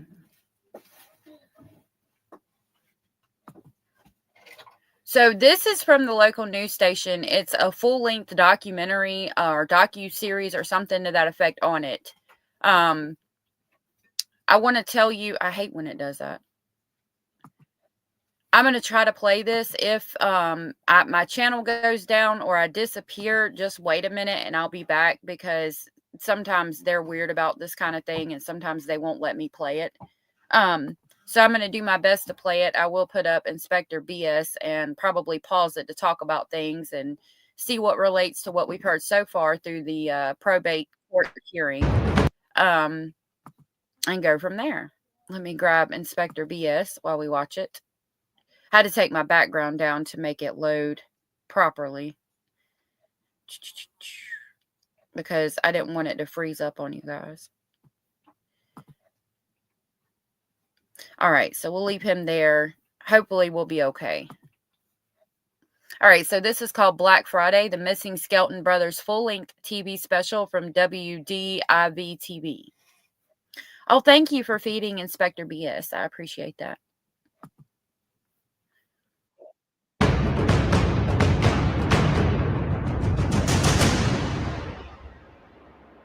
Where police say 3 missing boys may be in extreme danger. A frantic search in the town of Morenci. The search for 3 missing boys growing more desperate with every passing hour. We know their dad lied to police. The brothers are ages 5, 7, and 9. They're from the town of Morenci, Michigan. An all-out search near the Michigan-Ohio border. The FBI now getting involved. This community.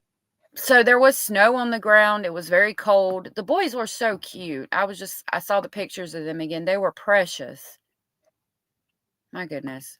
Is beginning to fear the worst. Still no sign tonight of Andrew, Alexander, and Tanner Skelton.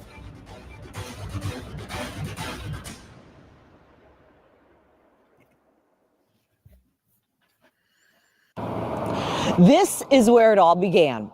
This is the house Andrew, Alexander, and Tanner Skelton called home before their parents, John and Tanya, got divorced. Everyone who knew them says they were smart, happy little boys. That was 7 years ago. And still, no answers, no closure, no end in sight. So this was what would it be if it's been 15 years? What, 8 years ago they made this documentary, I would think. Something like that. I love the old style town, the way it looks. There's a lot of towns look like that around here, that old style, like Main Street kind of thing. I like that look. Hey, Kalisa. Good to see you. Every twist and turn along the way. And for the better part of a year, we've been working on a project that goes deeper into the story than ever before. The producer of this show, Jeremy Allen, created a podcast which is helping us uncover new information about this case. We're calling it Shattered Black Friday, and it offers perspective like we've never seen or heard. Jeremy and I have been working together on many of these stories. You'll hear his voice occasionally throughout this hour. Bad Girl said, I couldn't imagine the fear those boys felt in that moment. No child should ever experience that. Absolutely. I couldn't either. And hearing his Google searches about rat poison, and then, that there's bleach and he's trying to clean up, it really upsets me. And to poison them children, if he did it that way, you've got to be a sadistic mother trucker to give your child to knowingly give your child rat poison and watch them die. That's just a horrible way to go. I don't. That makes it even worse to me, the suffering, considering the suffering and things like that. From Michigan to Montana, from airplanes to Amish, the search for the missing Skelton brothers started right here in Morenci on Black Friday, 2010. Friday, November 26, 2010, the day after Thanksgiving, the boy's mother, Tanya Skelton, tells Morenci police officer Ryan Hillard her husband, John, was supposed to bring the boys back to her, but he never did. An Amber Alert would be issued. The FBI would come to town. Massive searches spanning down through Ohio would begin. And I wonder, are they scared? Are they crying for me? Tanya, the boy's mom. That was so sad to see her like that. I mean, and it's a legitimate fear that anybody would have in that moment, Oh my God, poor Tanya. Left heartbroken. Sorry. So it's hard to imagine them hurting for me. The people of the small town felt Tanya's pain, and many to this day still think of the boys daily. Everybody thinks about it, but time does cover things up. It's just, it's heartbreaking to me. Andrew was 9, Alexander 7, and the youngest, Tanner, only 5 years old at the time. Over the years, Look at them babies. And they look like, you can see, look at in this oldest one right here, in the middle one especially, they look just like their daddy. The youngest one, who was named after Tanya, looks just like her. How could you look at them babies' faces and think of anything other than love? I'm so sorry, bad girl. I'm so sorry. I know that hurts you, and I'm so sorry. Look at them babies. Like, how could you think anything other than just pure love when you look at them? It's so sad and disgusting. Years, the National Center for Missing and Exploited Children created these age-progressed photos of what the boys might look like. There's yellow ribbons hanging on some doors. Detective Lieutenant Jeremy Brewer. And you know that Tanya sees those pictures and has to look at what the boys would look like if they had lived. Because I'm sure she figures that they're deceased. I don't know if it would bring comfort to look at what the age progressed photos show, or if it would bring hurt or pain, because you know that they'll never see that, that would be hard, I think, seeing the age progressed photos, because you're gonna look,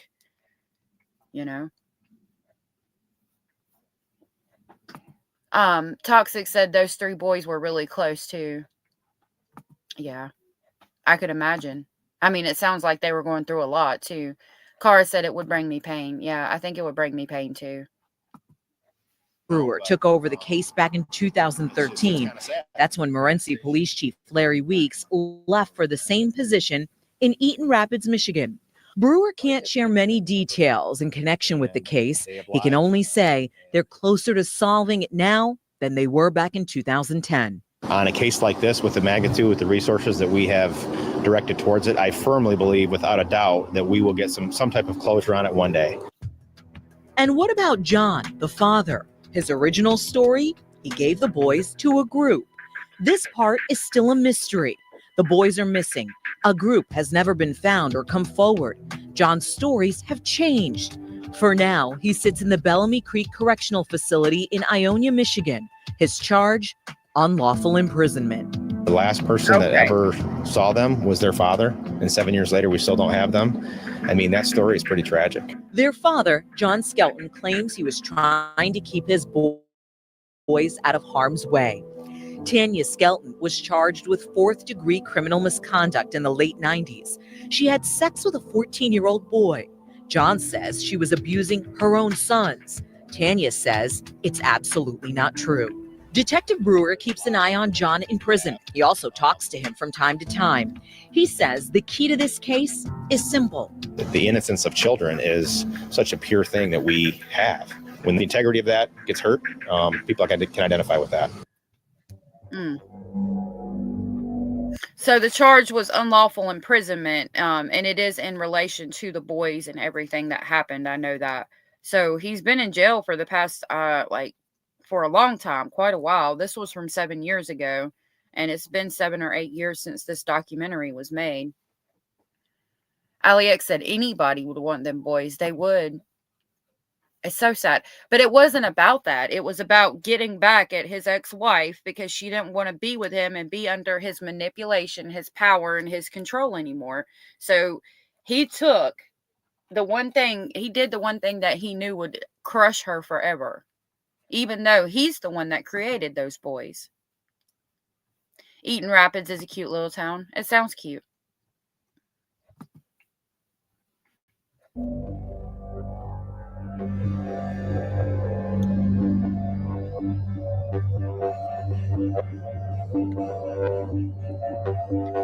When the boys first disappeared, everyone had questions, and it seemed only John had the answers.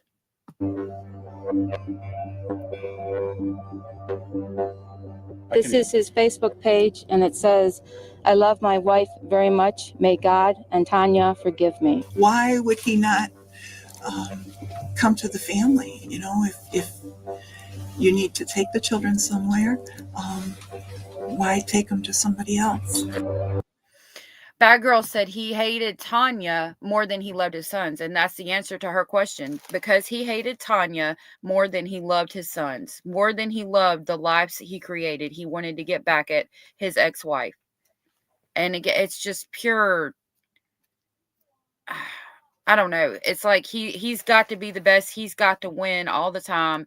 Him. It's all about him and his needs and what he wants and all of that. And when he figured out she would not take him back and that she was done with his bullshit, I mean, he took it so far as to unalive these children, in my opinion. Yeah, he hated that Tanya had the spine to leave him. I agree, Tanya. Toxic.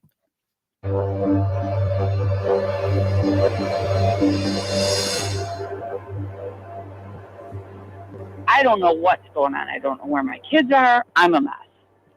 I don't know. Are my sons laying in this house? Did he flip out and do something? I don't know what's going on. I don't know where my kids are. I know that their dad is now telling the hospital he tried to kill himself. Where are my sons? What have you done to them?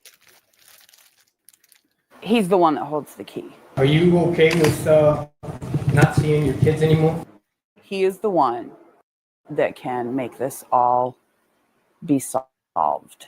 I said pause. And he's so egotistical that he was his own attorney in court just so he could question her and make her feel uncomfortable on the stand. Prayers tonight for Andrew, Alex, and Tanner. The three Skelton brothers police say remain in grave danger the longer they go missing. This is the boy's father, John Skelton. His sons were last in his care Thanksgiving Day. There's part of me that wants to think that there is someone else that helped and eventually the guilt will get to them. He took those boys out of harm's way. If anybody else knows something besides John, I would say it's them. Them boys, hey, no problem, them boys. His boys are safe and sound. John's parents, John's sister, have never contacted me after that first day. That's suspicious to me.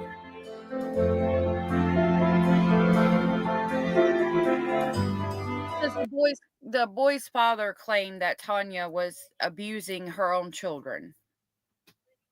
That has all been investigated. I was investigated. I was interrogated as well. My house was searched. My computer was searched. All of my stuff was gone through as well. There were interviews with school teachers, school administrators, church people, friends, all kinds of people. School administrators and teachers who are trained. Passenger 33, thank you for being here. They said, I remember when this case first hit the news back home and a lot of people were pissed at her for allowing him to take the kids. They weren't supposed to be with him. Yeah, I think she was just trying to get peace. I don't think like Leilani Simon and Billy Joe and all that, I don't think she ever thought he would actually hurt the kids, you know? And I think that she wanted a little bit of peace from him, probably antagonizing her and calling her and being like, I want to see my kids, I want to see my boys, all this, that, and the third. And she never thought that, you know, their own father would hurt them, would be my thought process. So she let him see them, you know, it was Thanksgiving and all of that. So I'm sure, like, you know, she let him see them, would be my thought on that. Bad Girl said John would rather rot and die in prison than tell Tanya where to find the boys. Yep, he sure would. Toxic said, as well as hated the fact that no one believed she was abusing her boys. Yeah. Yep. Because he said it, so how dare they not believe him? Cara said, they always blame abuse, always. Yep. Lori Vallow did it. Ruby Frank did it. Yep. Becky P said, Poochie is all coffee or coughed. They have shown the mom. Yeah, this is the mom talking. To see abuse in children. Who said to the police? I have never seen more children more loved and cared for by their mother.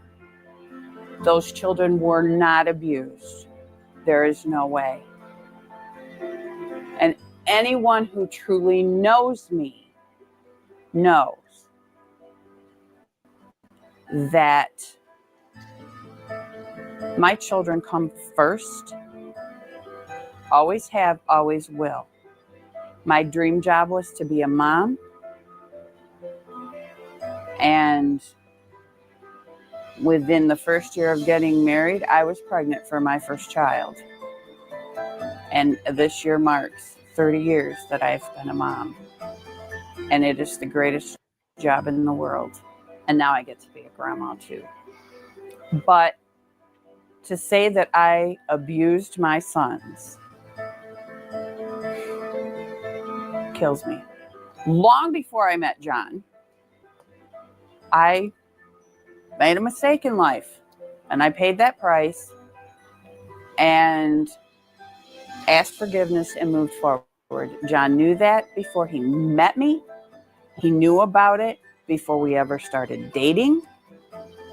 And I thought that she had cheated on him. Evidently, I was wrong. Evidently, this happened way before she even met John. That's interesting. No good deed goes unpunished, said Bad Girl. Toxic says she was trying to let him have a relationship with the boys. Yep. Toxic said, sadly, he will walk come November, but I think he will be arrested the second he steps out of prison on murder charges. I hope so. Pamela said they're beautiful boys. Yep, they were. So evidently the sexual assault thing happened before they even met or got together. That's interesting because I always thought that she had cheated on him or something, and that was the reason for the divorce. And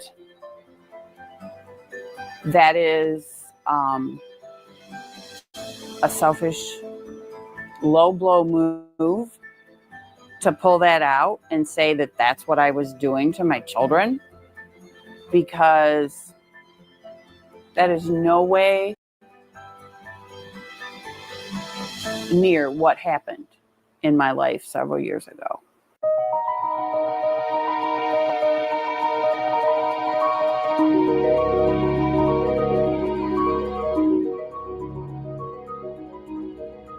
The more that I can talk about my boys and share their story, the greater chance that that one person that we are waiting to see our story, that knows something, the greater chance of them seeing it. So they were really close. They were, the five of them were really close. And then Andrew and Mason. Tanya sat there in her living room, talked about her boys, and never shed a tear. She says it's important, she thinks, to stay strong. Because you don't know. Are the boys out there? Are they going to see? Are they going to hear? And the loving, caring sons that I raise to the ages, they don't like mom to cry and be upset. They want mom. This is who they know.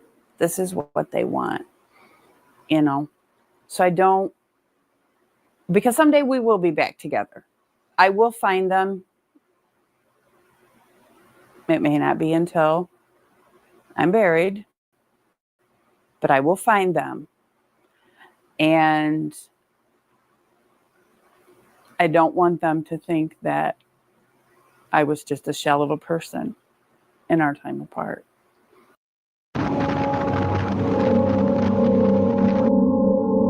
She's very strong for being able to last all these years and still, look at it that way. She's a lot stronger than I think I would be.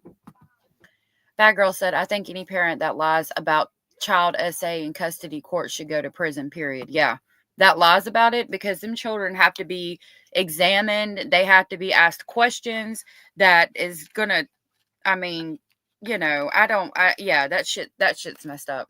That shit's messed up. To put that child through even just the questioning of it and know damn well that you're lying. If you're lying, if you know you're lying, yeah, it's messed up. If you think the child's being abused, then yeah, obviously say something. But if you know you're lying and just doing it to be a vindictive asshole, you're putting that child through being questioned and exams being done that they should not be going through.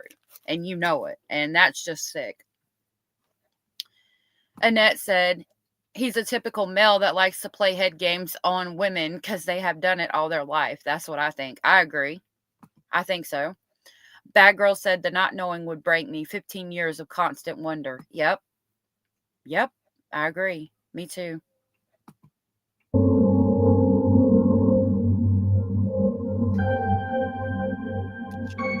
If you were going to dispose of someone that was a very good location. Every time I come here, it's an emotional time. It's very difficult because I just can't imagine what happened to these boys and what John may have done to them or done with them.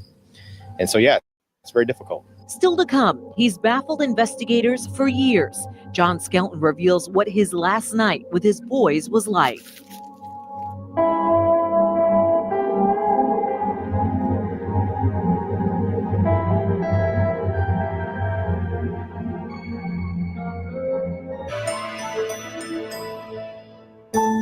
It is unnecessary trauma. Yep. Toxic.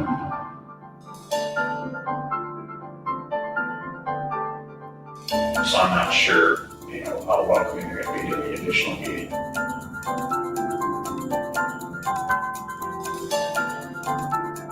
The thing that's most forefront in my mind, to be honest with you, is that they're just not found. Where are they? Why haven't we been able to find them? The child abduction cases, those haunt you. They stay with you the rest of your life. There's growing.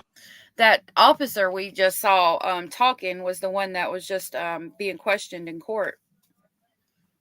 Larry Weeks. Anger at the boy's father, John Skelton, who says, Pointer Lover, good to see you. Pointer Lover said, I live in Michigan and this case is about an hour from me. Oh, wow. That's interesting. They're doing the probate court for the next 3 days, including today. Tanya's trying to have the boys declared deceased so that I don't know. I don't know if it's because the dad, John, is supposed to get out of prison this year, I believe in November. I don't know if they'll be able to charge him with murder if the boys are declared deceased or what's going on with that. But I know that she's definitely trying to have them declared deceased. Thank you for being here, Pointer Lover. He gave the boys to a mystery woman he has an internet relationship with. There was information we developed very quickly that gave us the indication that that was not a factual story. So, when we made that connection that story was most likely false, and that's the information was given to us, it really gave us. And we know that it was false because they just testified in court before they went on lunch break that he was the one who made the account. Webs of Deceit Untangled said, if she's a convicted SO, I don't understand how either of the parents were allowed to have custody of the kids. That's a good point, and I've thought about that as well. That is to be fair, and we want to be fair across the board. If she is a convicted sex offender, it is questionable how she got custody of the kids. And I guess that's why he was pissed off. Like, one of the things that pissed him off, and he's obviously unhinged, so it is questionable. I will give you that. I don't think that Tanya was hurting her boys, but you're absolutely right about that. Pointer Lover said all these years and they've never been found. Yep, 15 years. 15 years. Becky said, I don't think she's been convicted. The dad made these claims. I think she was convicted of the 3rd or 4th degree sexual assault. I think we saw that in the beginning. Give us real concern. The father's story and the holes in that story just really concerns me. His changing of the facts of what happened. They took the initiative to contact the state police operations center and initiate the Amber Alert. And I remember that call very specifically in my mind. Tell me about that call. When I spoke to the lieutenant at the operations center, he goes, well, I don't think you know what's going to happen when I make this notification. I remember him saying that specifically. And no truer words have ever been spoken, because I could never have fathomed what would unfold in the next several hours. Local, state, and federal law enforcement agents have been combing through the rural area. And it was at that point when the FBI and state police and supporting agencies started to arrive, and then we certainly ramped up the investigation immensely from that point forward.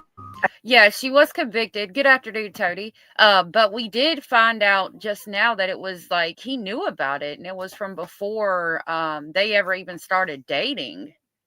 So I wonder if maybe the time period, like it being so old, is why maybe she was given custody, because they knew that the kids would have been better off with her anyway, considering his, I'm sure that it was evident that he was off his rocker a little bit. Hey, Indy girl, good to see you. I mean, it was like Morency had been taken over. Yeah, for such a small community to have so many law enforcement and public safety personnel and the volunteers, it was, significantly increased its percentage of population. All of a sudden, you're invaded by the Michigan State Police and the FBI. And, that certainly is an overwhelming thing to have. It's like almost like the makeup of the town just overnight, like just changed. It just kind of like, it was like everyone took over. It's like, it's almost like the population doubled. In a 12-hour period. Since we can last pinpoint the boys in the backyard on Thursday afternoon, and that we know that the vehicle wasn't at the home at a period of time there, we certainly would want any leads that we could gather. I felt like we were going to find them. I felt like we were getting to the point where either John was going to disclose to us where they were at, or with the enormous searching that was taking place, that we would turn them on. We were trying to locate them as quickly as possible. And as the days wore on, it got more and more difficult. And then the varying stories that we received from John over time just made me believe that, it was clearly he was not going to, at that time, disclose, where the boys were at.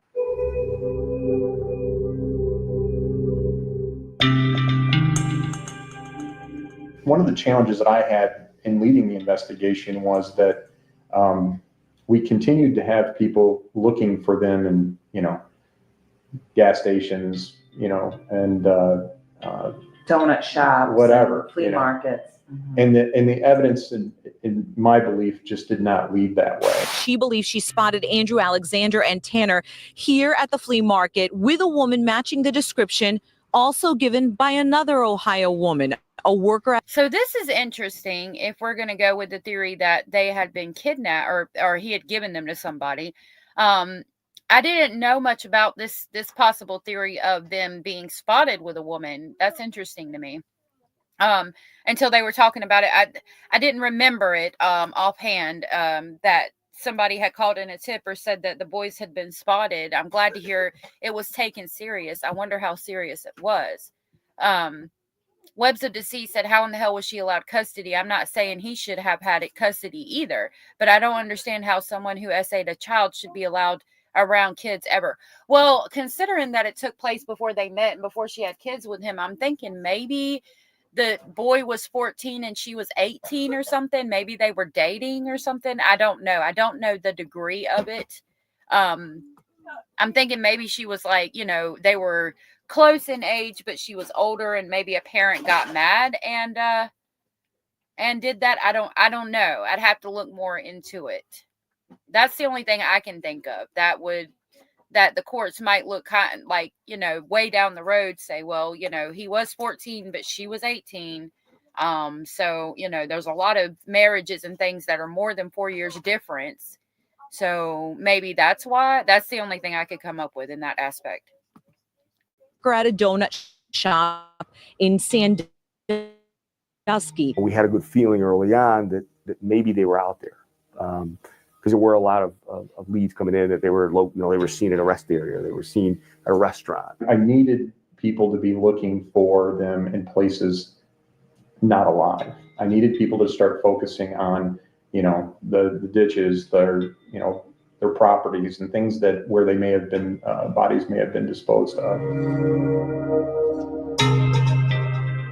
I remember going, into Ohio, and there was, Dum it Dum looked like an Mateo. old abandoned school or something. And it was one of the Have a creepiest cup. things that I've ever seen. But I remember in the middle of the night, just, searching this place, this abandoned, and there were people living in it. Thank you. And I remember opening a door and these people were in there living in this place. It was kind of spooky. But if you were going to dispose of someone, that was a very good location.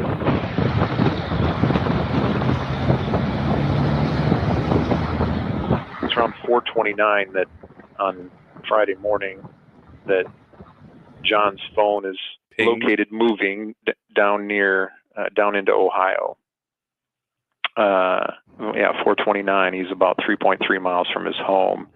And then again at 5 a.m., he's near Holiday City, Pioneer, Ohio, with the phone. And now this was which day exactly? Because Thursday was Thanksgiving. Correct. Yes, this was very early morning hours of what would be referred to as Black Friday.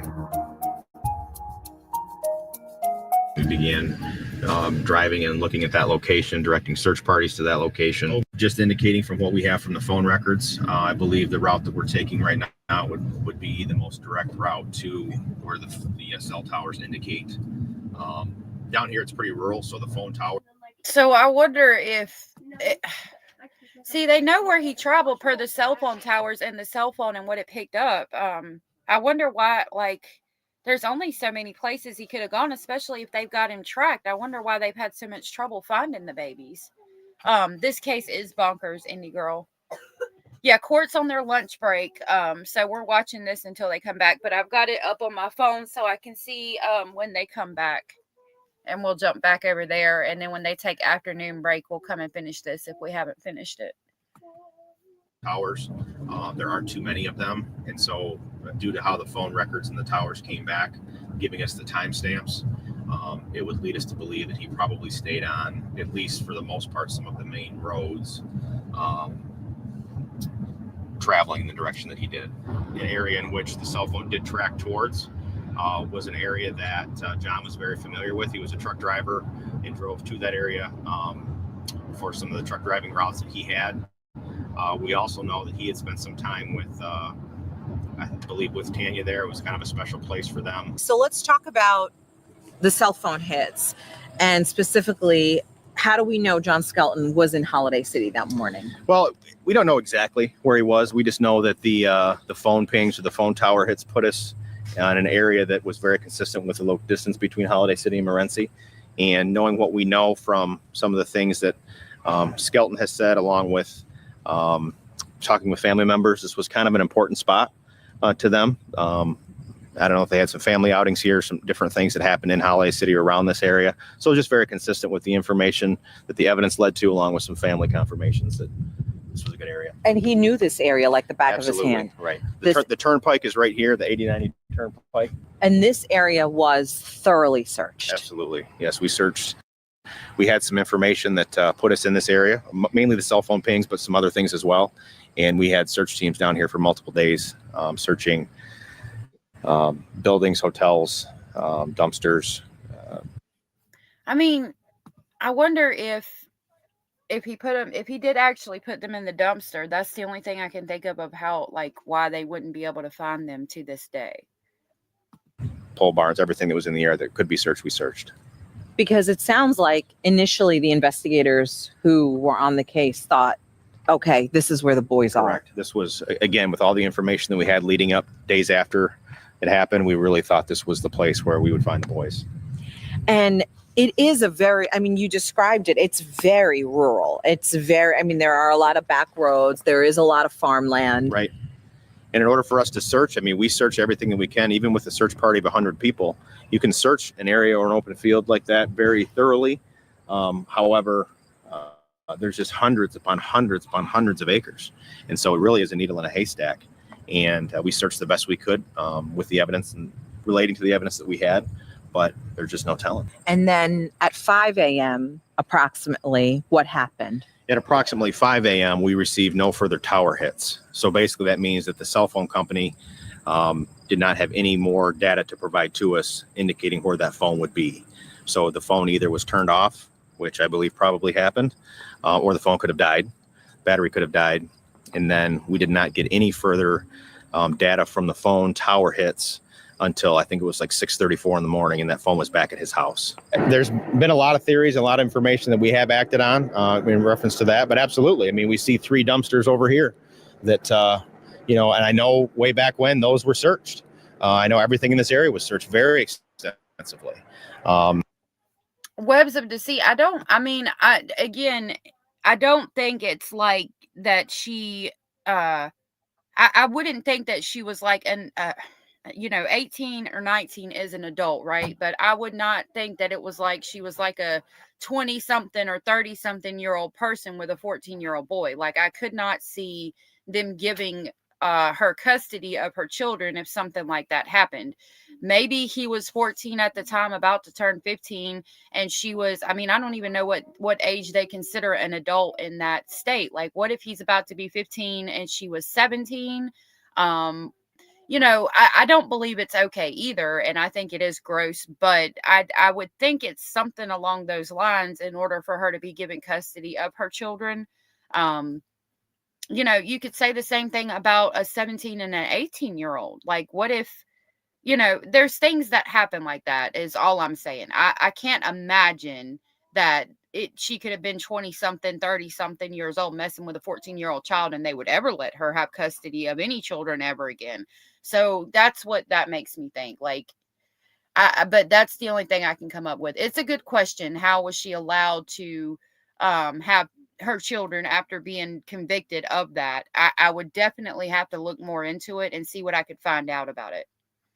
I don't know how old she is now. She's had several children and about to be a grandmother. And I don't know that, I think she was put on the registry, but I'm not sure. It's not to say that this was the exact area, but given everything else that we know, this could very well be, where the boys would have been at 5 o'clock in the morning. We just have the evidence. We just have the tower hits. We just have the mind of John Skelton. So with him turning the phone off, that's why they don't know. Lord only knows where he went after he turned the phone off. Like, he could have turned back around and went back, I don't know, towards the house. And then, there's a number of directions he could have went when he turned the phone off. And they could be in any of those places. And what we know about him. And unfortunately, it leads us to a place like this where we're talking about dumpsters and talking about landfills. Tanya and I have had we've had a lot of discussion throughout the last few years, a lot of heart-to-heart conversations. And she knows that as time goes by, that statistically, it does not look good to find the boys alive.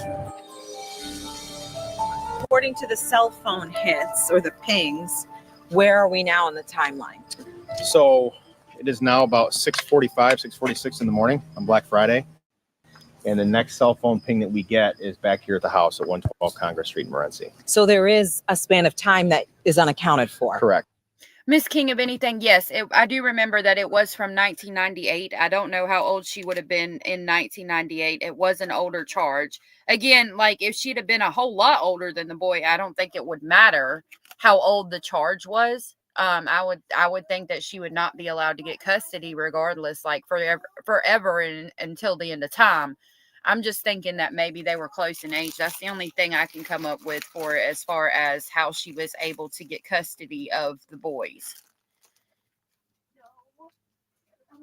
Age of consent is 16 in Michigan. Okay. But for her to be charged as an adult, she had to be 18, and I think he was 14, which is still bad, but it's not as bad as like 20, 30-year-old with a 14-year-old. You know what I mean? Correct. The last tower record hit that we have was in the area of Holiday City at about around 5 a.m. And now we have about an hour and 45 minutes that have elapsed before the phone hits here. For about a half-hour drive, right? Correct. So, right. Yeah, there's about a 30-minute drive back from that area to here. So that we have a span of 30 to 45 minutes to where we have no idea. What do you think went on in this house on that Friday? After he came back from wherever he was at 6:45 in the morning, and we know his cell phone was turned back on, Right. or came back within range, right? Right. Well, we know that he was active on his phone, sending some text messages and some emails. We know that he had to have packaged up some type of belongings because he then took those to a family member's house that didn't live too far away from here. His own belongings? Correct. And said he wanted someone else in the family to get those because he didn't expect to be around or to be. It was very elusive in his comments to the family, but just said. Miss King of Anything said the boy was working on her property. Yep, we read that earlier. From what I remember, yep, that was what was said. So I don't think she was 18-ish. I think it said that it worked for her. Actually, I think they said that worked for her and her husband. So, I mean, unless she got married at 18, but yeah, I don't know. It's definitely a good question. I'd have to look more into it. Because it is weird that she was given full custody considering that charge. I can definitely agree with that. Oh, Becky P, I'm sorry. I don't remember that. I don't know what I corrected, but yeah, you're welcome. Said he wanted so-and-so to get his clothing. So he gave away his clothes? He gave away some of his belongings, I'll say. Some of his belongings. That day? That day.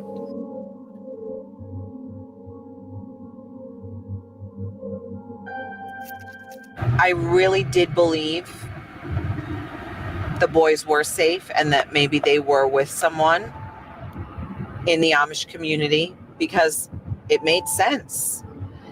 And now I just don't know. And later, the one man who can unlock the mystery opens up for the first time in 6 years.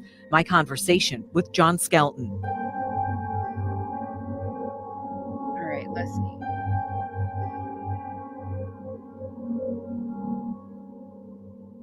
Well, they corrected that.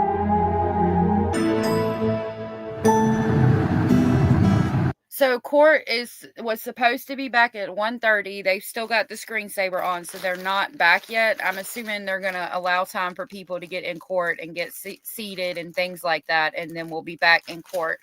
And I'll keep this where it's at and come back to it.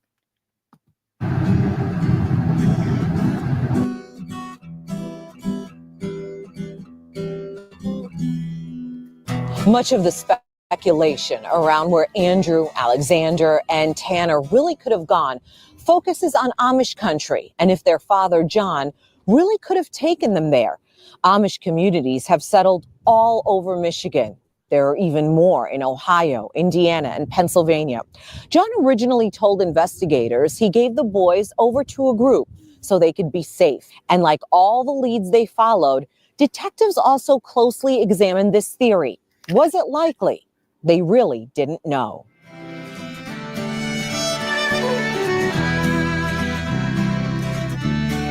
What are we going to ask the Amish? So, I wonder, could the boys really be out here? Would someone in the Amish community who has no access to newspapers, TV, would they really care for 3 boys as their own and keep them under wraps? I mean, is that even possible? Do you remember 7 years ago, the boys from Morenci that went missing? Oh yeah, small ones. If someone brought children here, would the Amish community, would they take them in? It could be, yeah. The Amish might care for children who were dropped off, but they'd know these children. They'd know they were the missing boys from Morenci. I think they would probably call the police or someone. So John Skelton's story about dropping the boys off was starting to sound even more far-fetched than ever. But this was just one person's opinion. We read a lot of papers, yeah, as far as we know what's going on. We stopped off at a farm just off a main road. We meet Jason, who's open and inviting. My mom told me you can go and look at the house. You want to? Sure, if she's willing Absolutely. to. Jason tells us his father built this home, and his family has lived here their entire lives. Hi, hello. We're greeted by Jason's family. They show us around their home. They show us their newspaper, the budget, and we start talking about the Skelton case. I love Amish community. Like, I love when people go there and, like, you know, show what it looks like and things like that. Hey, Rachel, good to see you. Good to see y'all coming in. It's Sugar Creek. It's called Sugar Creek. Oh, that's interesting. I love looking at Amish communities. I would love to live like that. I'm not even lying. Like, I would be in heaven. How probable was it the Amish would take these boys in? And I don't think that anyone would do that.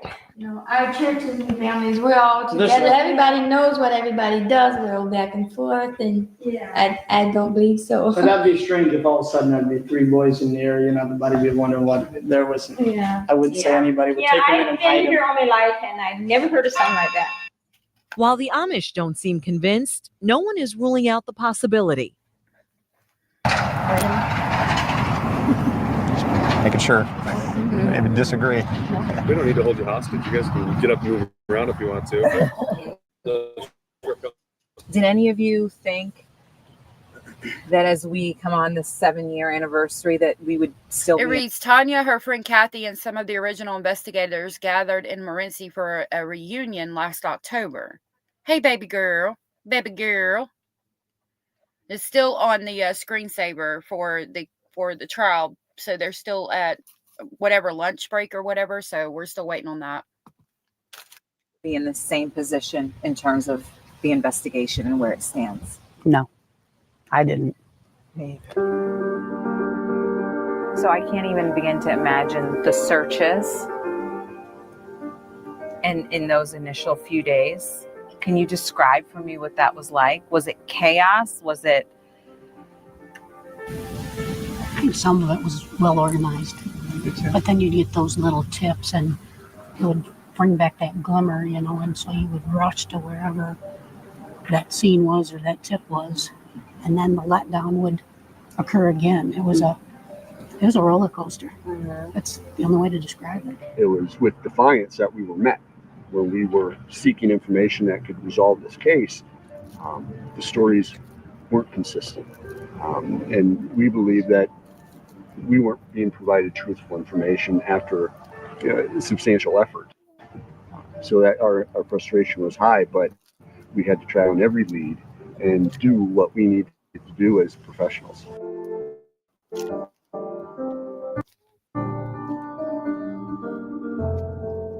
I mean, I can speak for myself, man. I still have hope. I've seen this interview, and I remember when they did that little memorial for them. Oh my goodness. So that's interesting, Alex, and I'm sorry that your daughter ever had to deal with that. That's horrible, and I'm so sorry. Cara said, I don't understand some of these interviewers. WTF kind of question is that? Yeah. They ask things that irritate me too sometimes. Cara said, your child is missing. Can you tell me what you're feeling? Well, I'm kind of a freaking mess. Yeah, right. I agree. Crackerjack said, what's the safest place to go? Where is the safest place to go in an earthquake? That's a good question. I mean, that hope hasn't gone away. Certainly, I've stated before what I believe the outcome to be, but it doesn't mean I don't still have hope. We all want hope for the best outcome. And I think the hope, I don't know that it's, at this point, 7 years is the hope, a positive outcome. It's a hope for resolution. So it's hard to imagine them hurting for me. It was so hard to watch Tanya. She just kind of curled up and she didn't want to talk and she cried and she had headaches and she got sick. And I'm thinking, how is she even existing? You know, how can she do anything? And she was strong enough inside, I think, and I am proud of her for her advancing as she has. I don't know if I could have done all that. You know, when you have the boys this young. Yeah, I'm glad that she was able to advance over time as well. Poor woman. I mean, that man just took everything from her. Everything. I mean, she has suffered so much. We're going to finish that documentary when they go. We'll look at it again when they go on their next break. They are back at court now. Parties and participants for the afternoon portion of today's hearing. Mr. Castleberry. Your Honor, we call Jeremy Brewer. Jeremy Brewer. Google says a bathroom anywhere away from Do windows. you swear or affirm to tell the truth, the whole truth, and nothing but the truth, so help you God? I do. Just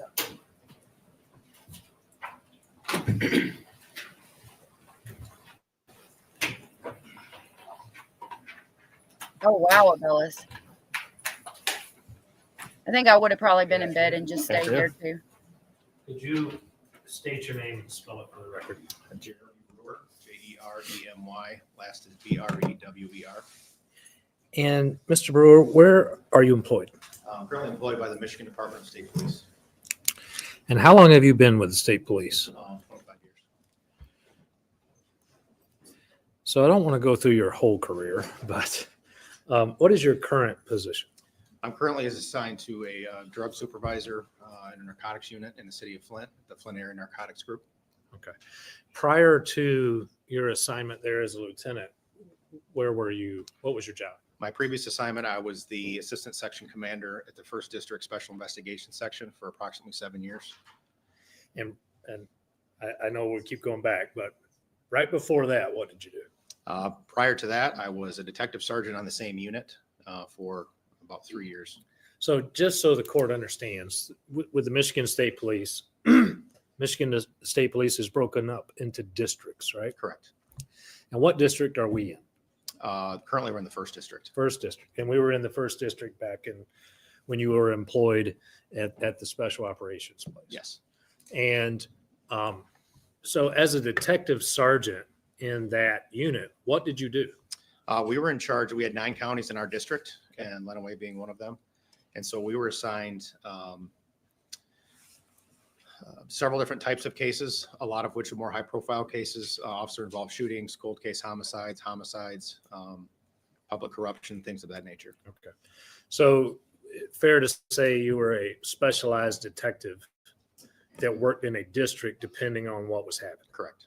So would you also provide support to local units? Yes. Including local state police posts? Absolutely, yes. And at some point, you were assigned the Skelton case. Correct. Do you remember when that was? I was in the late fall of 2013. So when you were assigned to this case, to the Skelton case, I can imagine a bunch of files were turned over to you. Correct. Could you describe that? Sure. Once Chief Weeks and the Morenci Police Department decided to turn this officially over to the state police, we set up a date and time for them to officially turn over all items of evidence and property to us, including all case files, evidentiary items. And so we set up a date and time to pick that up, and then that was transferred over to my office in Lansing, and it was at that time that I started to digest and get into the case. Okay. How many files? Any idea? I mean, voluminous, thousands and thousands of documentation. Again, upwards of maybe 100 pieces of property, approximately. And then we also had things such as prison correspondence and prison phone call databases and tips. I mean, there were dozens and dozens of boxes of paperwork. Okay. Your Honor, may I approach the witness? Yeah, because you know that he's talking. He's going to talk up a storm and not stop because he's getting attention, and that's what he wants. Yes, sir. Web to the Deceit said Google says it was consensual sexual misconduct. I'm trying to find her age, but like I said, I still don't feel like she should be around kids. Just my opinion. No, I get it. 100%. I get it. I mean, like I said, I don't know, like even with that charge, I don't know of many people who would have been allowed custody of their children. But I mean, I don't know. It's a situation. I'll say that. I will have to look it up in a minute. I'm making some lunch for me and the children real quick.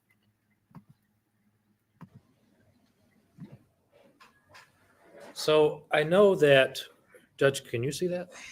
I can see it. It's just a little small. Judge, I have it on an 8.5 by 11. I can't read it.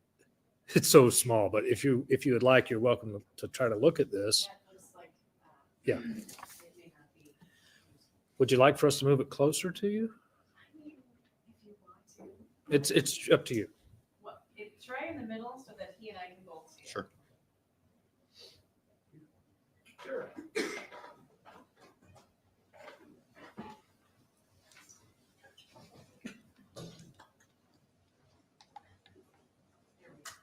Just make sure that you can see your witness.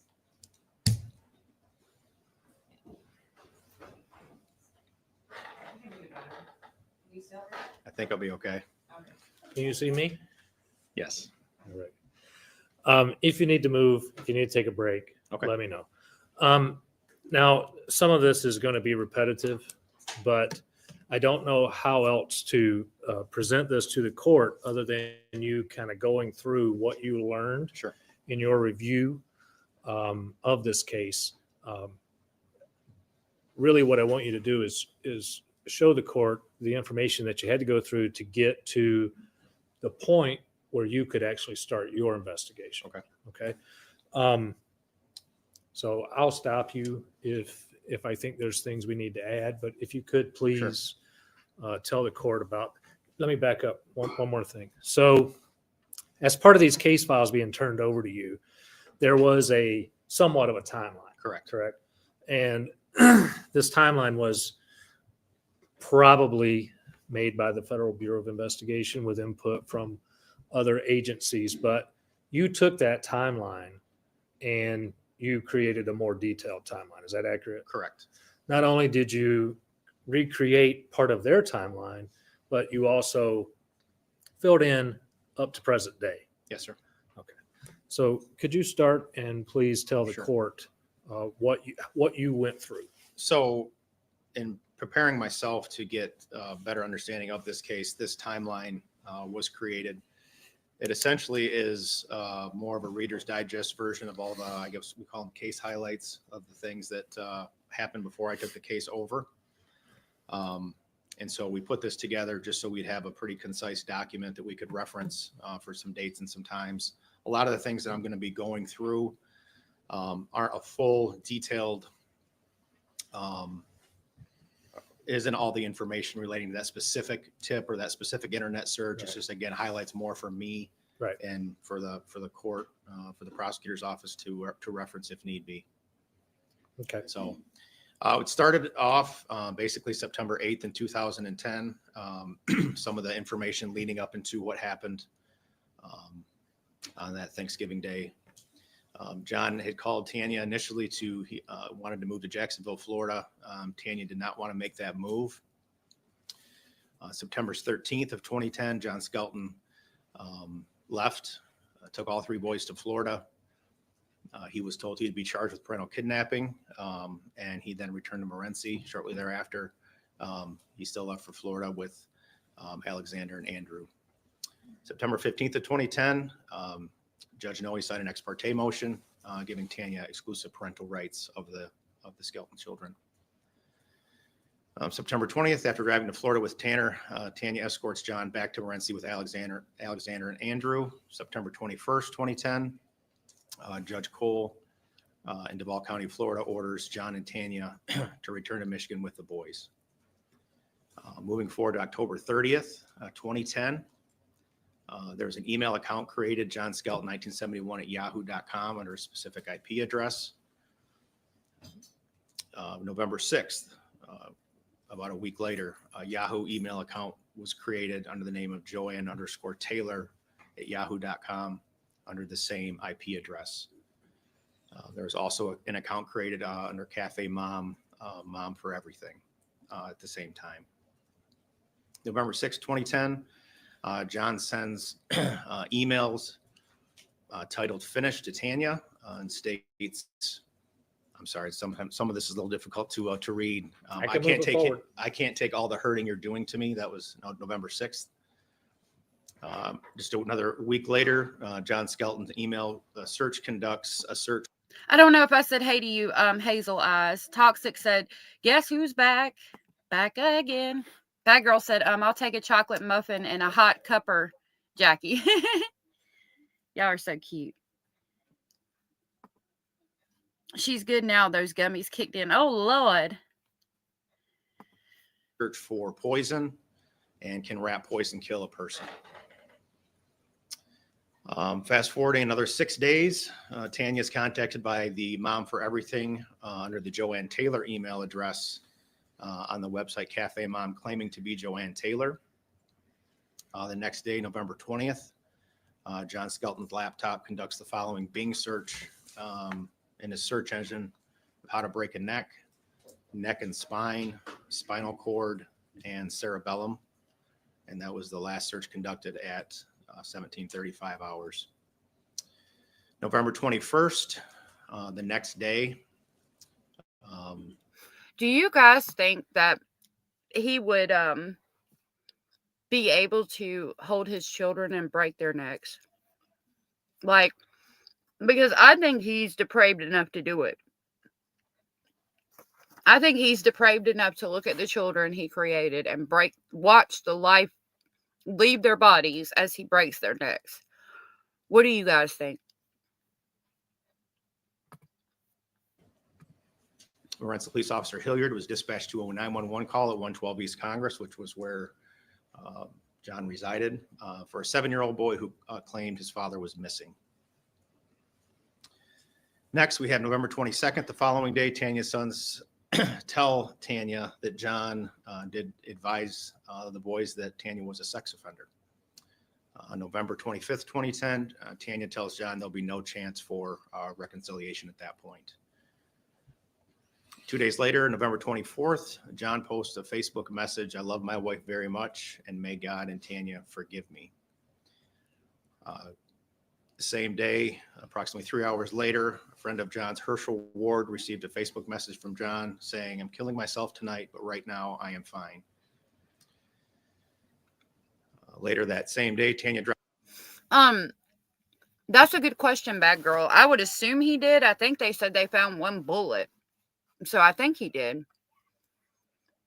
Yeah, I know it's a hard thing to think about, but I think you could. Pamela said, I believe he did the psychopath. He is a psychopath. Like,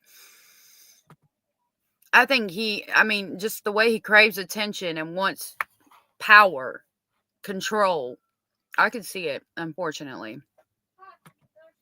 It drops the boys off at her parents. Tanya goes to clean a house. John is scheduled to pick up the boys at 3 o'clock. This is the last time Tanya sees her children, sees the boys. November 24th, 2010. Herschel Ward again receives a message from John, which reads, I was going to last week, but Tanya opened up and I was going to move back in. This weekend, the kids found out that Tanya was a sex offender and told her. Now Tanya thinks I told them to be hurtful and mean. She won't listen, and I can't take her silence again.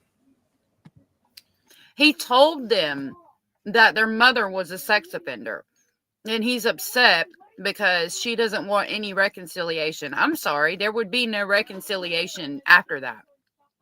Absolutely not. The next day, November 25th, cell phone analysis reflects John Skelton's target telephone remained in the geographic area consistent with his residence throughout the day. Same day, November 25th, Tanya spends Thanksgiving Day at her sister Tennille's house in Kunkel, Ohio. John's laptop did start using the internet November 25th between the hours. Toxic said the issue is simply he had to control the boys somehow. I believe the oldest would have fought to protect his younger brothers. I believe so too. Maybe that was the reason for the search for poisoning. Maybe he did it that way to control the situation in that aspect.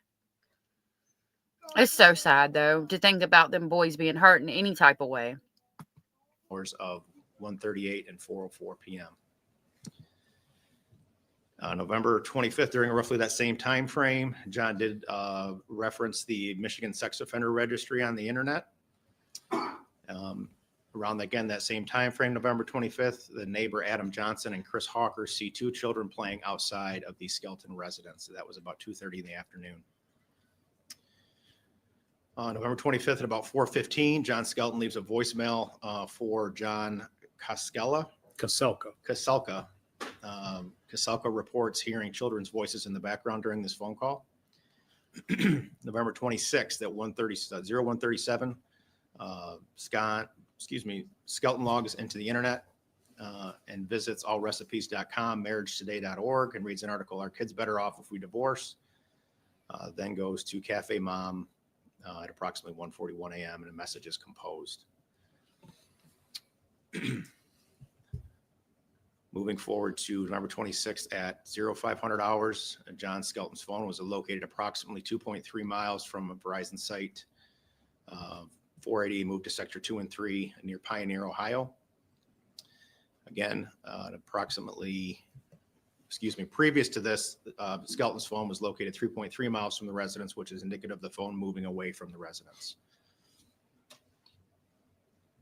At approximately 5 a.m. on November 26th, Christy Schaefer and George Zubers drove by the Skelton house to see if John was up for Black Friday shopping, and his vehicle was not there, which is odd because at that point, his vehicle would usually be there at that time of the morning. And then just a few moments later, there was another cell phone ping. The cell phone was targeted between 2.2 and 3.7 miles from the Verizon cell tower near the Lazy River campground, and that was marked as a significant landmark in the area at that time. Okay. Is there anything remarkable to you that you wanted to talk about with regard to this one first? No, this is just, again, showing kind of when I first got to the case, how I got to the point of getting myself prepared for what all had taken place during that previous 3 years. Okay. All right. And Mr. Castleberry, you can make him read all of them if you want to, but you can also stack them up over here. And if you give me a few minutes, I can get through them a little faster than Sure. he can read. Unless you want to read it, it's up to you. That's up to. We would rather you read them, Judge. Okay. I don't need. Do you want them read into the record? I guess is the real question. No. Okay. All right.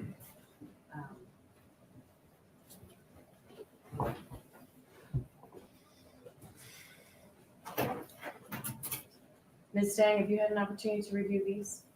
I have not. Oh, okay.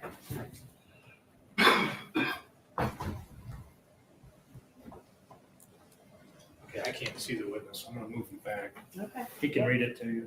Yeah, that's fine, especially if Ms. Stang needs to know what it says too.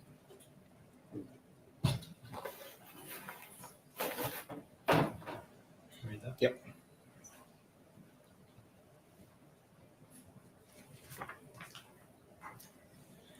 So, Mr. Brewer, or Lieutenant Brewer, you reviewed all these case files. You and the Michigan State Police compiled these timelines. Correct. We are going to allow the judge to read them on her own. Ms. Stang, you're welcome to read them as well. But essentially, what we have on these boards are what's been testified to in this trial thus far.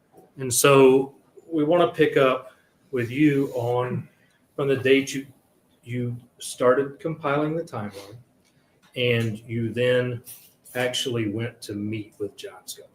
Okay. Can you tell us about that first interview? So it took me several months to get this timeline created, to get my bearings, for lack of a better term, and to understand. Hey, Michelle. Excuse me. This case is the Skelton boys. They went missing in 2010, 15 years ago. This is a probate court hearing for the next 3 days. The mother's trying to have them declared deceased. It's a crazy story. We have been covering it throughout the live today. So you could probably rewind a little bit and get a more understanding of the case. All the different nuances and facets of this investigation. Several months later, I believe it was in February, early 2014 is when I first sat down with John Skelton, introduced myself to him, and explained that the Michigan State Police would now be the lead investigative agency moving forward in this case.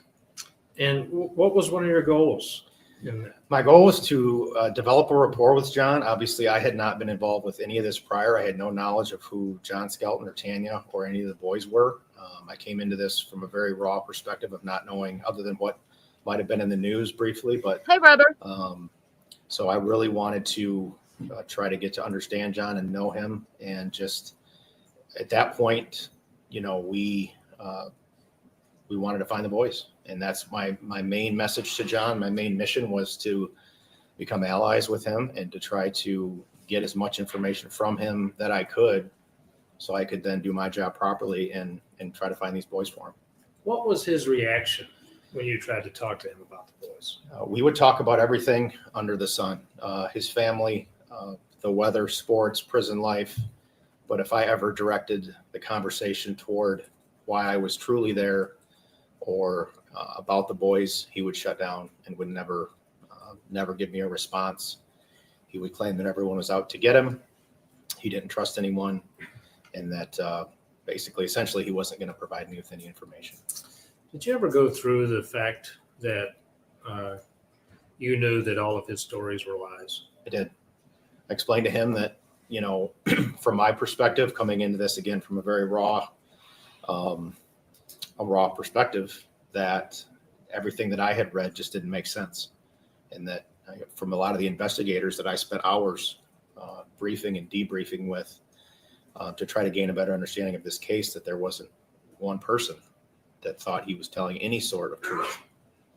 And again, when I would ever confront him with anything that would make him feel uncomfortable, he would just shut down. I would explain to him time and time again that if his boys were out there, they could be in danger. He gave them truly to a group that were strangers, that he has no idea what they could be going through, and that I was not here to try to keep Skelton in prison, keep John in prison, but to find the boys. And no matter how much I would plead with him or do my best to explain to him that I was not his enemy, I was an ally for him, he still I don't know why it just got low. would not shed any light as to what happened. Now, part of this getting ready for these interviews, you interviewed Tanya. Correct. I spent a lot of time with Tanya. A lot of time with Tanya. You also interviewed John's family. Is that right? Yes. Who all did you interview? So at the time, his family lives in Jacksonville. At the time, his father, John, Sr., Jacksonville, Florida. Jacksonville, Florida. Yes, sir. He's now deceased, but at the time he was alive. So it was his father, his mother Roxanne, and his sister Lucinda were his three main family members in Jacksonville. They all lived in the same vicinity. So I did go there and speak to them on numerous occasions to try to get some insight as to, what they thought happened, any information they would be willing to share, try to find out more about John's past, and maybe leading up to this, things that would be helpful. So yes, we spent a lot of time with them as well. So it wasn't just one trip. No, multiple. Multiple trips over a 10-year period, Yes, 10, 12-year period? Yes, sir. So it's fair to say you got to know his family fairly well. Very well. What did you ever learn from them? My sense was that, number one, I don't believe they had any knowledge of what John did.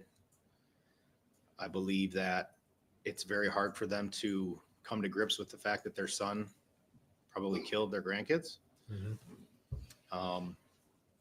I believe that they knew and they know that he did something horrible.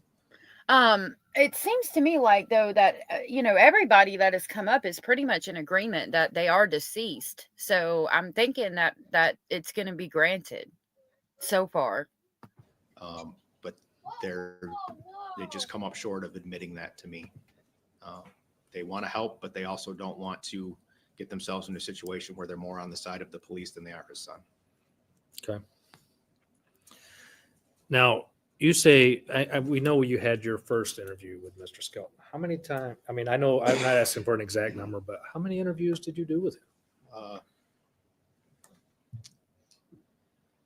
At minimum, half a dozen. There were times when we would correspond through, electronic things. If there was something I was following up with him quickly and I couldn't make the trip to the prison was, a good distance away from my current, my work site at the time. But there was contact with John dozens of times over the course of this, and now we're into the 12th year of me being involved. Okay.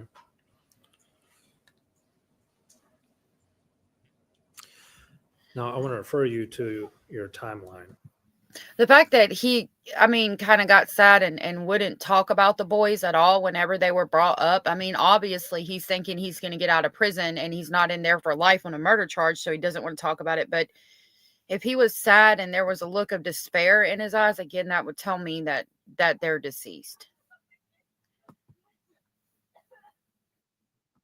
Could you go through your timeline of, now this is 2013 Correct. forward. So along with a lot of the investigative police reports that I obtained from this, there were also boxes and boxes of paper copy tips and leads that had come in. At the time, the FBI had a tip system electronically. I believe it was called Rapid Start. That also then transformed itself into another system. So there was also electronic copies of a lot of the duplicate tips. Typically, when you get a tip that comes in, it's a carbon charge copy. Whoever is the intake person of that tip would then take the tip on paper, give the investigator the carbon charge. They would then investigate that. When that tip was closed out, they'd marry the two forms up together, give it back to me, and then that tip would be closed. Okay. So it was a very monumental task to cross-reference both the electronic database along with the dozens of boxes of tips to find out what had been closed, what was still open. And so that took, in effect, several years to work through. We had several of us that were looking at those. Anything that looked like it had some investigative meat to it, they would give that to me, and we determine if we needed to send people out for that. And so that was, honestly, it took a very, very long time to work through that methodically. And we did that, but it took a very long time. Okay. And do you believe you tracked down any absolutely tip that could have meant had, anything? An investigative lead that looked even remotely legitimate, even to the point where we would get calls from, various psychics and mediums, things that sometimes were out there a little bit. Other times there was information relayed that seemed a little bit more specific. And for me to then allocate resources, whether it be an aviation unit, a dive team, a cadaver dog, state police has been excellent with giving me all the resources I would need, but I'd have to make the determination, is it worth, a lot of resources, time and money and all these things to put a group of people out investigating this tip. And if there was anything that was remotely legitimate, we would do that. Okay. And unfortunately, to this day, we've never found the boys. So in all these tips that you investigated, and I assume we're talking hundreds, if not thousands. Is that right?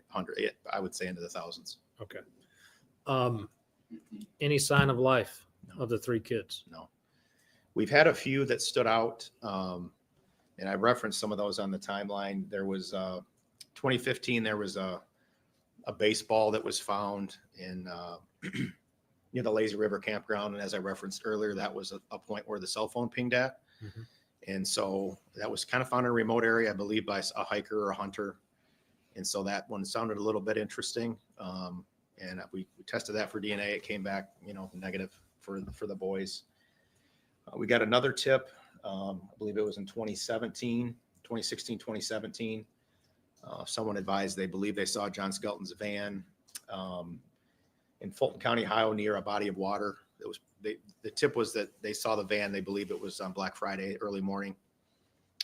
Not much to go on, but again, we saw it through. At that point, we had contacted Fulton County. They were very gracious and allowed the Michigan State Police Underwater Recovery Unit, the Marine Dive Team, to come in, and we spent a full day there, all of our dive team members diving and dragging that pond for hours. And that led to nothing, essentially. So we had things such as that would come up if there was something that in the hot zone, we call it, from that Morenci to Lazy River, Kunkel, Pioneer, anything in that zone that came in around that time frame, we would investigate fully. Now, there came a time where there were So it sounds like there's been an extensive search, but it's like, it's just, I guess it's just hard for me to believe that anybody could get away with homicide, especially for this long. I mean, we didn't have the technology back then that we have today, but we did have enough that I would think you still couldn't get away with it. But then to be fair, for me, it's a big issue that Summer Wells and Sebastian Rogers haven't been found with the technology we have today. Like, you can tell me the location of jihadist, or, you know, I don't know if that's the correct term, but you can tell me the location of people that are hiding in the mountains of Iraq, but you can't tell me where a child went missing. Like, a child, not a criminal mastermind, not a, you know, religious leader, but a child went missing in the night with cameras and all of the things we have today. And you can't tell me where they are a year later, 5 or 6 years later. I can't remember how long it's been for Summer Wells. Summer Wells, I could even understand a little bit more because it's more of a rural area where there's not a lot of cameras. But Sebastian Rogers, like, why has it been a year and the FBI can't tell me anything? Children being trafficked and things, you guys see, which I need to update my missing children's video. Definitely, I'm gonna have to do that this afternoon or something. But how can we not find these children? I'll never understand. Some bones. Correct. Discovered in, I believe, was it Montana? Yes. In 2018, we had received some information that there was a Right, bad girl. residence in Montana. I believe they had conducted some type of search warrant. The local authorities had done it out there. And there was a box of bones that was found in an outdoor outbuilding, like a garage or a shed. The initial finding from, it wasn't an anthropologist, but it was someone with a little bit of expertise into human bones, had advised that there were 3 distinct individuals that were identified in this box of bones, and they all appear to be under the age of 10 years old, I believe. And so once that information started hitting law enforcement channels, it made its way to me pretty quickly, because obviously we had 3 missing boys under that age. And we had immediately contacted local authorities to go out there and try to get ourselves into this. Again, they were very gracious to allow us to become part of their investigation. We conducted some interviews with neighbors and with some of the folks involved in that community. In the meantime, those bones were then, I believe, sent to University of North Texas, which houses the DNA database, and the true experts are there. And then over the course of I believe it was a couple of months. So we had been investigating this while the bones were being examined, assuming that maybe these were the boys, and let's go all in. Right. We received information within a couple of months that these bones are actually determined to be prehistoric, which is they consider prehistoric anything over 100 years old. And so at that point, we were able to close this tip out because obviously they were not our boys. In 2018, did you also have a chance to have a talk with John Skelton about an individual by the name of Mose Gingrich? Yes. This interview with John was probably the most significant interaction I had had with him in the 5 years prior, leading up to this with my involvement. I had an interview scheduled with John at the prison. I believe the previous interviews before that, he had, the only time he had mentioned the boys and with Tanya is that he wasn't going to, again, talk to me about it because his boys were never going to be safe if they were going to come back to Tanya. And so I had talked to him and advising him that if we could make arrangements for maybe his parents to have the boys, or, you know, this court system, however that would work, you know, would that lead him to giving us some information? Again, he didn't really respond with much. He kind of shut down once I actually offered him some solutions and some help with that small piece of information.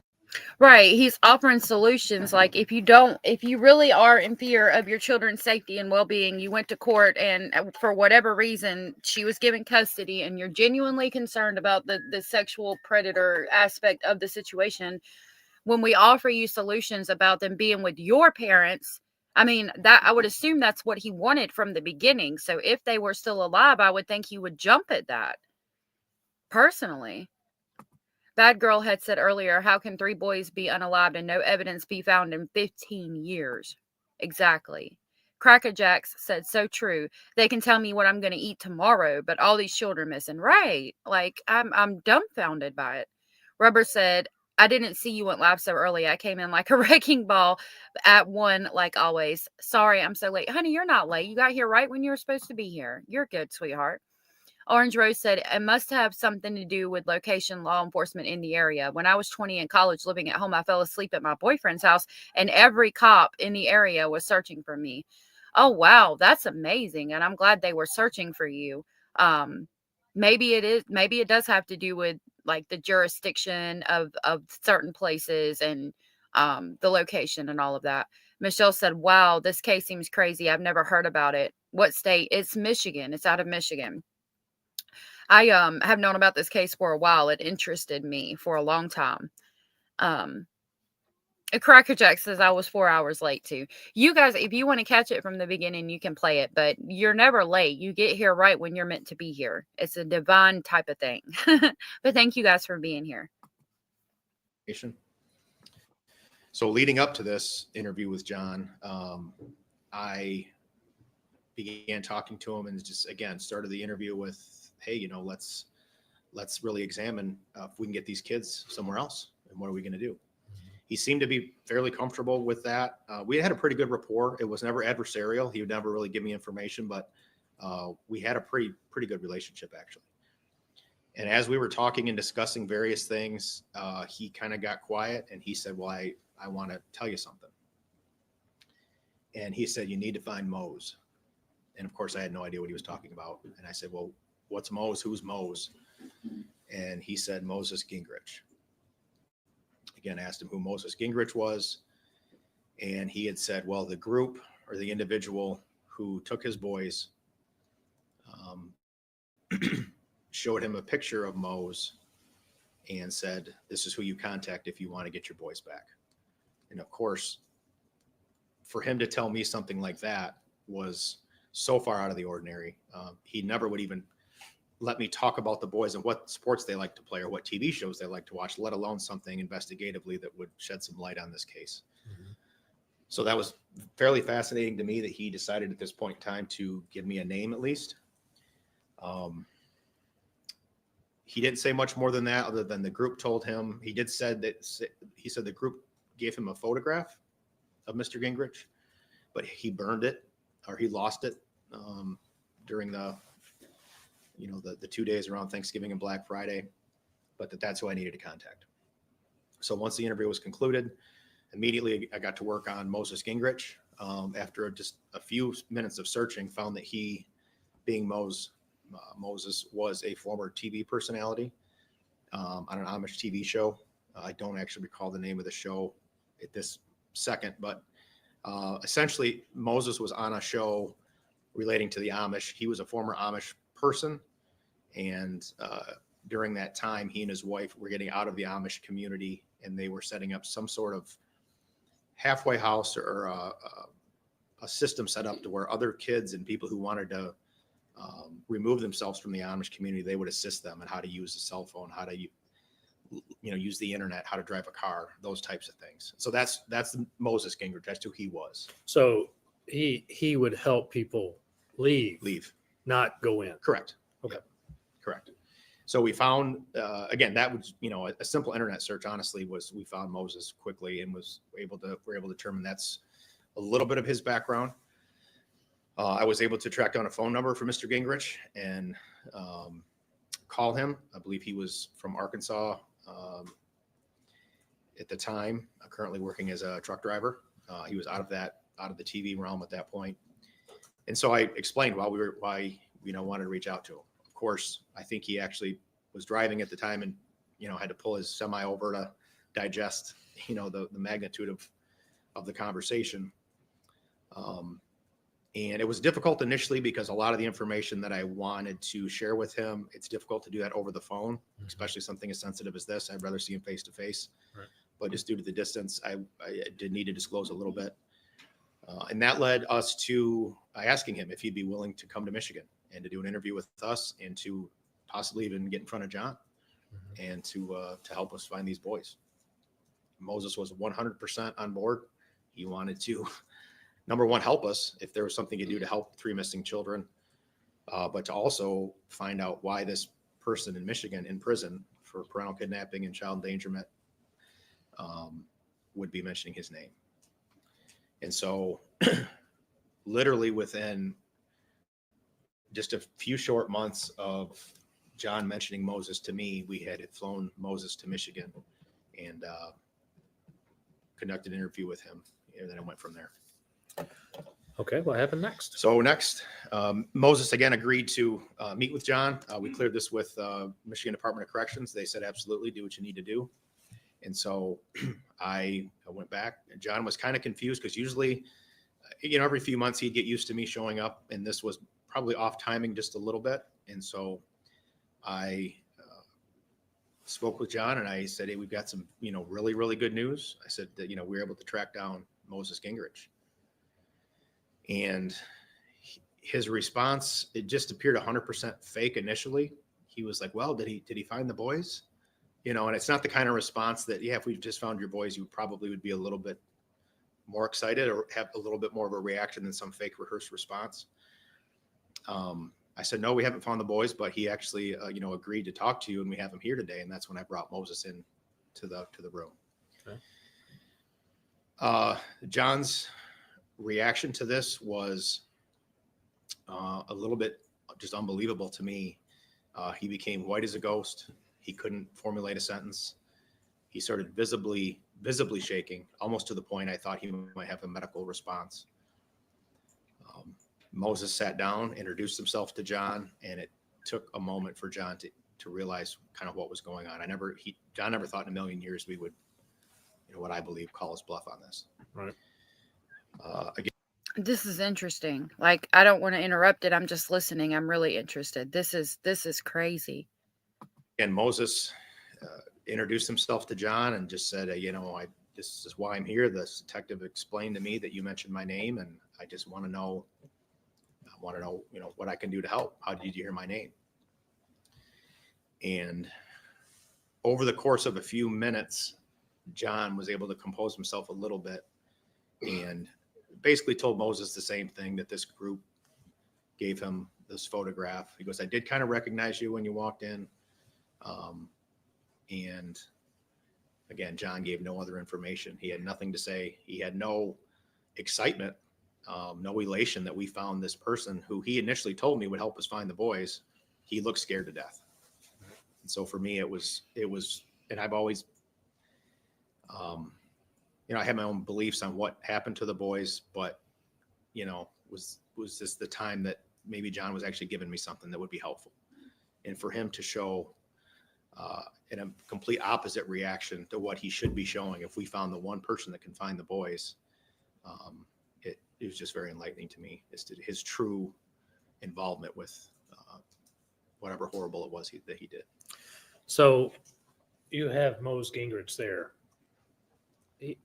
He asked any questions about where the boys are to Moses? No, I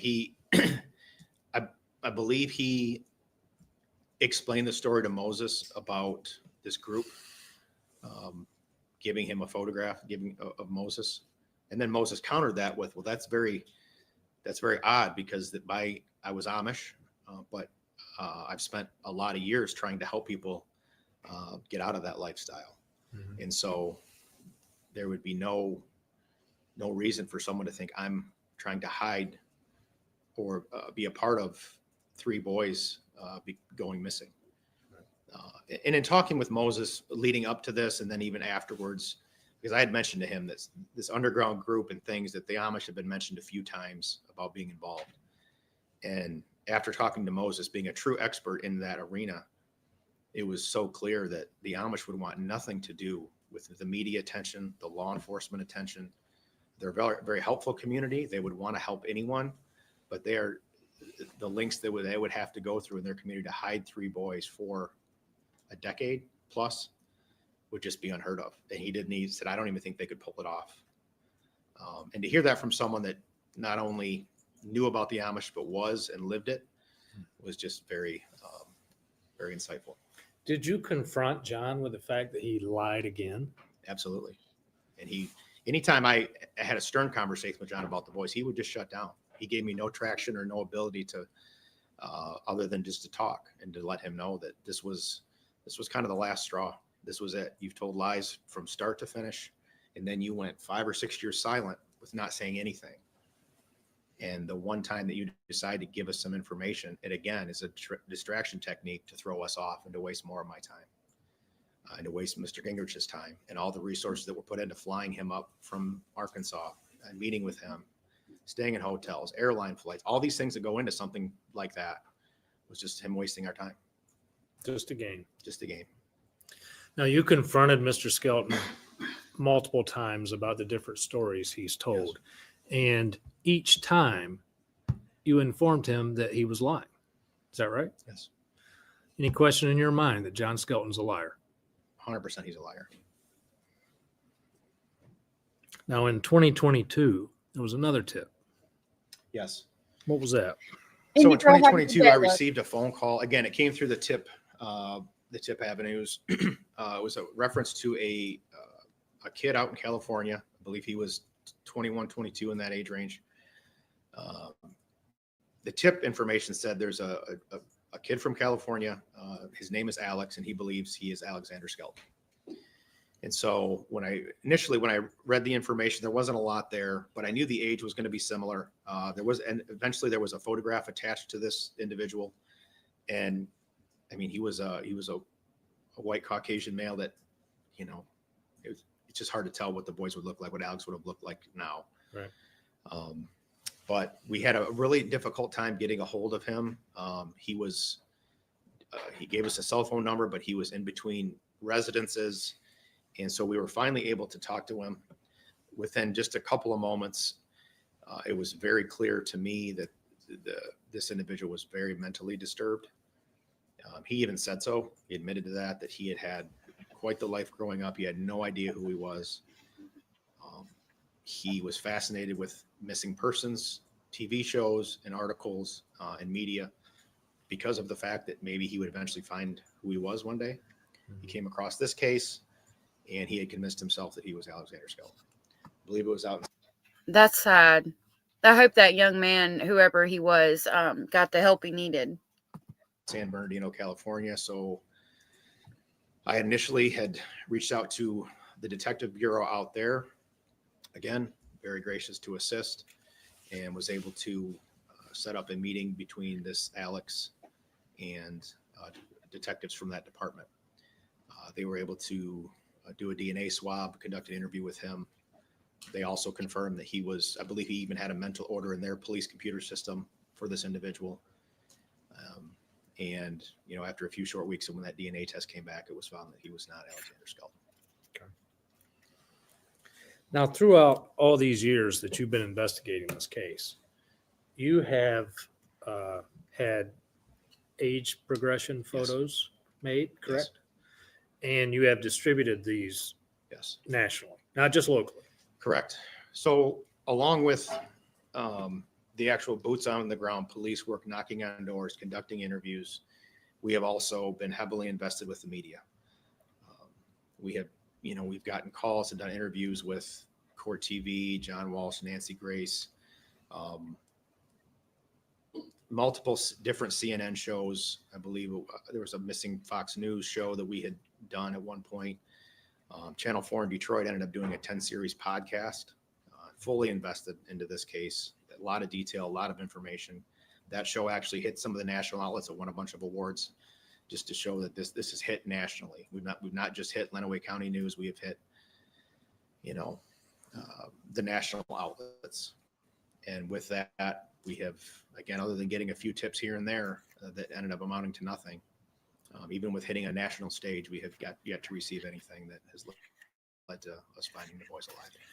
In those media investigations that were taking place, there was also one that included the Amish, wasn't it? I believe so. And nothing. No. Again, the Amish, the few times we've contacted them, they have not enjoyed talking to us. It's just not in their wheelhouse to do so. It's not part of their belief system. And there's never been one person in the Amish community or that have connections into the Amish community that can get us into those resources that have even giving us any hint that this would be something that they would do.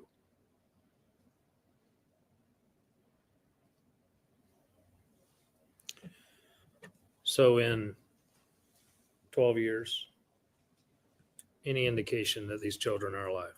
No, they're not alive. Is there any doubt in your mind that John Skelton killed these 3 children? No doubt whatsoever. And is there any doubt in your mind that they were killed on or about November 26, 2010? No doubt in my mind. And this is a person who has talked to him several times over the years, who has went and searched these leads and done a lot in this case. And if he says there is no doubt in my mind that he committed homicide on them, I'm apt to believe it. One thing, because we didn't go through the timeline, I would like to mark it and enter it as an exhibit. Would we call it Petitioner's Exhibit 1? Sure. So there's 4 total? Yes. Any objections? No objections. Very well. We'll receive all 4 as Exhibit 1. And I would ask that it be published to the court. No further questions? I'll read later. That's fine. No further questions, Your Honor.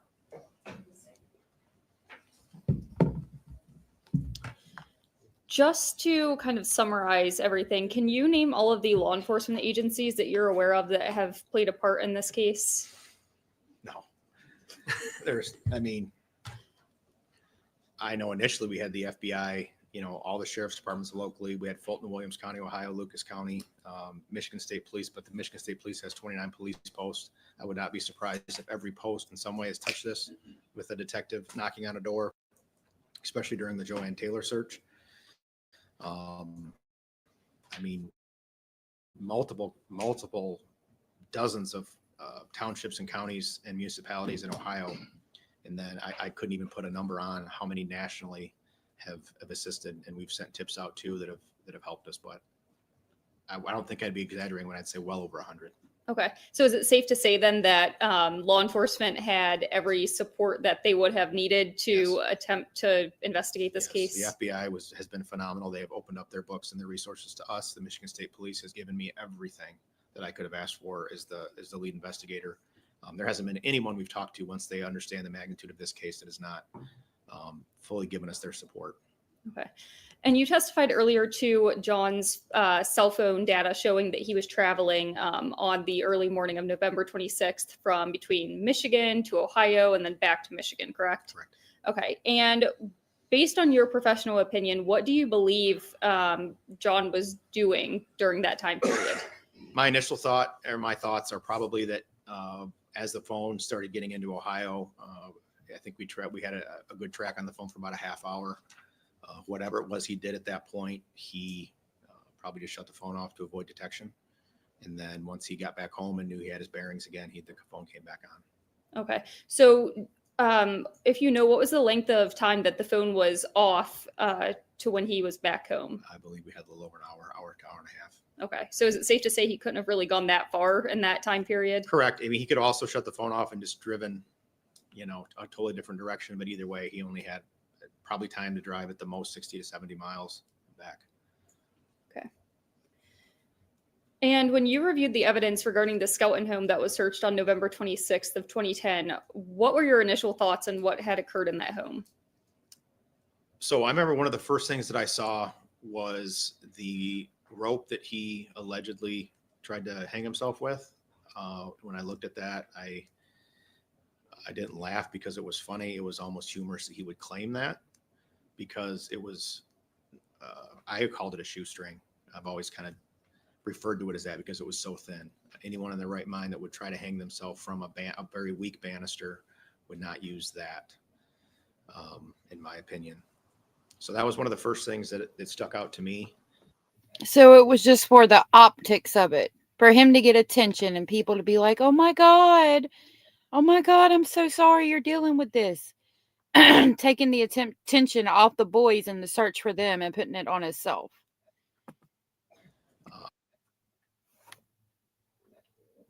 Roberta said, wow. And Anders said, how many brothers were there? There were 3 brothers, Anders. Also thought it was very curious about all the different tie straps and tie downs that were cut.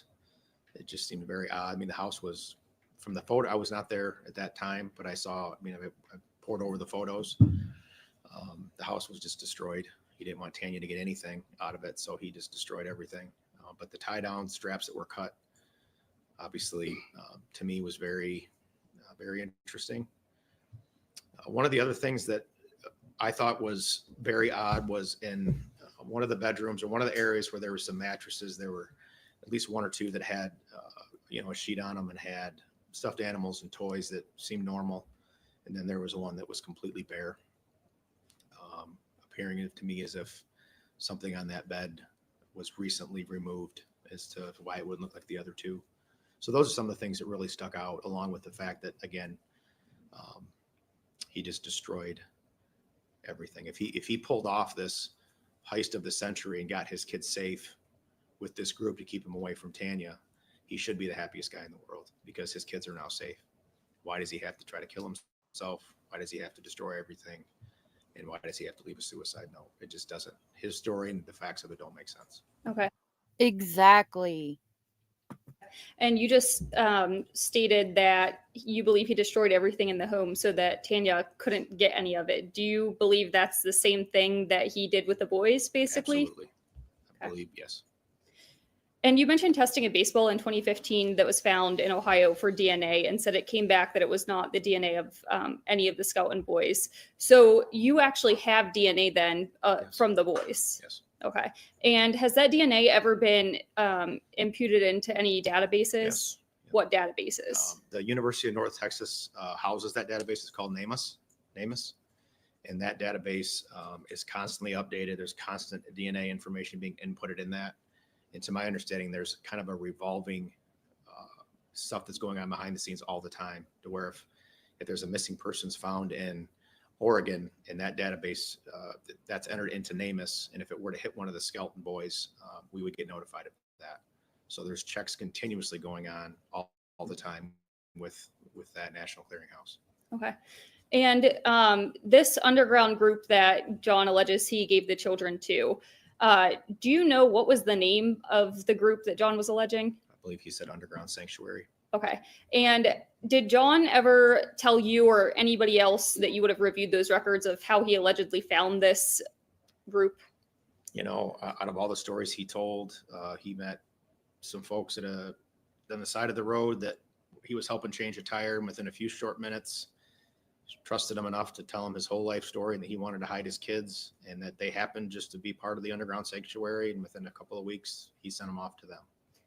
Were there any ever statements made with regards to any business cards being given to him or anything like that? There was some secret envelopes and secret numbers that John allegedly was given, that he even said something along the lines of, at some point he could connect these numbers to different newspaper articles that would come out that would then have some type of code that he would understand of where to find the boys. It was just way out there. It didn't make any sense. And he had indicated that either he had burned those secret envelopes or that the police took them during the search warrant. And to my knowledge, there was none of that secret numbers envelopes were ever found when we obtained the property of the evidence. Okay. And aside from this case, have you ever investigated any other potential homicide cases? Yes. Okay.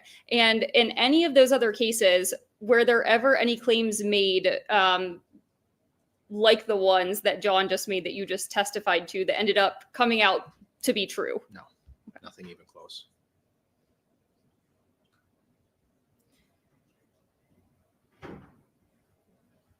In your professional opinion, is it likely that John Skelton could have found this alleged underground sanctuary group, but none of the law enforcement agencies, which you just testified there were hundreds, none of them found them, but John Skelton did? That's absolutely absurd. Okay. And with regards to Moses Gingrich, isn't it true that the TV show he was actually on was one that was airing within the prison where John was being housed? Yes, I believe it's either Learning Channel or Discovery Channel or something that he would have had access to that prison. Okay. So you believe that's at the point when he came up with that story that he had probably seen that on the TV? It's not a stretch to say that John saw it hit one of his shows in prison, and then that planted a seed in his mind to throw that to us as a distraction. Okay. And during the investigation, were there ever any data analyst searches conducted by the Michigan State Police? Yes. Okay. And was there one specific person that was dedicated to doing those searches? Yes. Who was that? Throughout the years, we've had several that have been involved helping us in different things. More recently, we've got a cold case analyst. Her name's Kelly Hodges, that has kind of gotten us up to speed on searches from, initially from 2010 all the way up to present day. And she can go into more of that, of what her job is with that. Okay. Are you aware of if the boys had passports? I do not believe that they did. Okay. Prior to you coming onto this case, when you were reviewing the evidence, you were made aware of the comments made by John to the FBI agents with regards to the children potentially being in an old schoolhouse in Ohio or potentially being in a dumpster. You're aware of those? Yes. Okay. And isn't it true that John told the authorities, even prior to telling the authorities to search those places, that the children were actually safe with people like Joanne Taylor? Right. Okay. So did it make any sense to you when you were reviewing that John would tell authorities to search those places if he believed the children were safe? No, the context made perfect sense because all he has done is lie, but what came out of his mouth was completely contradictory from what he had said weeks before. Okay. And you testified earlier that age progressions of the children had been done. Correct. Are you aware of how many of those have been done? I believe they do them every other year. Yeah, we have not done them recently. I think we had at least 3 or 4 sets, so it would have encompassed 8 years or so of the time they've been missing. Okay. And when those age progressions were released, did the Michigan State Police receive any tips with regards to those updated pictures? We would receive tips. A lot of times we would receive tips when we put things out there, but of late it's really been from more of like the psychics and the mediums. Nothing that's, hey, I believe these boys were seen in, Columbus, Ohio at a coffee shops, nothing like that we could actually go out and investigate. So yeah, nothing's really panned out from those. Okay. Is there any doubt in your mind that these 3 boys are deceased and have been since November 26th of 2010? No doubt. Okay.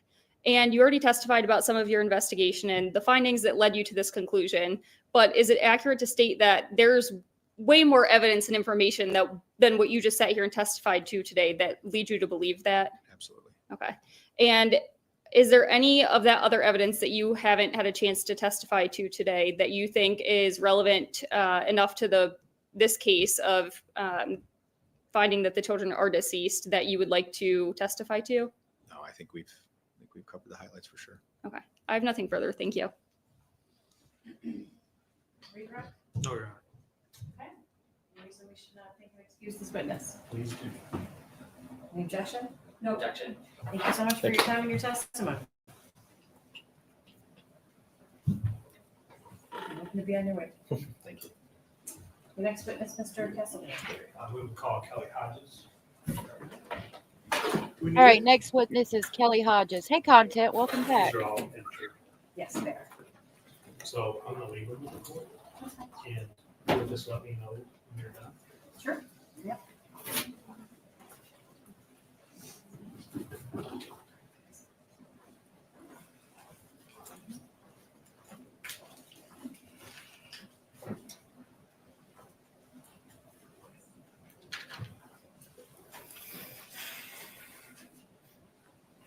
Is anybody going to recess before we go any further or a break? No, I would say let's do this witness, and then we can take a recess for the next one. She's just right down the hall. She'll be right here.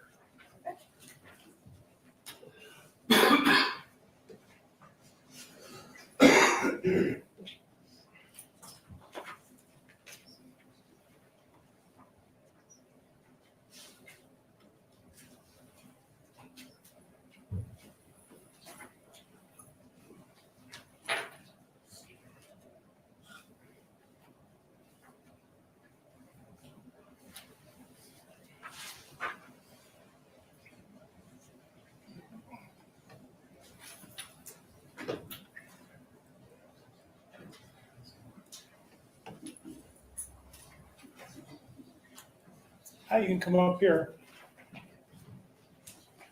Can you raise your right hand, please? Do you swear or affirm to tell the truth, the whole truth, and nothing but the truth, so help you God? There's a step here. Be careful. That girl, that is a horrible thing to think about. I'm so sorry. Good afternoon. Afternoon. Would you like to state and spell your name for the record? Kelly Hodges, Kellyhodges. Thank you. Casper. Thank you, Your Honor. Ms. Hodges, where are you employed? Michigan State Police, And how long have you been with the Michigan State Police? about 4 years. 4 years. What is your job there? I am a criminal intelligence analyst and I'm assigned to the cold case unit. So what kind of things do you do? Criminal intelligence analysts provide case support for investigators. We do everything from attempt to locate, Oh, hold person on. workups, proof of life checks, cell phone analysis, and other special requests. Okay. Sorry, y'all. Yep. So that would tell me this has been declared a cold case. So you had some training in doing this. Could you tell us about that? Yep, I have received about 7 years of training in different departments as well. I've done local and state different databases through law enforcement trainings. I've been through some government trainings as well and specialized trainings with major case investigations, narcotics, and other additional trainings. So how did you become involved with the Skelton case? I was asked in the summer of 2024 to do a proof of life check for the 3 boys. Okay. And what is that? What is a proof of life check? A proof of life check is a verification process that we have to see if individuals are still alive. In those checks, we go through some different databases. Some of those databases include law enforcement databases, commercial databases, and federal government databases. So I know you just named a few, but how many are there? I mean, and you don't have to be exact, but are we talking 10, 20, 100? I checked about 20 different databases that we have access to at the state police. So you looked at 20 different databases in doing a proof of life check. Yes. What kind of things are you looking for? We're looking for any indication that they are alive, whether that's hitting on their social security number, any arrest records, any warrants, any traffic stops, anything like that. Okay. What'd you find out? Not much. Okay. My searches indicated nothing, just the original case report. So there was proof of life before November 26, 2010. Correct. And there's been no proof of life since November 26, 2010. Correct. So there's nothing that you found that would show that any of these 3 boys are alive. No. I have no further questions at this time.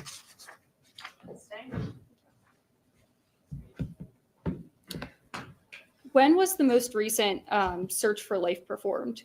My last proof of life search was, I believe, in August of 2024. Okay. And nothing was found at that point? No. Okay. And do those search of life searches actually look into like social media platforms? Yes. Okay. What about phone records? Yes. Okay. If they were still alive, they would have to use their social or something to get a job or anything by now. Do those also look into the NamUs database? Yes. Okay. Have you used the age progression photos as part of those searches as well? Yep. I actually did facial recognition, and I did that through Michigan State Police and then all the other states that participate in that. And I used both the original photos and the age progressed photos. Okay. And for those, the facial recognition, is that used at places like the airports and things like that? I cannot confirm. I'm not sure how that works, but it does check a variety of different sources. Okay. Is there anything else that you haven't testified to today that you think is relevant to add? I did check federal databases, and I did not see anything. A lot of those databases do check interstate records. Some of them are also located at different parts of the country. So like near the southern border, Texas, we had a very big search throughout the United States and we did not find anything. Okay. I have nothing further. Thank you. Thank you. Redirect? No, you're not. Any reason we should not thank and excuse Ms. Hodges? Please do so. Yes. Thank you for your time and your Thank you. testimony. That was a quick one. Now we can take a short recess. Okay, all right, sounds good. We'll see you all around 3 o'clock. Thank you. All rise, please. Thank you. All right, court is on a I'll short put this in break. your way so you can see witness. So we'll go back to our documentary, and I'll watch on my phone for court to come back. Oh. Abella said it's different if it's one child, but hiding 3, I don't see it. I don't either. Constance said, by the way, she doesn't want to elaborate on the source to which the feds take our facial recognition because it's a violation of our Fourth Amendment. I believe that. Toxic said, but they were so young at the time they wouldn't know their number, and if they were alive, they could have been brainwashed from memories of their mom. That's true. I was like, where is that music coming from? What in the world? That was interesting. I don't know why that music was playing. All right, let's go back to the documentary, and I'll pull up Court TV on my phone.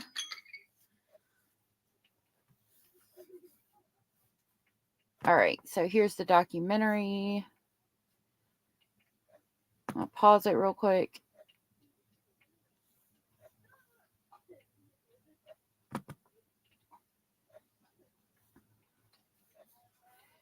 Let me make it big. She didn't want to talk, and she cried, and she had headaches, and she got sick. And I'm thinking, how is she even existing? You know, how can she do anything? And she was strong enough inside, I think, and I am proud of her for her advancing as she has. I don't know if I could have done all that. You know, when you have the boys this young, it drives you even harder. I mean, in my office are Tanya's pictures, the boys' pictures. I walk in every day to my office and I look at that. It's hard. Wow, that's sad. Abellis, I'm sorry YouTube's messing up for you, sweetheart. Content said, by the way, the facial recognition was used to track that Hannah Hobayashi girl who was missing in LA. That's interesting. Can't imagine. She has been inside once, though, with police, and she could not believe what she saw inside. Things that were glass were busted. The big curio cabinet was smashed to pieces along with everything that was inside of it. What did you feel when you went into the house, Ryan? It just something didn't seem right. I can't really put it into words. It just didn't. Things didn't add up in the house, and the story that he was giving just didn't add up as well. That scene was troubling because it wasn't a normal scene. It wasn't. We've been through many crime scenes, and this was the intensity, the things that were destroyed. There wasn't anything usable in that house. The appliances, the cords were cut, the keys were cut, the hutch was knocked over, the dishes were broken.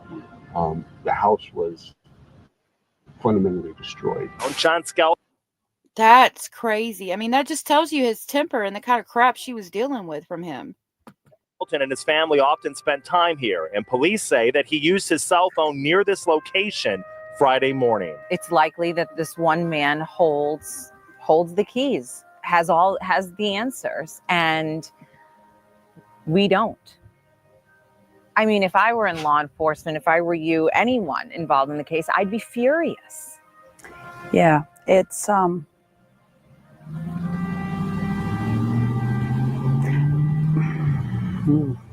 yeah, furious, angry, who I am now, if I could just have a minute with him. Would you want to talk to him, Tanya? I think so. I want to remind him of his sons and the happy times and all the things. He might actually break down.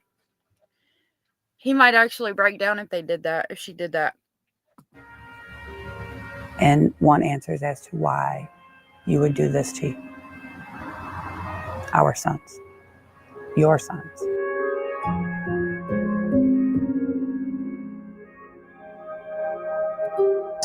It says this interview was recorded October 19th, one day before Tanya's youngest son's birthday. Abellis said, what the F is his reasoning? Just pure hatred? Yeah, for her. Not even for them. Toxic said, I hope they destroyed that home and not sold it to another family. Who knows? It was a nice home. So I don't know. They probably sold it by now. The fact that he knows he's going to walk after 15 years behind bars. Yeah, he thinks he's getting out, and we got to make sure that that doesn't happen. Rachel says he sounds like a violent monster, and it's sad that the family isn't getting any answers. It sounds like he could get out of jail this year. That's what I think they're trying to keep from happening. I think they're trying to do this so that they can keep him from getting out of jail this year. I know, wasn't he adorable? He was absolutely adorable and looked just like his mama, just like her. Toxic said, nope, his hatred for her is beyond his ability to break. Yeah.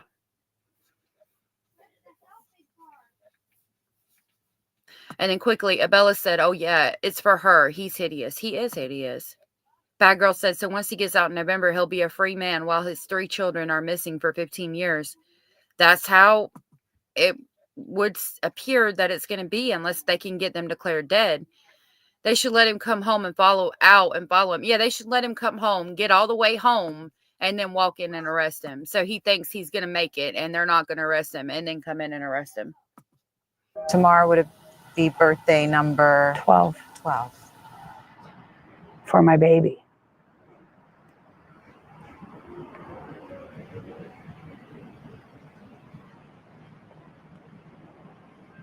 You wonder. What do you wonder about? Who would he be?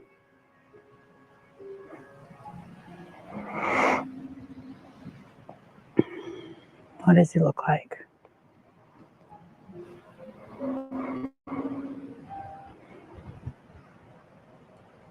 All of them. Because then in 2 weeks we get Alexander's, and then 2 weeks later is Andrew's. So it's a tough time. Very tough.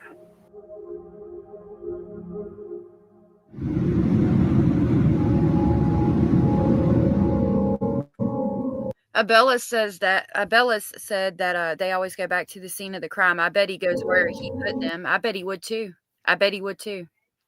If they would just follow him. Yeah, you're right. Ashley said such beautiful babies. It's good to see you, Ashley. Thank you for being here. I agree. Toxic said they even gave him opportunities to lower his sentence by telling them where he put the boys, and he refused every time. Yeah, because he's holding the satisfaction that he's the one that knows where they're at and nobody else does. Content said there's nothing like a sad trumpet to convey sadness in a documentary, right? Roberta, I don't think she ever talked to him. I don't know. I'm sure she'll come up on the stand eventually and we'll find out. Anne said psychopaths often take the truth to their graves. I think he will, honestly, and it kind of sucks.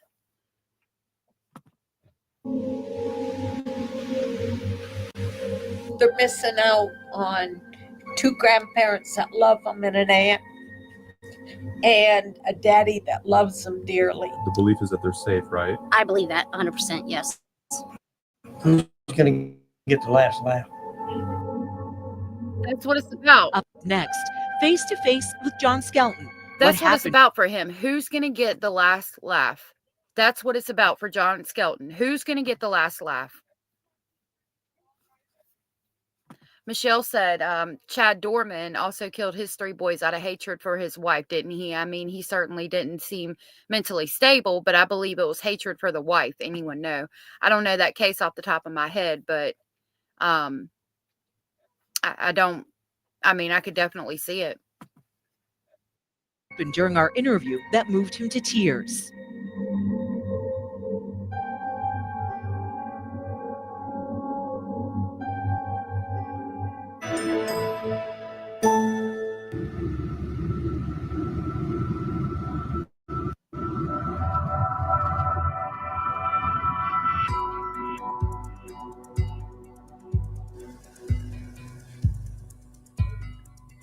says, in November of 2017, producer Jeremy Allen flew to Jacksonville hoping to speak with John Skelton's parents and sister.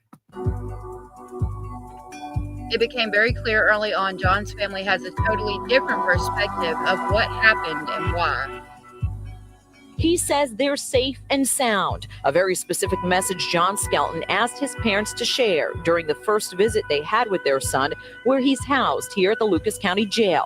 The visit lasted a half an hour. Via video, his parents, Roxanne and William, convinced their 3 grandsons, Andrew, Alexander, and Tanner, missing since Thanksgiving, are alive and well. They say their son wouldn't tell them where they are, only that he didn't want them to be with their mother, Tanya. Seems far-fetched, this story. Right. It does. It does. I'm not going to deny it. Yeah. The people that are going to question all this and say, well, there's no way that there's a group that can do this, and that's impossible, that like these kids haven't found the internet or a phone or something like that. What do you say to those kind of? Well, I've thought about that.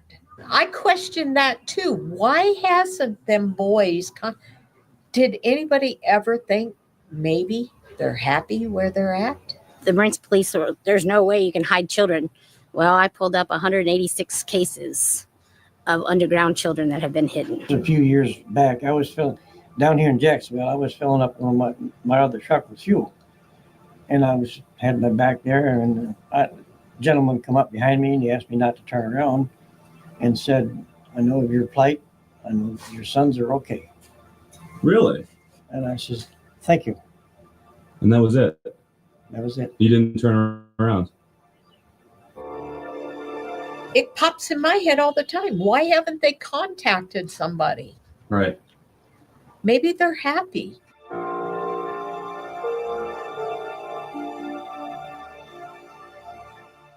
They would bring him into the courtroom, no clothes on, and this thing. It hurt so bad that I couldn't even watch it anymore. And I told my husband, I said, "John, I've got to go up there." They were treating him so bad. So bad. He said to tell you that his boys are safe and sound. His kids are fine. I know this as a grandmother. I have a grandmother's heart, and I know this. I don't know where they are. If I did, they wouldn't be there. But Right. Because that's what I was telling Lucinda. I said, well, even like if the story's true with John, because I don't know. Yeah. If the story's true. I don't know. Right.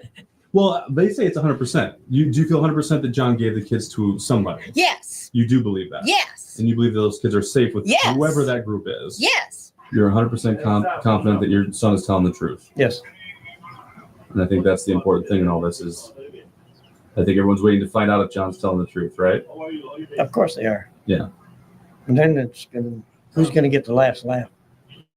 So you believe that to this day? Those boys I are fine? believe those boys are fine. You believe that, or do you want to believe that? No, Again, his dad said, who's going to get the last laugh? Like, why is it about the last laugh? Do you really believe that someone came up to him and said, "I know where your boys are and they're fine"? They certainly are a happy bunch. Arrest those people for obstruction. Wow. Yeah. Wow. I said, wow, reading Allie's comment. But yeah, arrest them for obstruction. Rachel said, denial can be strong, and they probably have enabled his bad behavior for years. I agree. Toxic said, no one wants to believe their child is capable of doing such a thing. I can't blame her there, but the amount of lies, you're enabling him. They are. She is acting weird, Tony. She's acting very weird. Roberta's mad. Bella said no. Bad Girl says she's so chipper. Like, what the fuck? Wow. I believe it. I believe it full in my heart. I believe it totally, 100% that them boys are fine. Is there a victim, or is it just the boys that were victims in a kind of a messed up household for a little while? I think only the boys are the victims because they've they're protected, but they're missing out on 2 grandparents that love them and an aunt and a daddy that loves them dearly. And I'm sure Tanya loves them too. I mean, you know, everyone's a victim, I guess, in one way or the other. Okay, we're going to pause that. It had come back to court. It looks like Tanya's about to take the stand. So I'm going to back it up a little bit and get us right where we need to be to see her come up. I think she just walked up.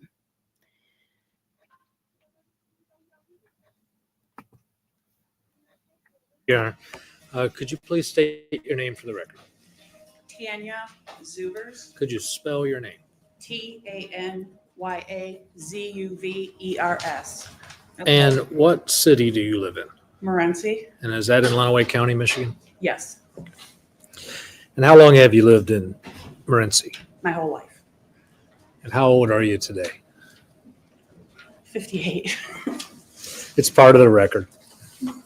I want to take you back in time, Tanya, to I'm going to pause it for just a second. So we finally get to hear from Tanya. Pamela says, oh, she loves them. What grandmother wouldn't demand to know where those babies are? Right, I agree.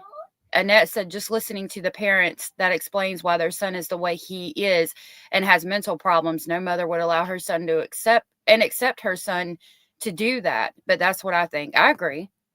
Toxic said, Roberta wants us all to believe John is innocent. I don't think Roberta thinks that. And if she does, it's okay.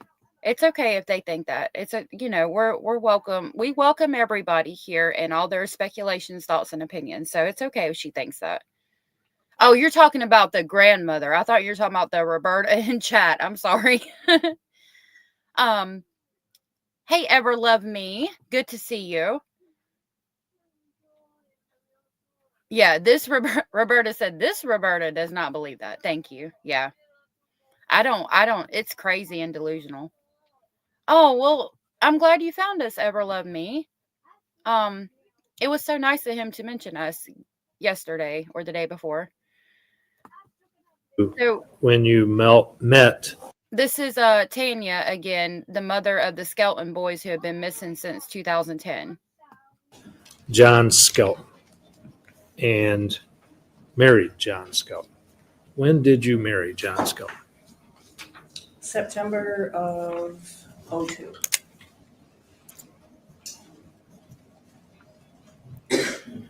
And did you have children with Mr. Skelton?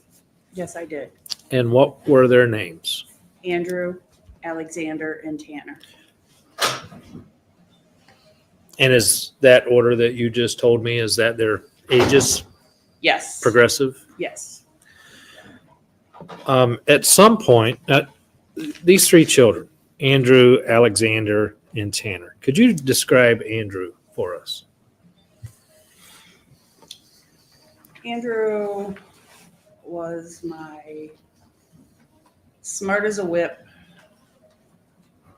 wasn't a computer or video game that he could not conquer.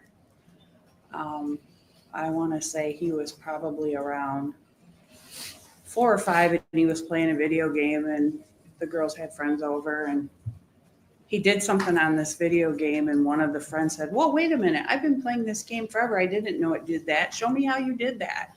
So here's this little 4-year-old showing this teenager how to play this video game. And so he was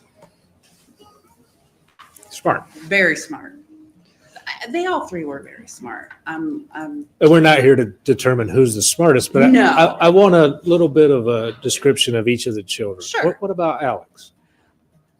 He was very inquisitive. If he could take it apart and put it back together, he was happy.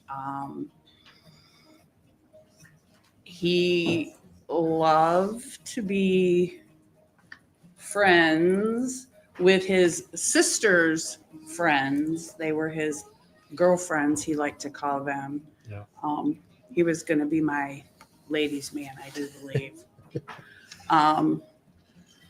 But fascinated with cell phones. Okay, so Miss King of Anything did the math. She was born in 1967. The boy was 14 when she was charged in 1998. He might have been 15 or 16 by then. But either way, she would have been 28, 29, 30, or 31. Sometimes it takes you a little while to be charged. She was charged in 1998. So she would have been late 20s, early 30s with a 14-year-old. Yeah, I've got a problem with that. And I'm wondering how she was able to have custody of the children. But they said she lost her 2 daughters at the time. That's questionable, though, to say the least. Like, we always joke that someday he would be a cell phone programmer or builder or something like that, because he was so into how does it work, and that, he just thought that was neat. Yes. About Tanner. Tanner was my baby. He had been 5 for 1 month when they went missing. Had just started in big school, was so excited to be in big school like his brothers. He was still had that little babiness to him. But he could tell stories, and he could tell them, and you would believe him because he would tell stories that were almost believable. And you're kind of going, I don't know. And then he would go, I'm just messing with you. And you're going, how do you do this? Oh, that's so sweet. Yeah, she has other kids, Roberta. She had 2 daughters. Pamela said she had at least 2 daughters from a previous marriage. Bella said, holy crap. Oh, goodness. Annette said, wait a minute. Did I hear this right? This lady had an affair with a 14-year-old. Yeah, she's got a charge with it. You have 3 boys and 2 girls? That's so sweet, Anne. I have, in total, between my husband and I have biologically 1 daughter and 2 boys. But with the bonus children and my husband's children, there is 3, 4, 5 girls and 1, 2, 3, 4, 5, 6 boys. Yeah, because there's 11. So, yeah. But 4 are already grown. But, yeah. Safe to say they were all pretty sharp children. Yeah, they were. And they were each other's best friends. They were,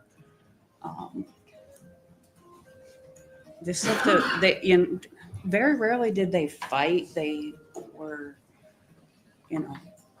but they were only like a year and 11 months apart, each of them. And so they're built-in best friends. Right.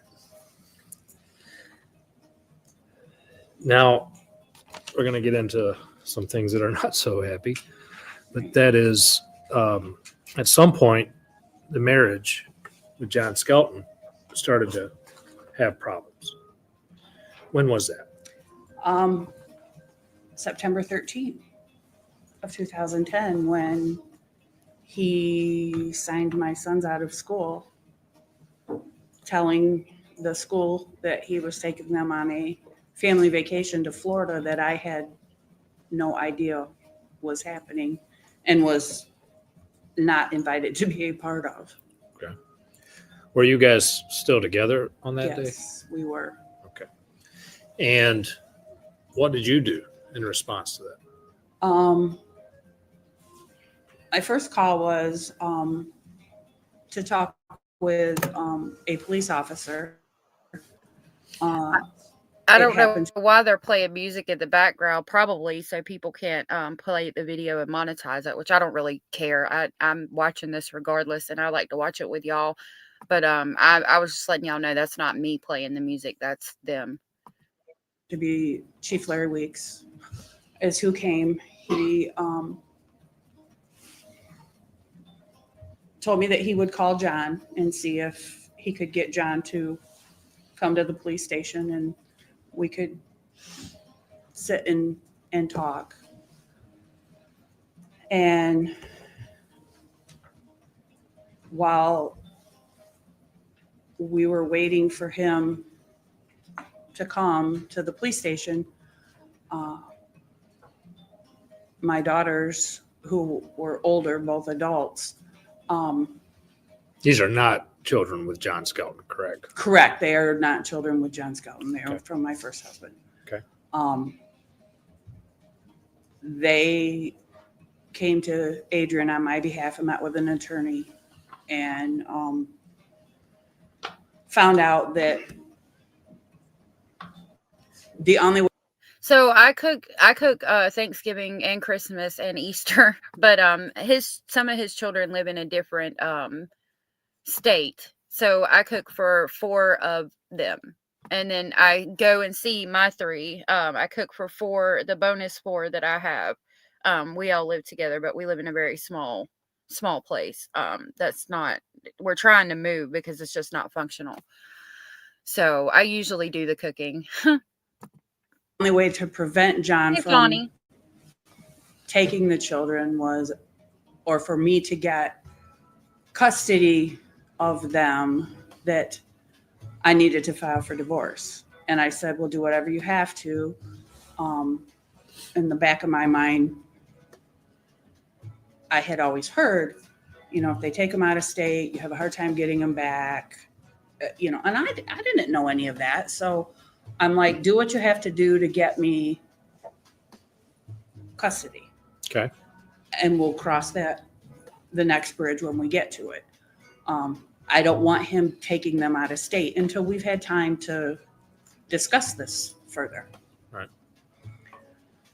So when he came to the police station, I said to him, so how long do you plan on being in Florida?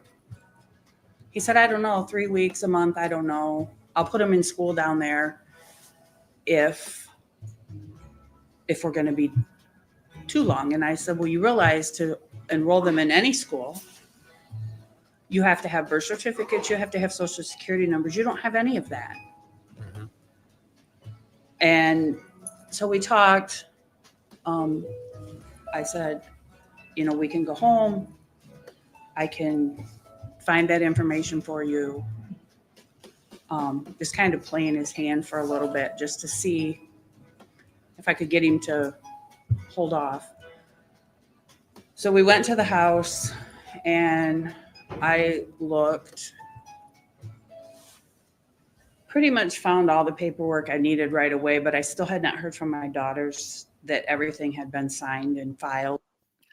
Yeah, we do, Annette. I'm glad they turned that music off. And the 4 that live here are homeschooled. That's why you guys hear them in the background, because they're homeschooled. They do online classes, and then I supplement with stuff like they know how to write in cursive. They're learning.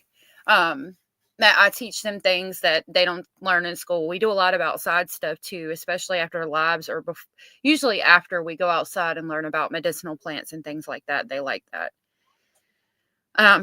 Colleen said, I'm one of 9. I know the whole cooking for a lot. Oh, that's so sweet. You come from a very small family, really? See, you would think it's neat, but they constantly fight. Like, y'all, they never stop fighting. And I'm like, God, y'all got to stop. And one day they're going to love each other and like hate to be apart from each other. But when they're little, the fighting is just, it never stops. So that's the only part that really sucks about it. And we need a bigger house for sure. Ever Love Me said it's so scary that this event happened and no one helped her. I feel like there is more in place right now. At least I hope so. It's so scary. And it's scary that he still has so much control over the situation, and that he would go to these links just to upset her and control her to do this. He created those children. It's absolutely sickening, devastating, disgusting. There's a lot of words we could use. So I was kind of holding off, and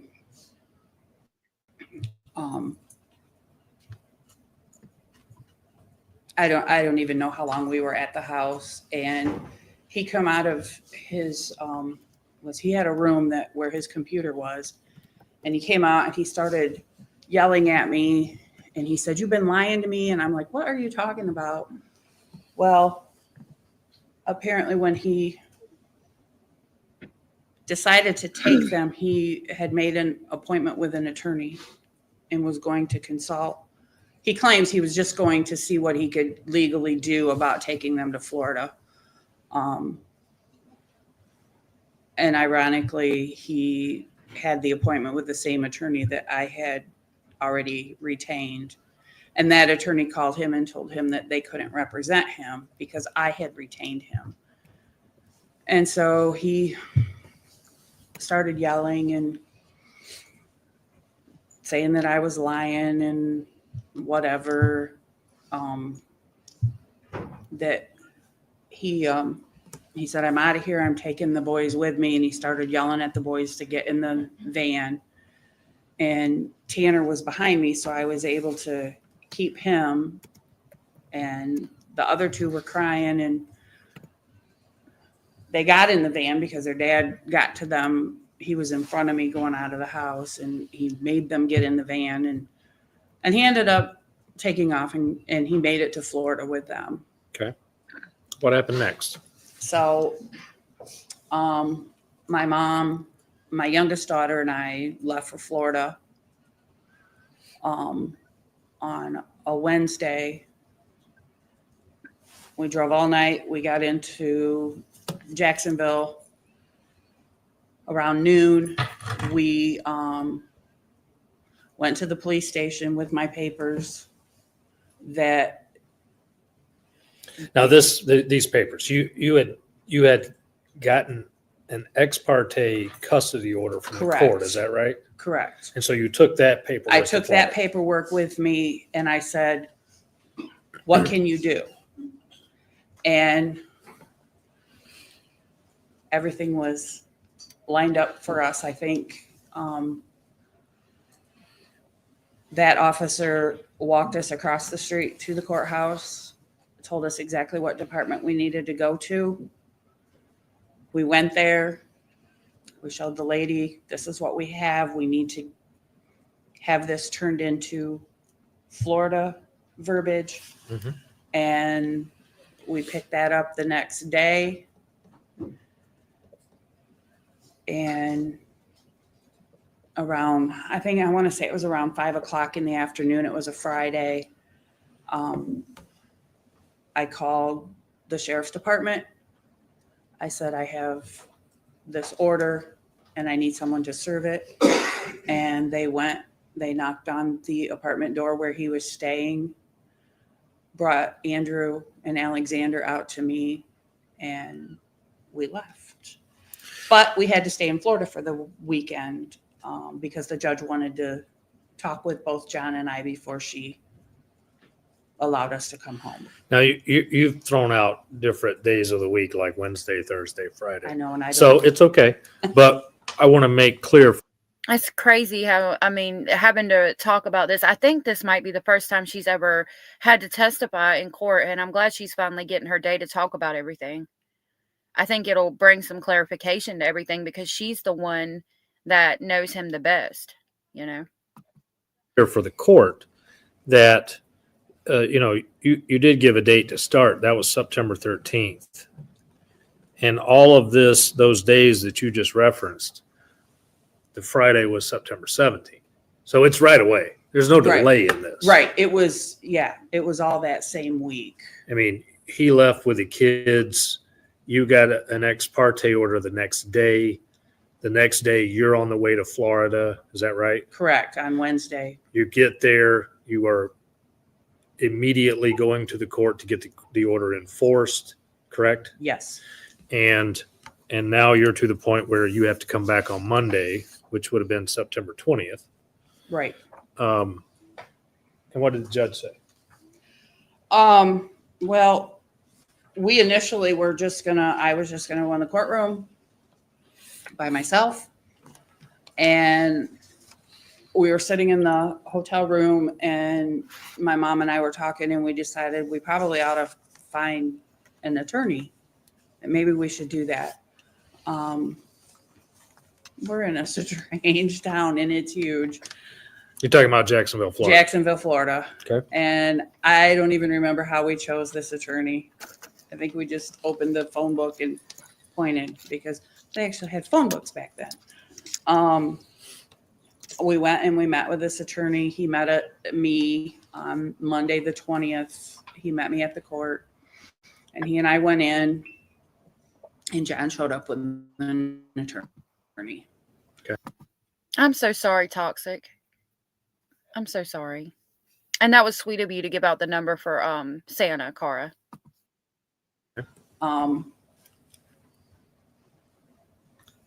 And the first thing out of their mouth was, I'm sorry, Fawny. I'm so sorry, y'all. That's a hard thing to have to deal with. I'm so sorry. my history. I had been in trouble. And so they brought that up. And the judge in Florida, and I cannot remember her name. It's okay. She went into her chambers and called up here and talked with Judge Noe, and their decision between the two of them, they both were in agreement that we jointly bring them back to Michigan together. And then once we got to the state line, then the custody agreement that Judge Noe had signed became effective. Which gave you Which full gave custody me of the full children. custody of the boys. Okay. So you get back to Michigan, and then on the next day would be September 21st. You're back in Michigan, right? I think we got back on the 21st, like late. I can't. But you didn't go home when what I say is you were living at Congress Street. Right. Before you left. When you came back, where'd you go? I moved to my mom and dad's house with the boys. Okay. For a couple weeks. And then I found I had a house I was living in with them. So you get back to Michigan and you go to your parents' house, but you realize you don't have your stuff, right? Mhm. Did you go back to Congress Street to retrieve your belongings? We did. And I moved out, what I needed for the boys. I moved out necessities. And then once I got the house, then we kind of split up some of the furniture. Was there an argument over a curio cabinet? Oh, yeah. Tell us about that. So I was living in the Congress Street address, and before I left to go to Florida, we moved the curio cabinet out because at that point, I'm trying to remember. Anyways, we moved the curio cabinet out, and when John got home, when we got back from Florida, he flipped out that the curio cabinet was gone. He called me up. He's like, "Where's this at? What did you do with it?" I said, "That was mine. You gave that to me as a housewarming gift when we bought the house." And he's like, "I paid for that. That's mine." Okay, we moved it back.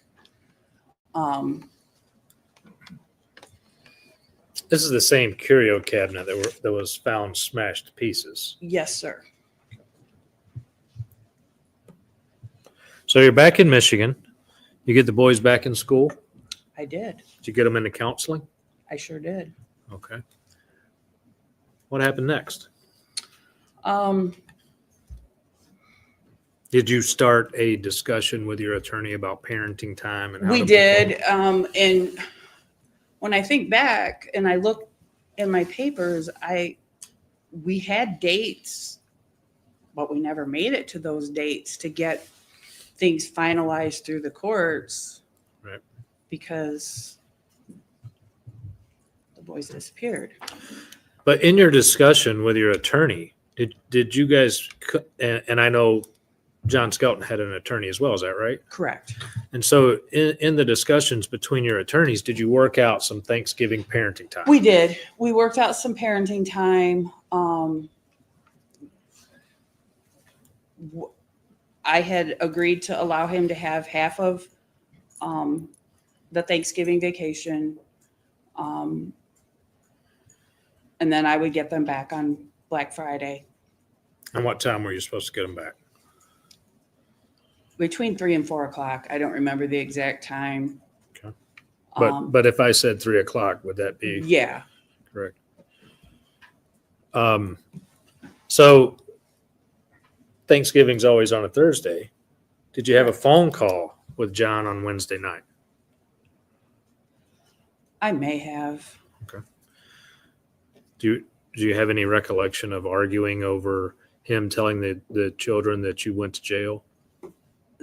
I remember. I know that I had a conversation with him on that Monday night, I believe it was, when the boys came home and told me.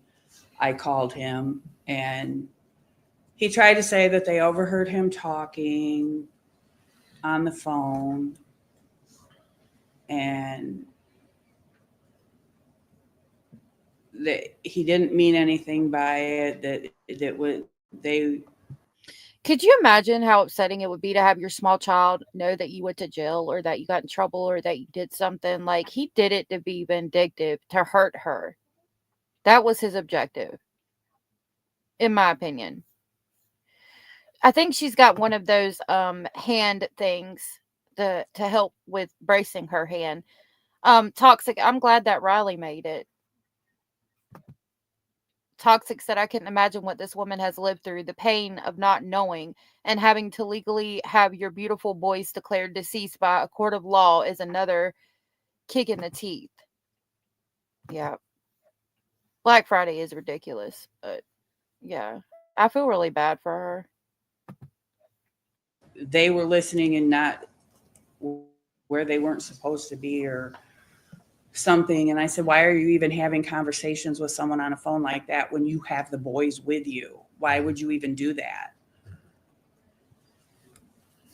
So the kids asked you about that? They told me that Daddy said that I went to jail. And I assume you were upset about that. Well, just a little. So he then takes the boys for the Thanksgiving holiday. Correct. And where did you spend Thanksgiving? I went to my sister's house in Kunkel, Ohio. Okay. To do our normal family get together, make crafts and have fun. And did John try to contact you that day? I think so. Yeah. And did you talk to him? Not till that evening. So you didn't want to be bothered with Thanksgiving? No, There was no mean, messages. If it's an emergency, you can call me, but you don't need to keep texting me and blowing my phone up. Right. You're supposed to be spending time with your sons. So later in that afternoon, did you eventually have a conversation with him? We did talk. What'd you talk about? I honestly don't remember. I'm sure I said something about blowing my phone up, and then the whole having to tell the boys, and I know that we had a fight on that phone that night.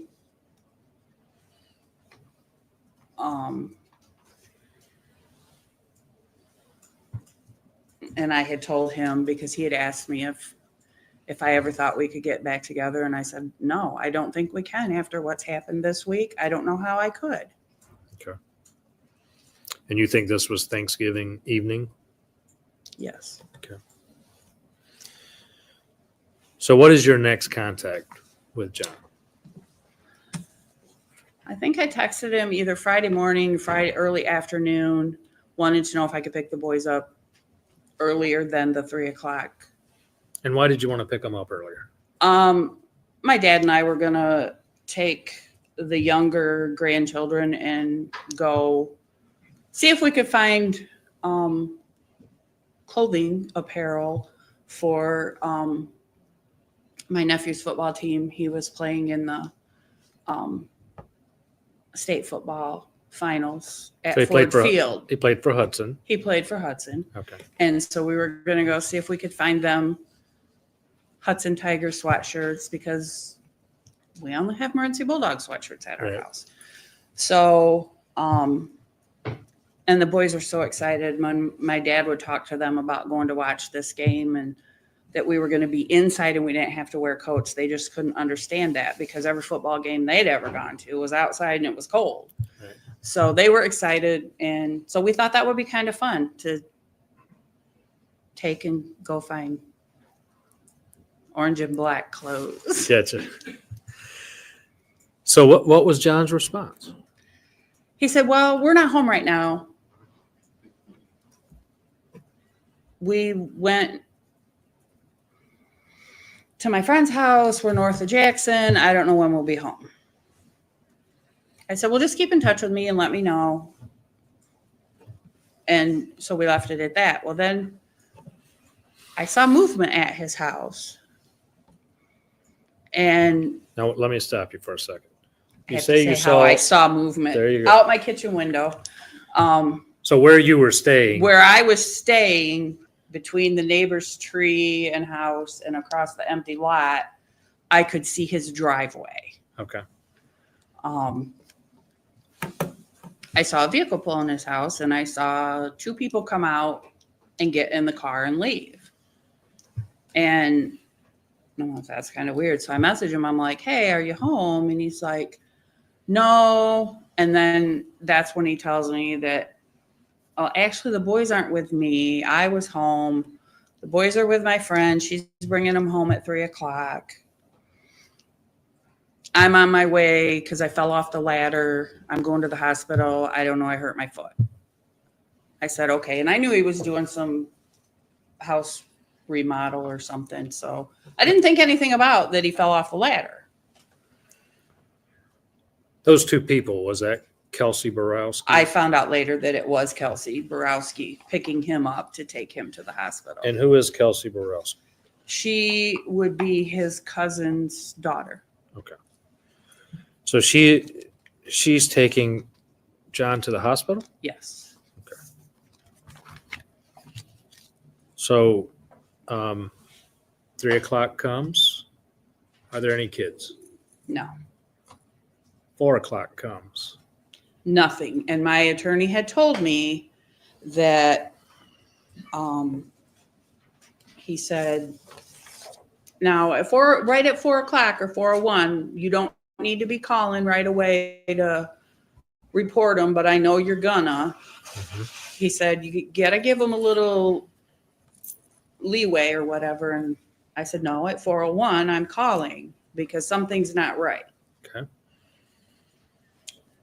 So I called and I was told that Renzi's officer was Who'd you call? 911. Okay. Renzi's officer is not available, but we will have him get into contact with you when he gets back to town. Okay. A couple phone calls later, still not available. So my dad and brother-in-law take a drive and Abellis, thank you so much for gifting 10 memberships. That was so very sweet and supportive of you. Thank you so much. I can't tell on my phone who was gifted. If you were gifted and you're aware that you were gifted, please tell Abellis thank you. Thank you so much for that, Abellis. That was so very sweet and supportive of you. I'm going to get on the crazy train and come pick y'all up for Speculation Station.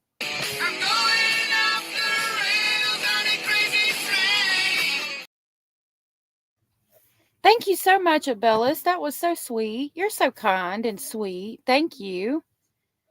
Thank you so much. That was so sweet. I was sitting here listening, not even paying attention. I was just sitting here listening and looking at this thing. Thank you so much. I appreciate it. they find Renzi's officer. And he said, it was Officer Hillard. He said, well, they told me to just get a hold of her later tonight. He goes, I didn't know it was right away. And so then they explained what was going on and he came right over.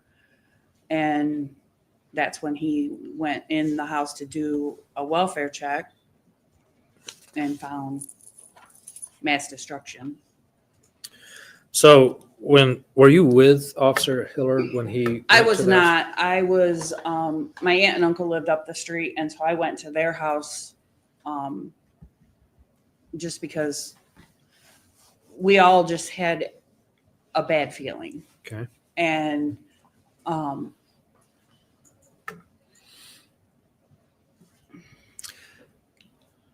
I made the decision I didn't want to be there if something bad. something bad was happening. So So when the police went to enter this home, though, the home, was the back door wedged? yes, And so you when my sister and I went there and we kind of were walking around the house to see if we could see in, the only place we really could see in was the back door. And I still had a key for it, but I couldn't get the door open. We noticed that he had taken a 2x4 and wedged it against the door and against the steps that went up into the dining room so that you couldn't get in the house. So did the police have to force their way in? I understand that they did, yes. Okay. What happened next? He went through the house, did not find the boys.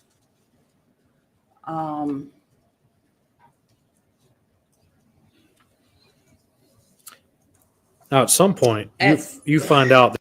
Annette, I'm glad that you were gifted and that you love us over here. We love you too. We're a big old happy speculating family over here. I appreciate every single one of y'all.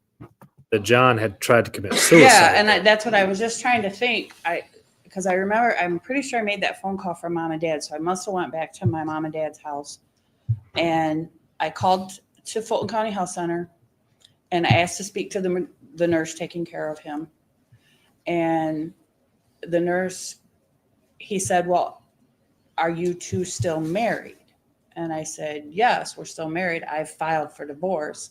And he said, well, technically you're still his wife. So I'm going to tell you, John is here because he tried to kill himself. And that was the first I heard that. Okay. And I said, okay, does he have 3 children with him? And I explained to them, you know, my sons we can't find them. They're not at the house. John had them. Claims there's a woman that had them, but there's nothing. And he said, no, ma'am, there are no children here with him. And did you relay this information to the police? Yes. And what did they do that you know of? I know that Officer Hillard went down to Fulton County. And then pretty much the next thing that I heard, or that I can recall, Chief Weeks called and wanted to have a sit down, him and I. And I want to say it was like 1 a.m. or something. And so one of my sisters and I and my dad went to the police station to sit down. Chief Weeks said that this is, you know, we have the Amber Alert, and in another couple hours, this is not going to look like Morency's police station because we have people coming in from all over To look for the boys. to look for your sons and find out what John did. Now, over the next, I know this is difficult, and if you need to take a break, you just let me know, okay? And I think the court will understand. Over the next several days, there were obviously multiple search parties that were put out. Yes. Are you aware of that? I was vaguely. Okay. How were you getting updates? Pardon? How were you getting updates on what was going on? There was an FBI agent that was assigned to come to the house periodically with updates. And there was also, I'm not going to remember exactly what her title was. It's okay. But she was kind of there beside me pretty much through daytime hours.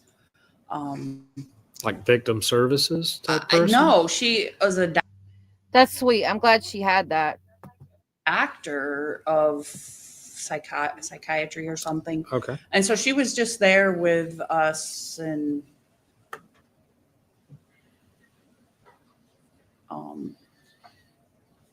if I had questions or if we needed something, and she would help to kind of understand after the agents would leave, and if I had questions about what they told us or that type of thing. So the children were on some medication. 2 of them. Okay, who was that? Which 2? Alexander and Tanner both had asthma and had daily pill that they had to take, and then they also had rescue inhaler and a breathing machine if things got really bad. And in this fall, it was Is the breathing machine a nebulizer? yes. Okay. And did you find out at some point that that medication was still at the house on Congress Street? Yes. Did you also find out that the coats and boots of the children were given to John Skelton's aunt?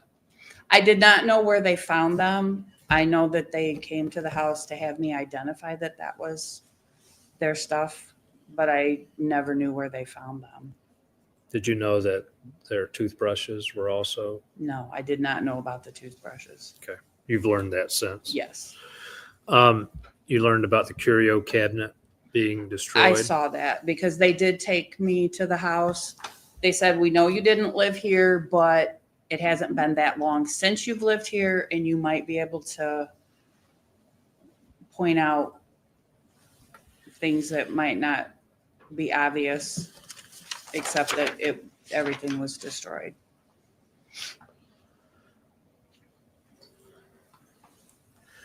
Now, there was a suicide note that was written to you. You aware of that? I know there was one written. I've never seen it. Okay. Were you told about it? Yes. In these updates, were you being told about the lies that John was telling about the different scenarios of where the children could be? I don't think really in the beginning right away. I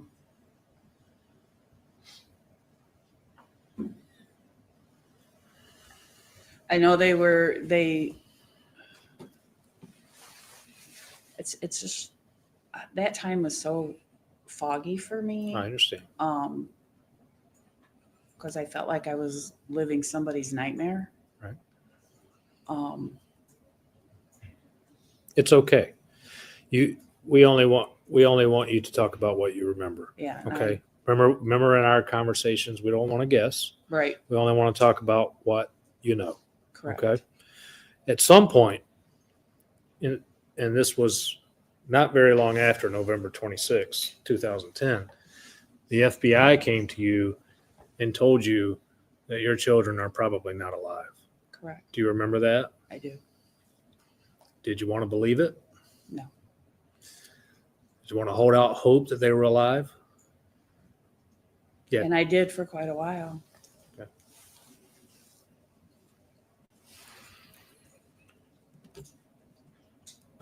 So at some point, this case gets turned over to the Michigan State Police. Mm-hmm. You have to say yes or no. Yes. And you meet Detective Sergeant at the time, Jeremy Brewer. Yes, I did. And I think you and Mr. Brewer became very close. Is that correct? Correct. And I think you had many in-depth discussions with Mr. Brewer about what happened in this case. Is that right? Yes. And at some point, you knew that your children were no longer alive. Correct. Do you remember when that was? I don't remember the exact moment. I think it came on slowly, and that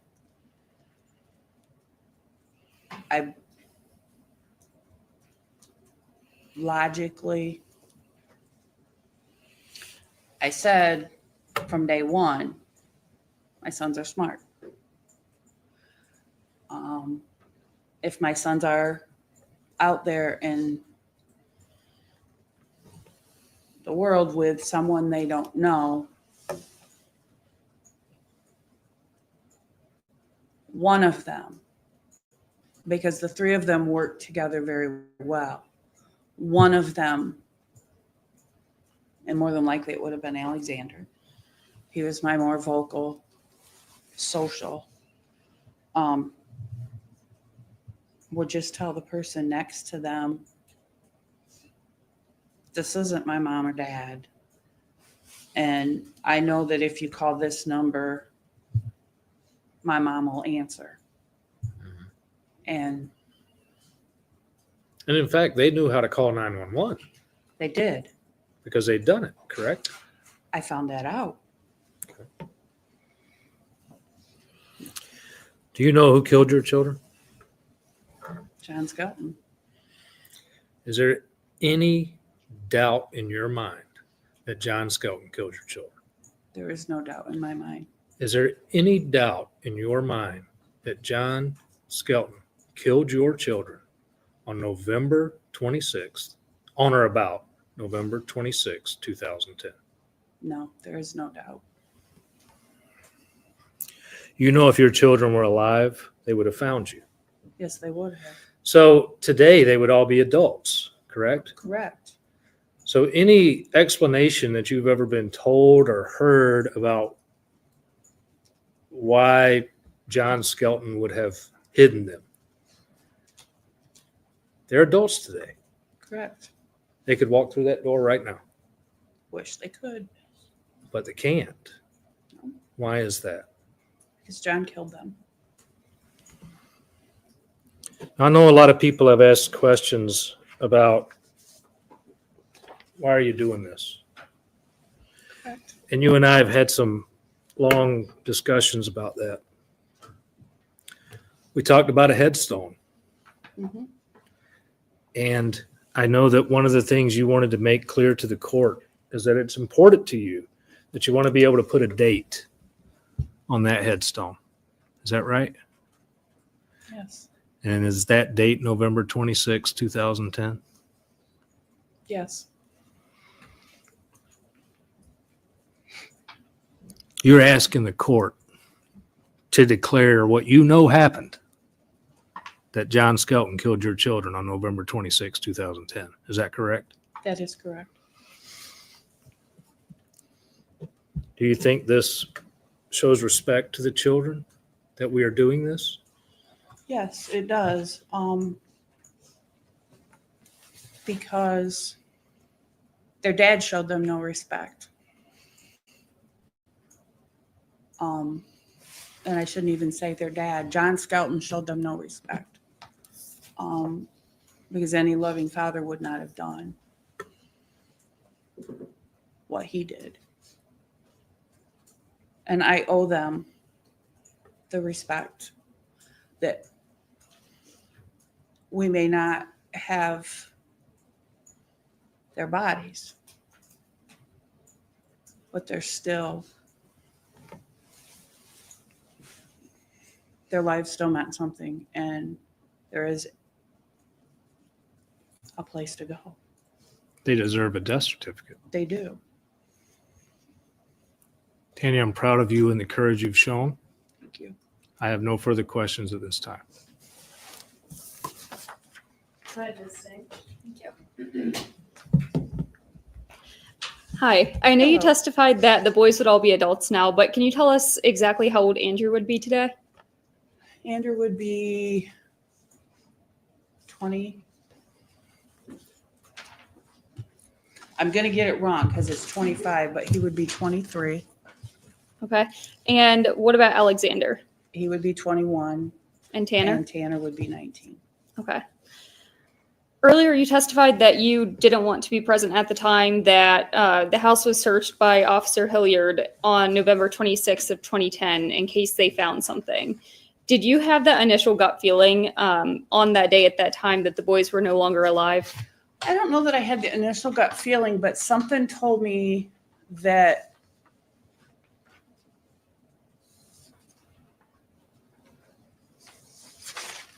this wasn't just a case that a friend, as John Skelton told me, had the boys. When the door was wedged shut and we couldn't get into the house, that's just not normal. People don't do that. And So I think in the back of my mind, I was afraid that we were going to find 3 bodies in there. And I didn't want to be there for that. You've heard some testimony today about the children and passports, and it sounds like none of the law enforcement were 100% sure on that question. So can you answer that question of whether the They children do had not them? have passports. Okay, thank you. You're welcome. And over the years, what all did you personally do to help attempt to find the boys? Oh my goodness. We first off, social media sharing missing flyers, aiding with age progression through National Center for Missing and Exploited Children.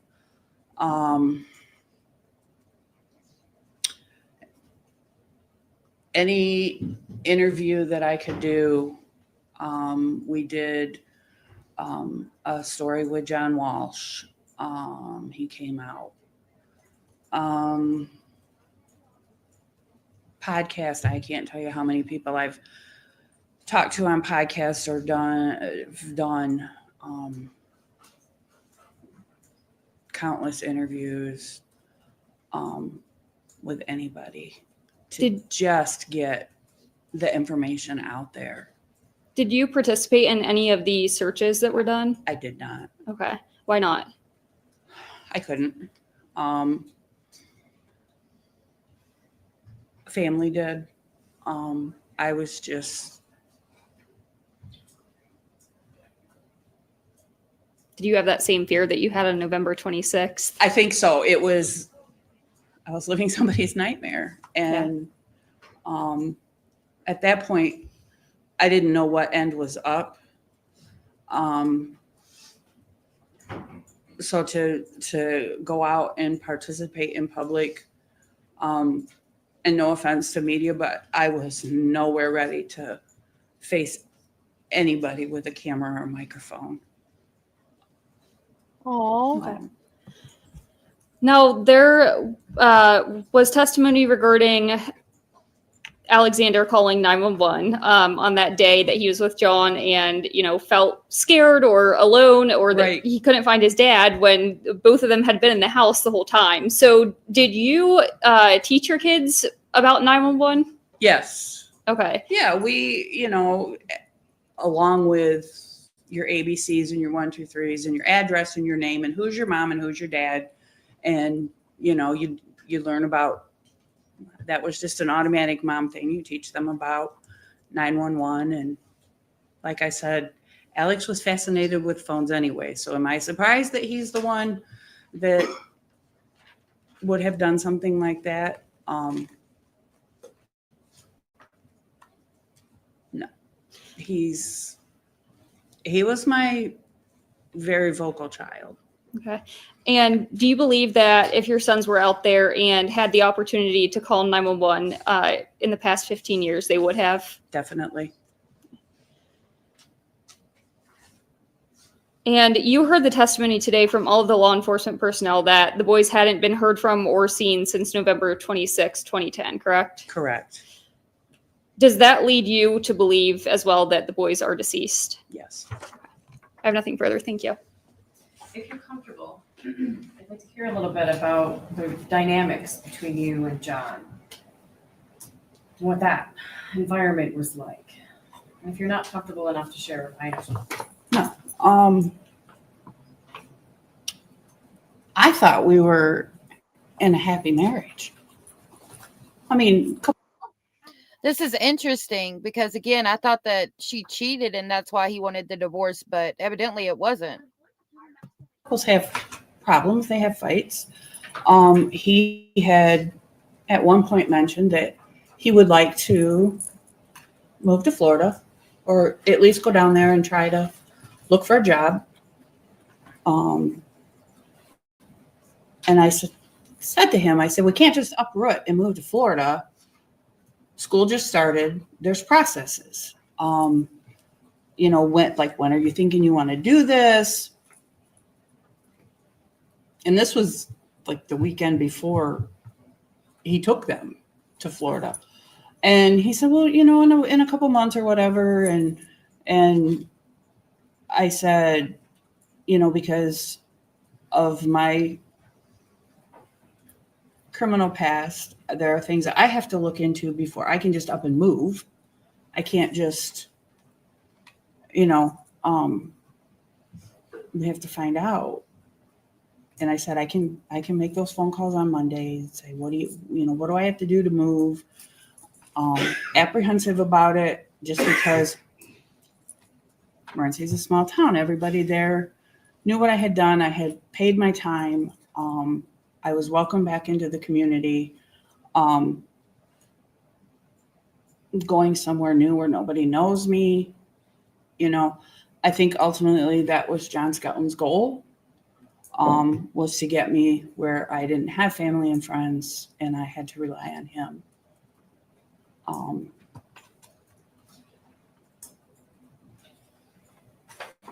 So when I got the phone call from the school, I was completely shocked because I was like we all went to bed at the same time last night in the house, and he was supposedly going to work, but apparently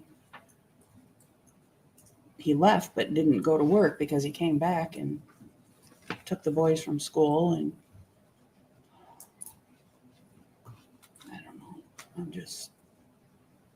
Did you feel at other times as though there was an attempt to isolate or create a situation where you were dependent on him? He was very jealous of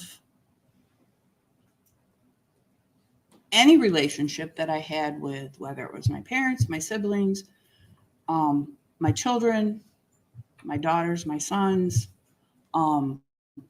friends. And I find out after the fact, the whole cafe mom thing, he was very jealous of that.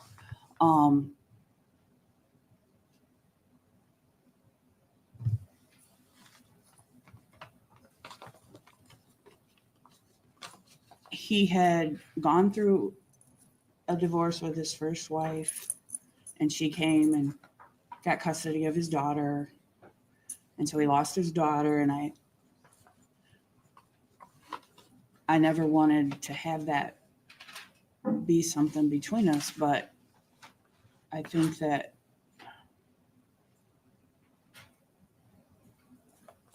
I don't even know where his mind was or what.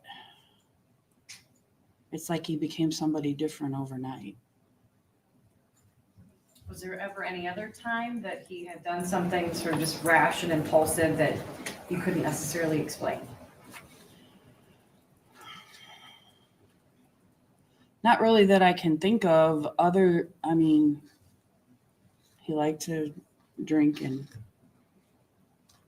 binge drink, and then he was, I don't even know how to explain it.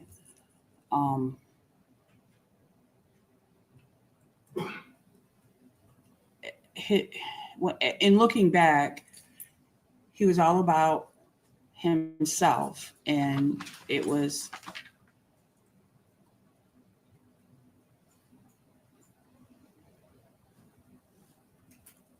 his needs and wants before anybody else's, and bingo. Just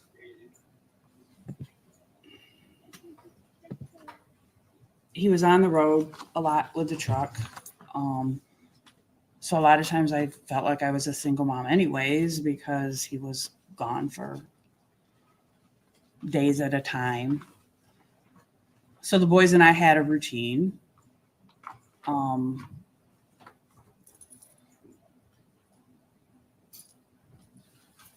And then he would come home and things would be good for a couple days when he was home. And then I don't know if it was insecurities but for the most part, we went camping.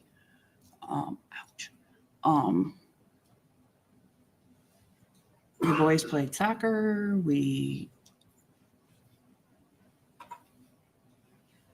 always outside playing. He was building a treehouse in the backyard for the boys and kind of starting to teach them about building and making cuts and using a hammer. And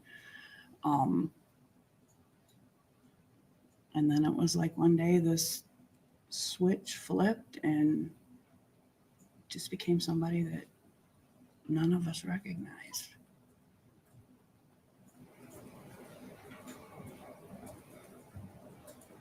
Thank you for answering my questions. You're welcome. Any questions based on my questions, counselors? Oh, yeah. No, thank you. Any other questions? Oh, yeah.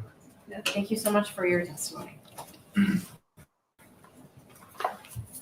All right, Mr. Castleberry, any other witnesses for today? No, Your Honor, the petitioner rests.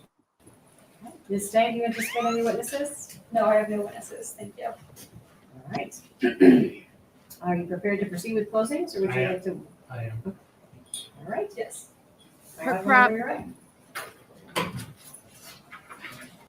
crime was from 1998, I do believe. Your Honor, we've been here since basically 9 o'clock this morning. I'm not going to insult the court's intelligence and summarize everything that happened here today. You heard it. And it's all in one day, which is actually good for the memory. Obviously, there are some things on the timeline that was entered that I do think is important for the court to consider. However, I think what is really important is that the petitioner in this matter is Ms. Zuvers. She spent the past 14 plus years mourning her missing children. Every day since November 26, 2010, she has hoped and prayed that her children would return alive and safe. You just heard her testify that she had to come to grips with the fact that that's not going to happen. She knows that they're dead. She knows that they died on or about November 26, 2010. She has prayed this whole time that her heart would heal and someone would provide information on their whereabouts, even though she knew they weren't alive. She's hoped beyond all hope that the last person to see them alive, John Skelton, would offer any plausible explanation. He didn't even bother to show up today. He doesn't want any part of anything to do with these children because he murdered them. And he murdered them on or about November 26, 2010. It's time. Do you guys feel like they proved the case? Do you guys feel like that they proved that he did commit the homicide of the children? Time that we declare these children dead. The Michigan legislature contemplated situations like this, which is why this morning when I started off, I read you a statute, and it talked about the presumption of death. There's no doubt that these children are presumed to be dead, but you've heard today from the Morenci Police Department, you've heard from the Michigan State Police, you've heard from the Federal Bureau of Investigation, you've heard from an expert on proof of life. And most importantly, you've heard from the mother of these children, and everybody told you the same thing. The evidence is clear. These children were murdered at the hands of John Skelton on November 26, 2010. I feel that we have proven this beyond clear and convincing evidence for sure. Definitely sufficient evidence.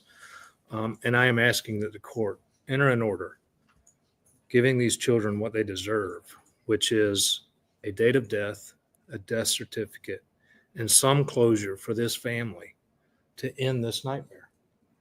Although we know it'll never recover. They'll never recover from this. They do deserve. I think they did too. Miss King of Anything said, I feel they proved that they are dead. Pamela said, yes, they did. Eileen said, yes. Roberta said, I think they did. Abellis was agreeing with Phony from earlier. Toxic said she will never have any kind of closure. She doesn't know how her babies died and why, but she knows it's time to let go of them. Yeah. I'm thinking this is the first step of charging the father with murder. Black Knight. I think that's why they're doing this, and to get closure. I don't know if they'll be able to or not, but hopefully they can and keep him in jail. Jesus, all I need is Jesus. I don't know how he did it. I don't know if we'll ever know how he did it. But I hope that she can get some closure now. Deserve this justice. Thank you. Justice, not closure. Yeah, Eileen, right. In a typical case before this court, during this hearing, I would have been sitting at this table with my clients. However, as you have observed, I have been sitting at that table alone. And I've been sitting there on behalf of Andrew Alexander and Tanner Skelton, who could not be here today with us because they are deceased. This is not a typical case. It's both a unique and chilling experience as an attorney to have 3 clients that I've never had the opportunity to meet or speak with and will never have that opportunity. Based on the overwhelming amount of evidence that has been presented in this matter, and on behalf of my clients, Andrew Alexander and Tanner Skelton, I am joining in the petitioner's request to have these 3 boys declared deceased and a finding that they have been deceased since on or about November 26th of 2010. Although I never got to meet any of my clients, I know that if they had been given to some unknown group or person, like John Skelton alleged over the years that the children had been given to, or were anywhere out there at any point after November 26th of 2010. I don't know. I'm thinking he'll be charged with their murders. I'm definitely going to check the dockets and stuff to see if he gets charged soon. I think they won the cases without the body, too. That girl said absolutely. Fawny said, how do these narcissists manage to be so dang slinky and squirmy and slimy? It's like nothing sticks. And that's the part that's so dang frustrating. Seldom is there justice. Yeah. I hope that they can charge him with murder because they need to. At some point, those boys would have found a way to make contact with someone to let them know that they were scared and that they weren't where they were supposed to be. How do I know this? I know this because on November 21st, 2010, just 5 days before the boys would never be heard from or seen again, 7-year-old Alexander Skelton made that phone call that you heard testimony about today to the police while he was at his father's home because he was scared when he couldn't find his father, John Skelton. It turned out that John Skelton was just upstairs in the home, but 7-year-old Alexander knew to call 911 because he felt scared and couldn't find the person that he looked up to and that he knew was responsible for caring for him or was supposed to be. Tanya Zuvers also testified to the boys' intelligence and ability to call 911 or give someone their address or even their mom's phone number. This evidence shows that Alexander Skelton knew to call 911 whenever he felt that he needed help. I don't need to go back through all of the evidence that was put on today. We all heard it. The evidence and testimony that has been put on during this hearing, which hundreds of law enforcement agencies have been involved in over the last 15 years, shows you that there is no doubt in any reasonable person's mind that these boys are alive. Or not alive, sorry. As you have heard through the testimony today, the Morenci Police Department, the Michigan State Police, the FBI, Andrew Alexander and Tanner Skelton's mother, and I too am convinced that these boys have been deceased since on or about November 26th of 2015. I am hoping that you too, Judge, are convinced of the same. And I am respectfully requesting under MCL 700.1208 on behalf of the 3 boys who were taken from this world far too young that you make a finding that they are deceased and have been since that date. Thank you. Thank you. I would like an opportunity to finish reading through the exhibits and the slides that were provided today and to think over everything that I've been able to listen to today and review the file. But I also don't want to make you wait very much longer for an answer. So what I would like to do is ask everyone, if you would, to come back on Wednesday, the 5th. This trial was scheduled previously for all 3 days. So if I take tomorrow, that gives me enough time to review everything and to prepare the order. And I'll give you the opinion and order on Wednesday, the 5th at 9 a.m. if you'd like to be here. You're also welcome to join us by Zoom if you'd like to exercise that option, or we'll have it on YouTube as well. Unless there's any questions, that's all for today. Thank you, everyone who testified and came in support. Thank you. Thank you. Very well done, counselors. All right. I wanted to see how she looked. All rise, please. I think she thinks that they're gonna get it.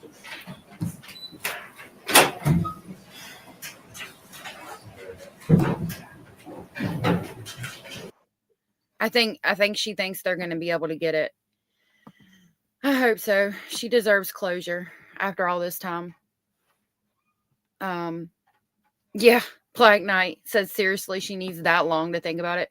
It shouldn't take her long. She's just gonna review this stuff. I think that they'll be able to declare the boys deceased. I do. I hope they can. Yeah. Sorry, narcissists are infuriating and it is hideous. It's a hideous thing that he did. And it's funny that he's the one that ended up in jail, not her.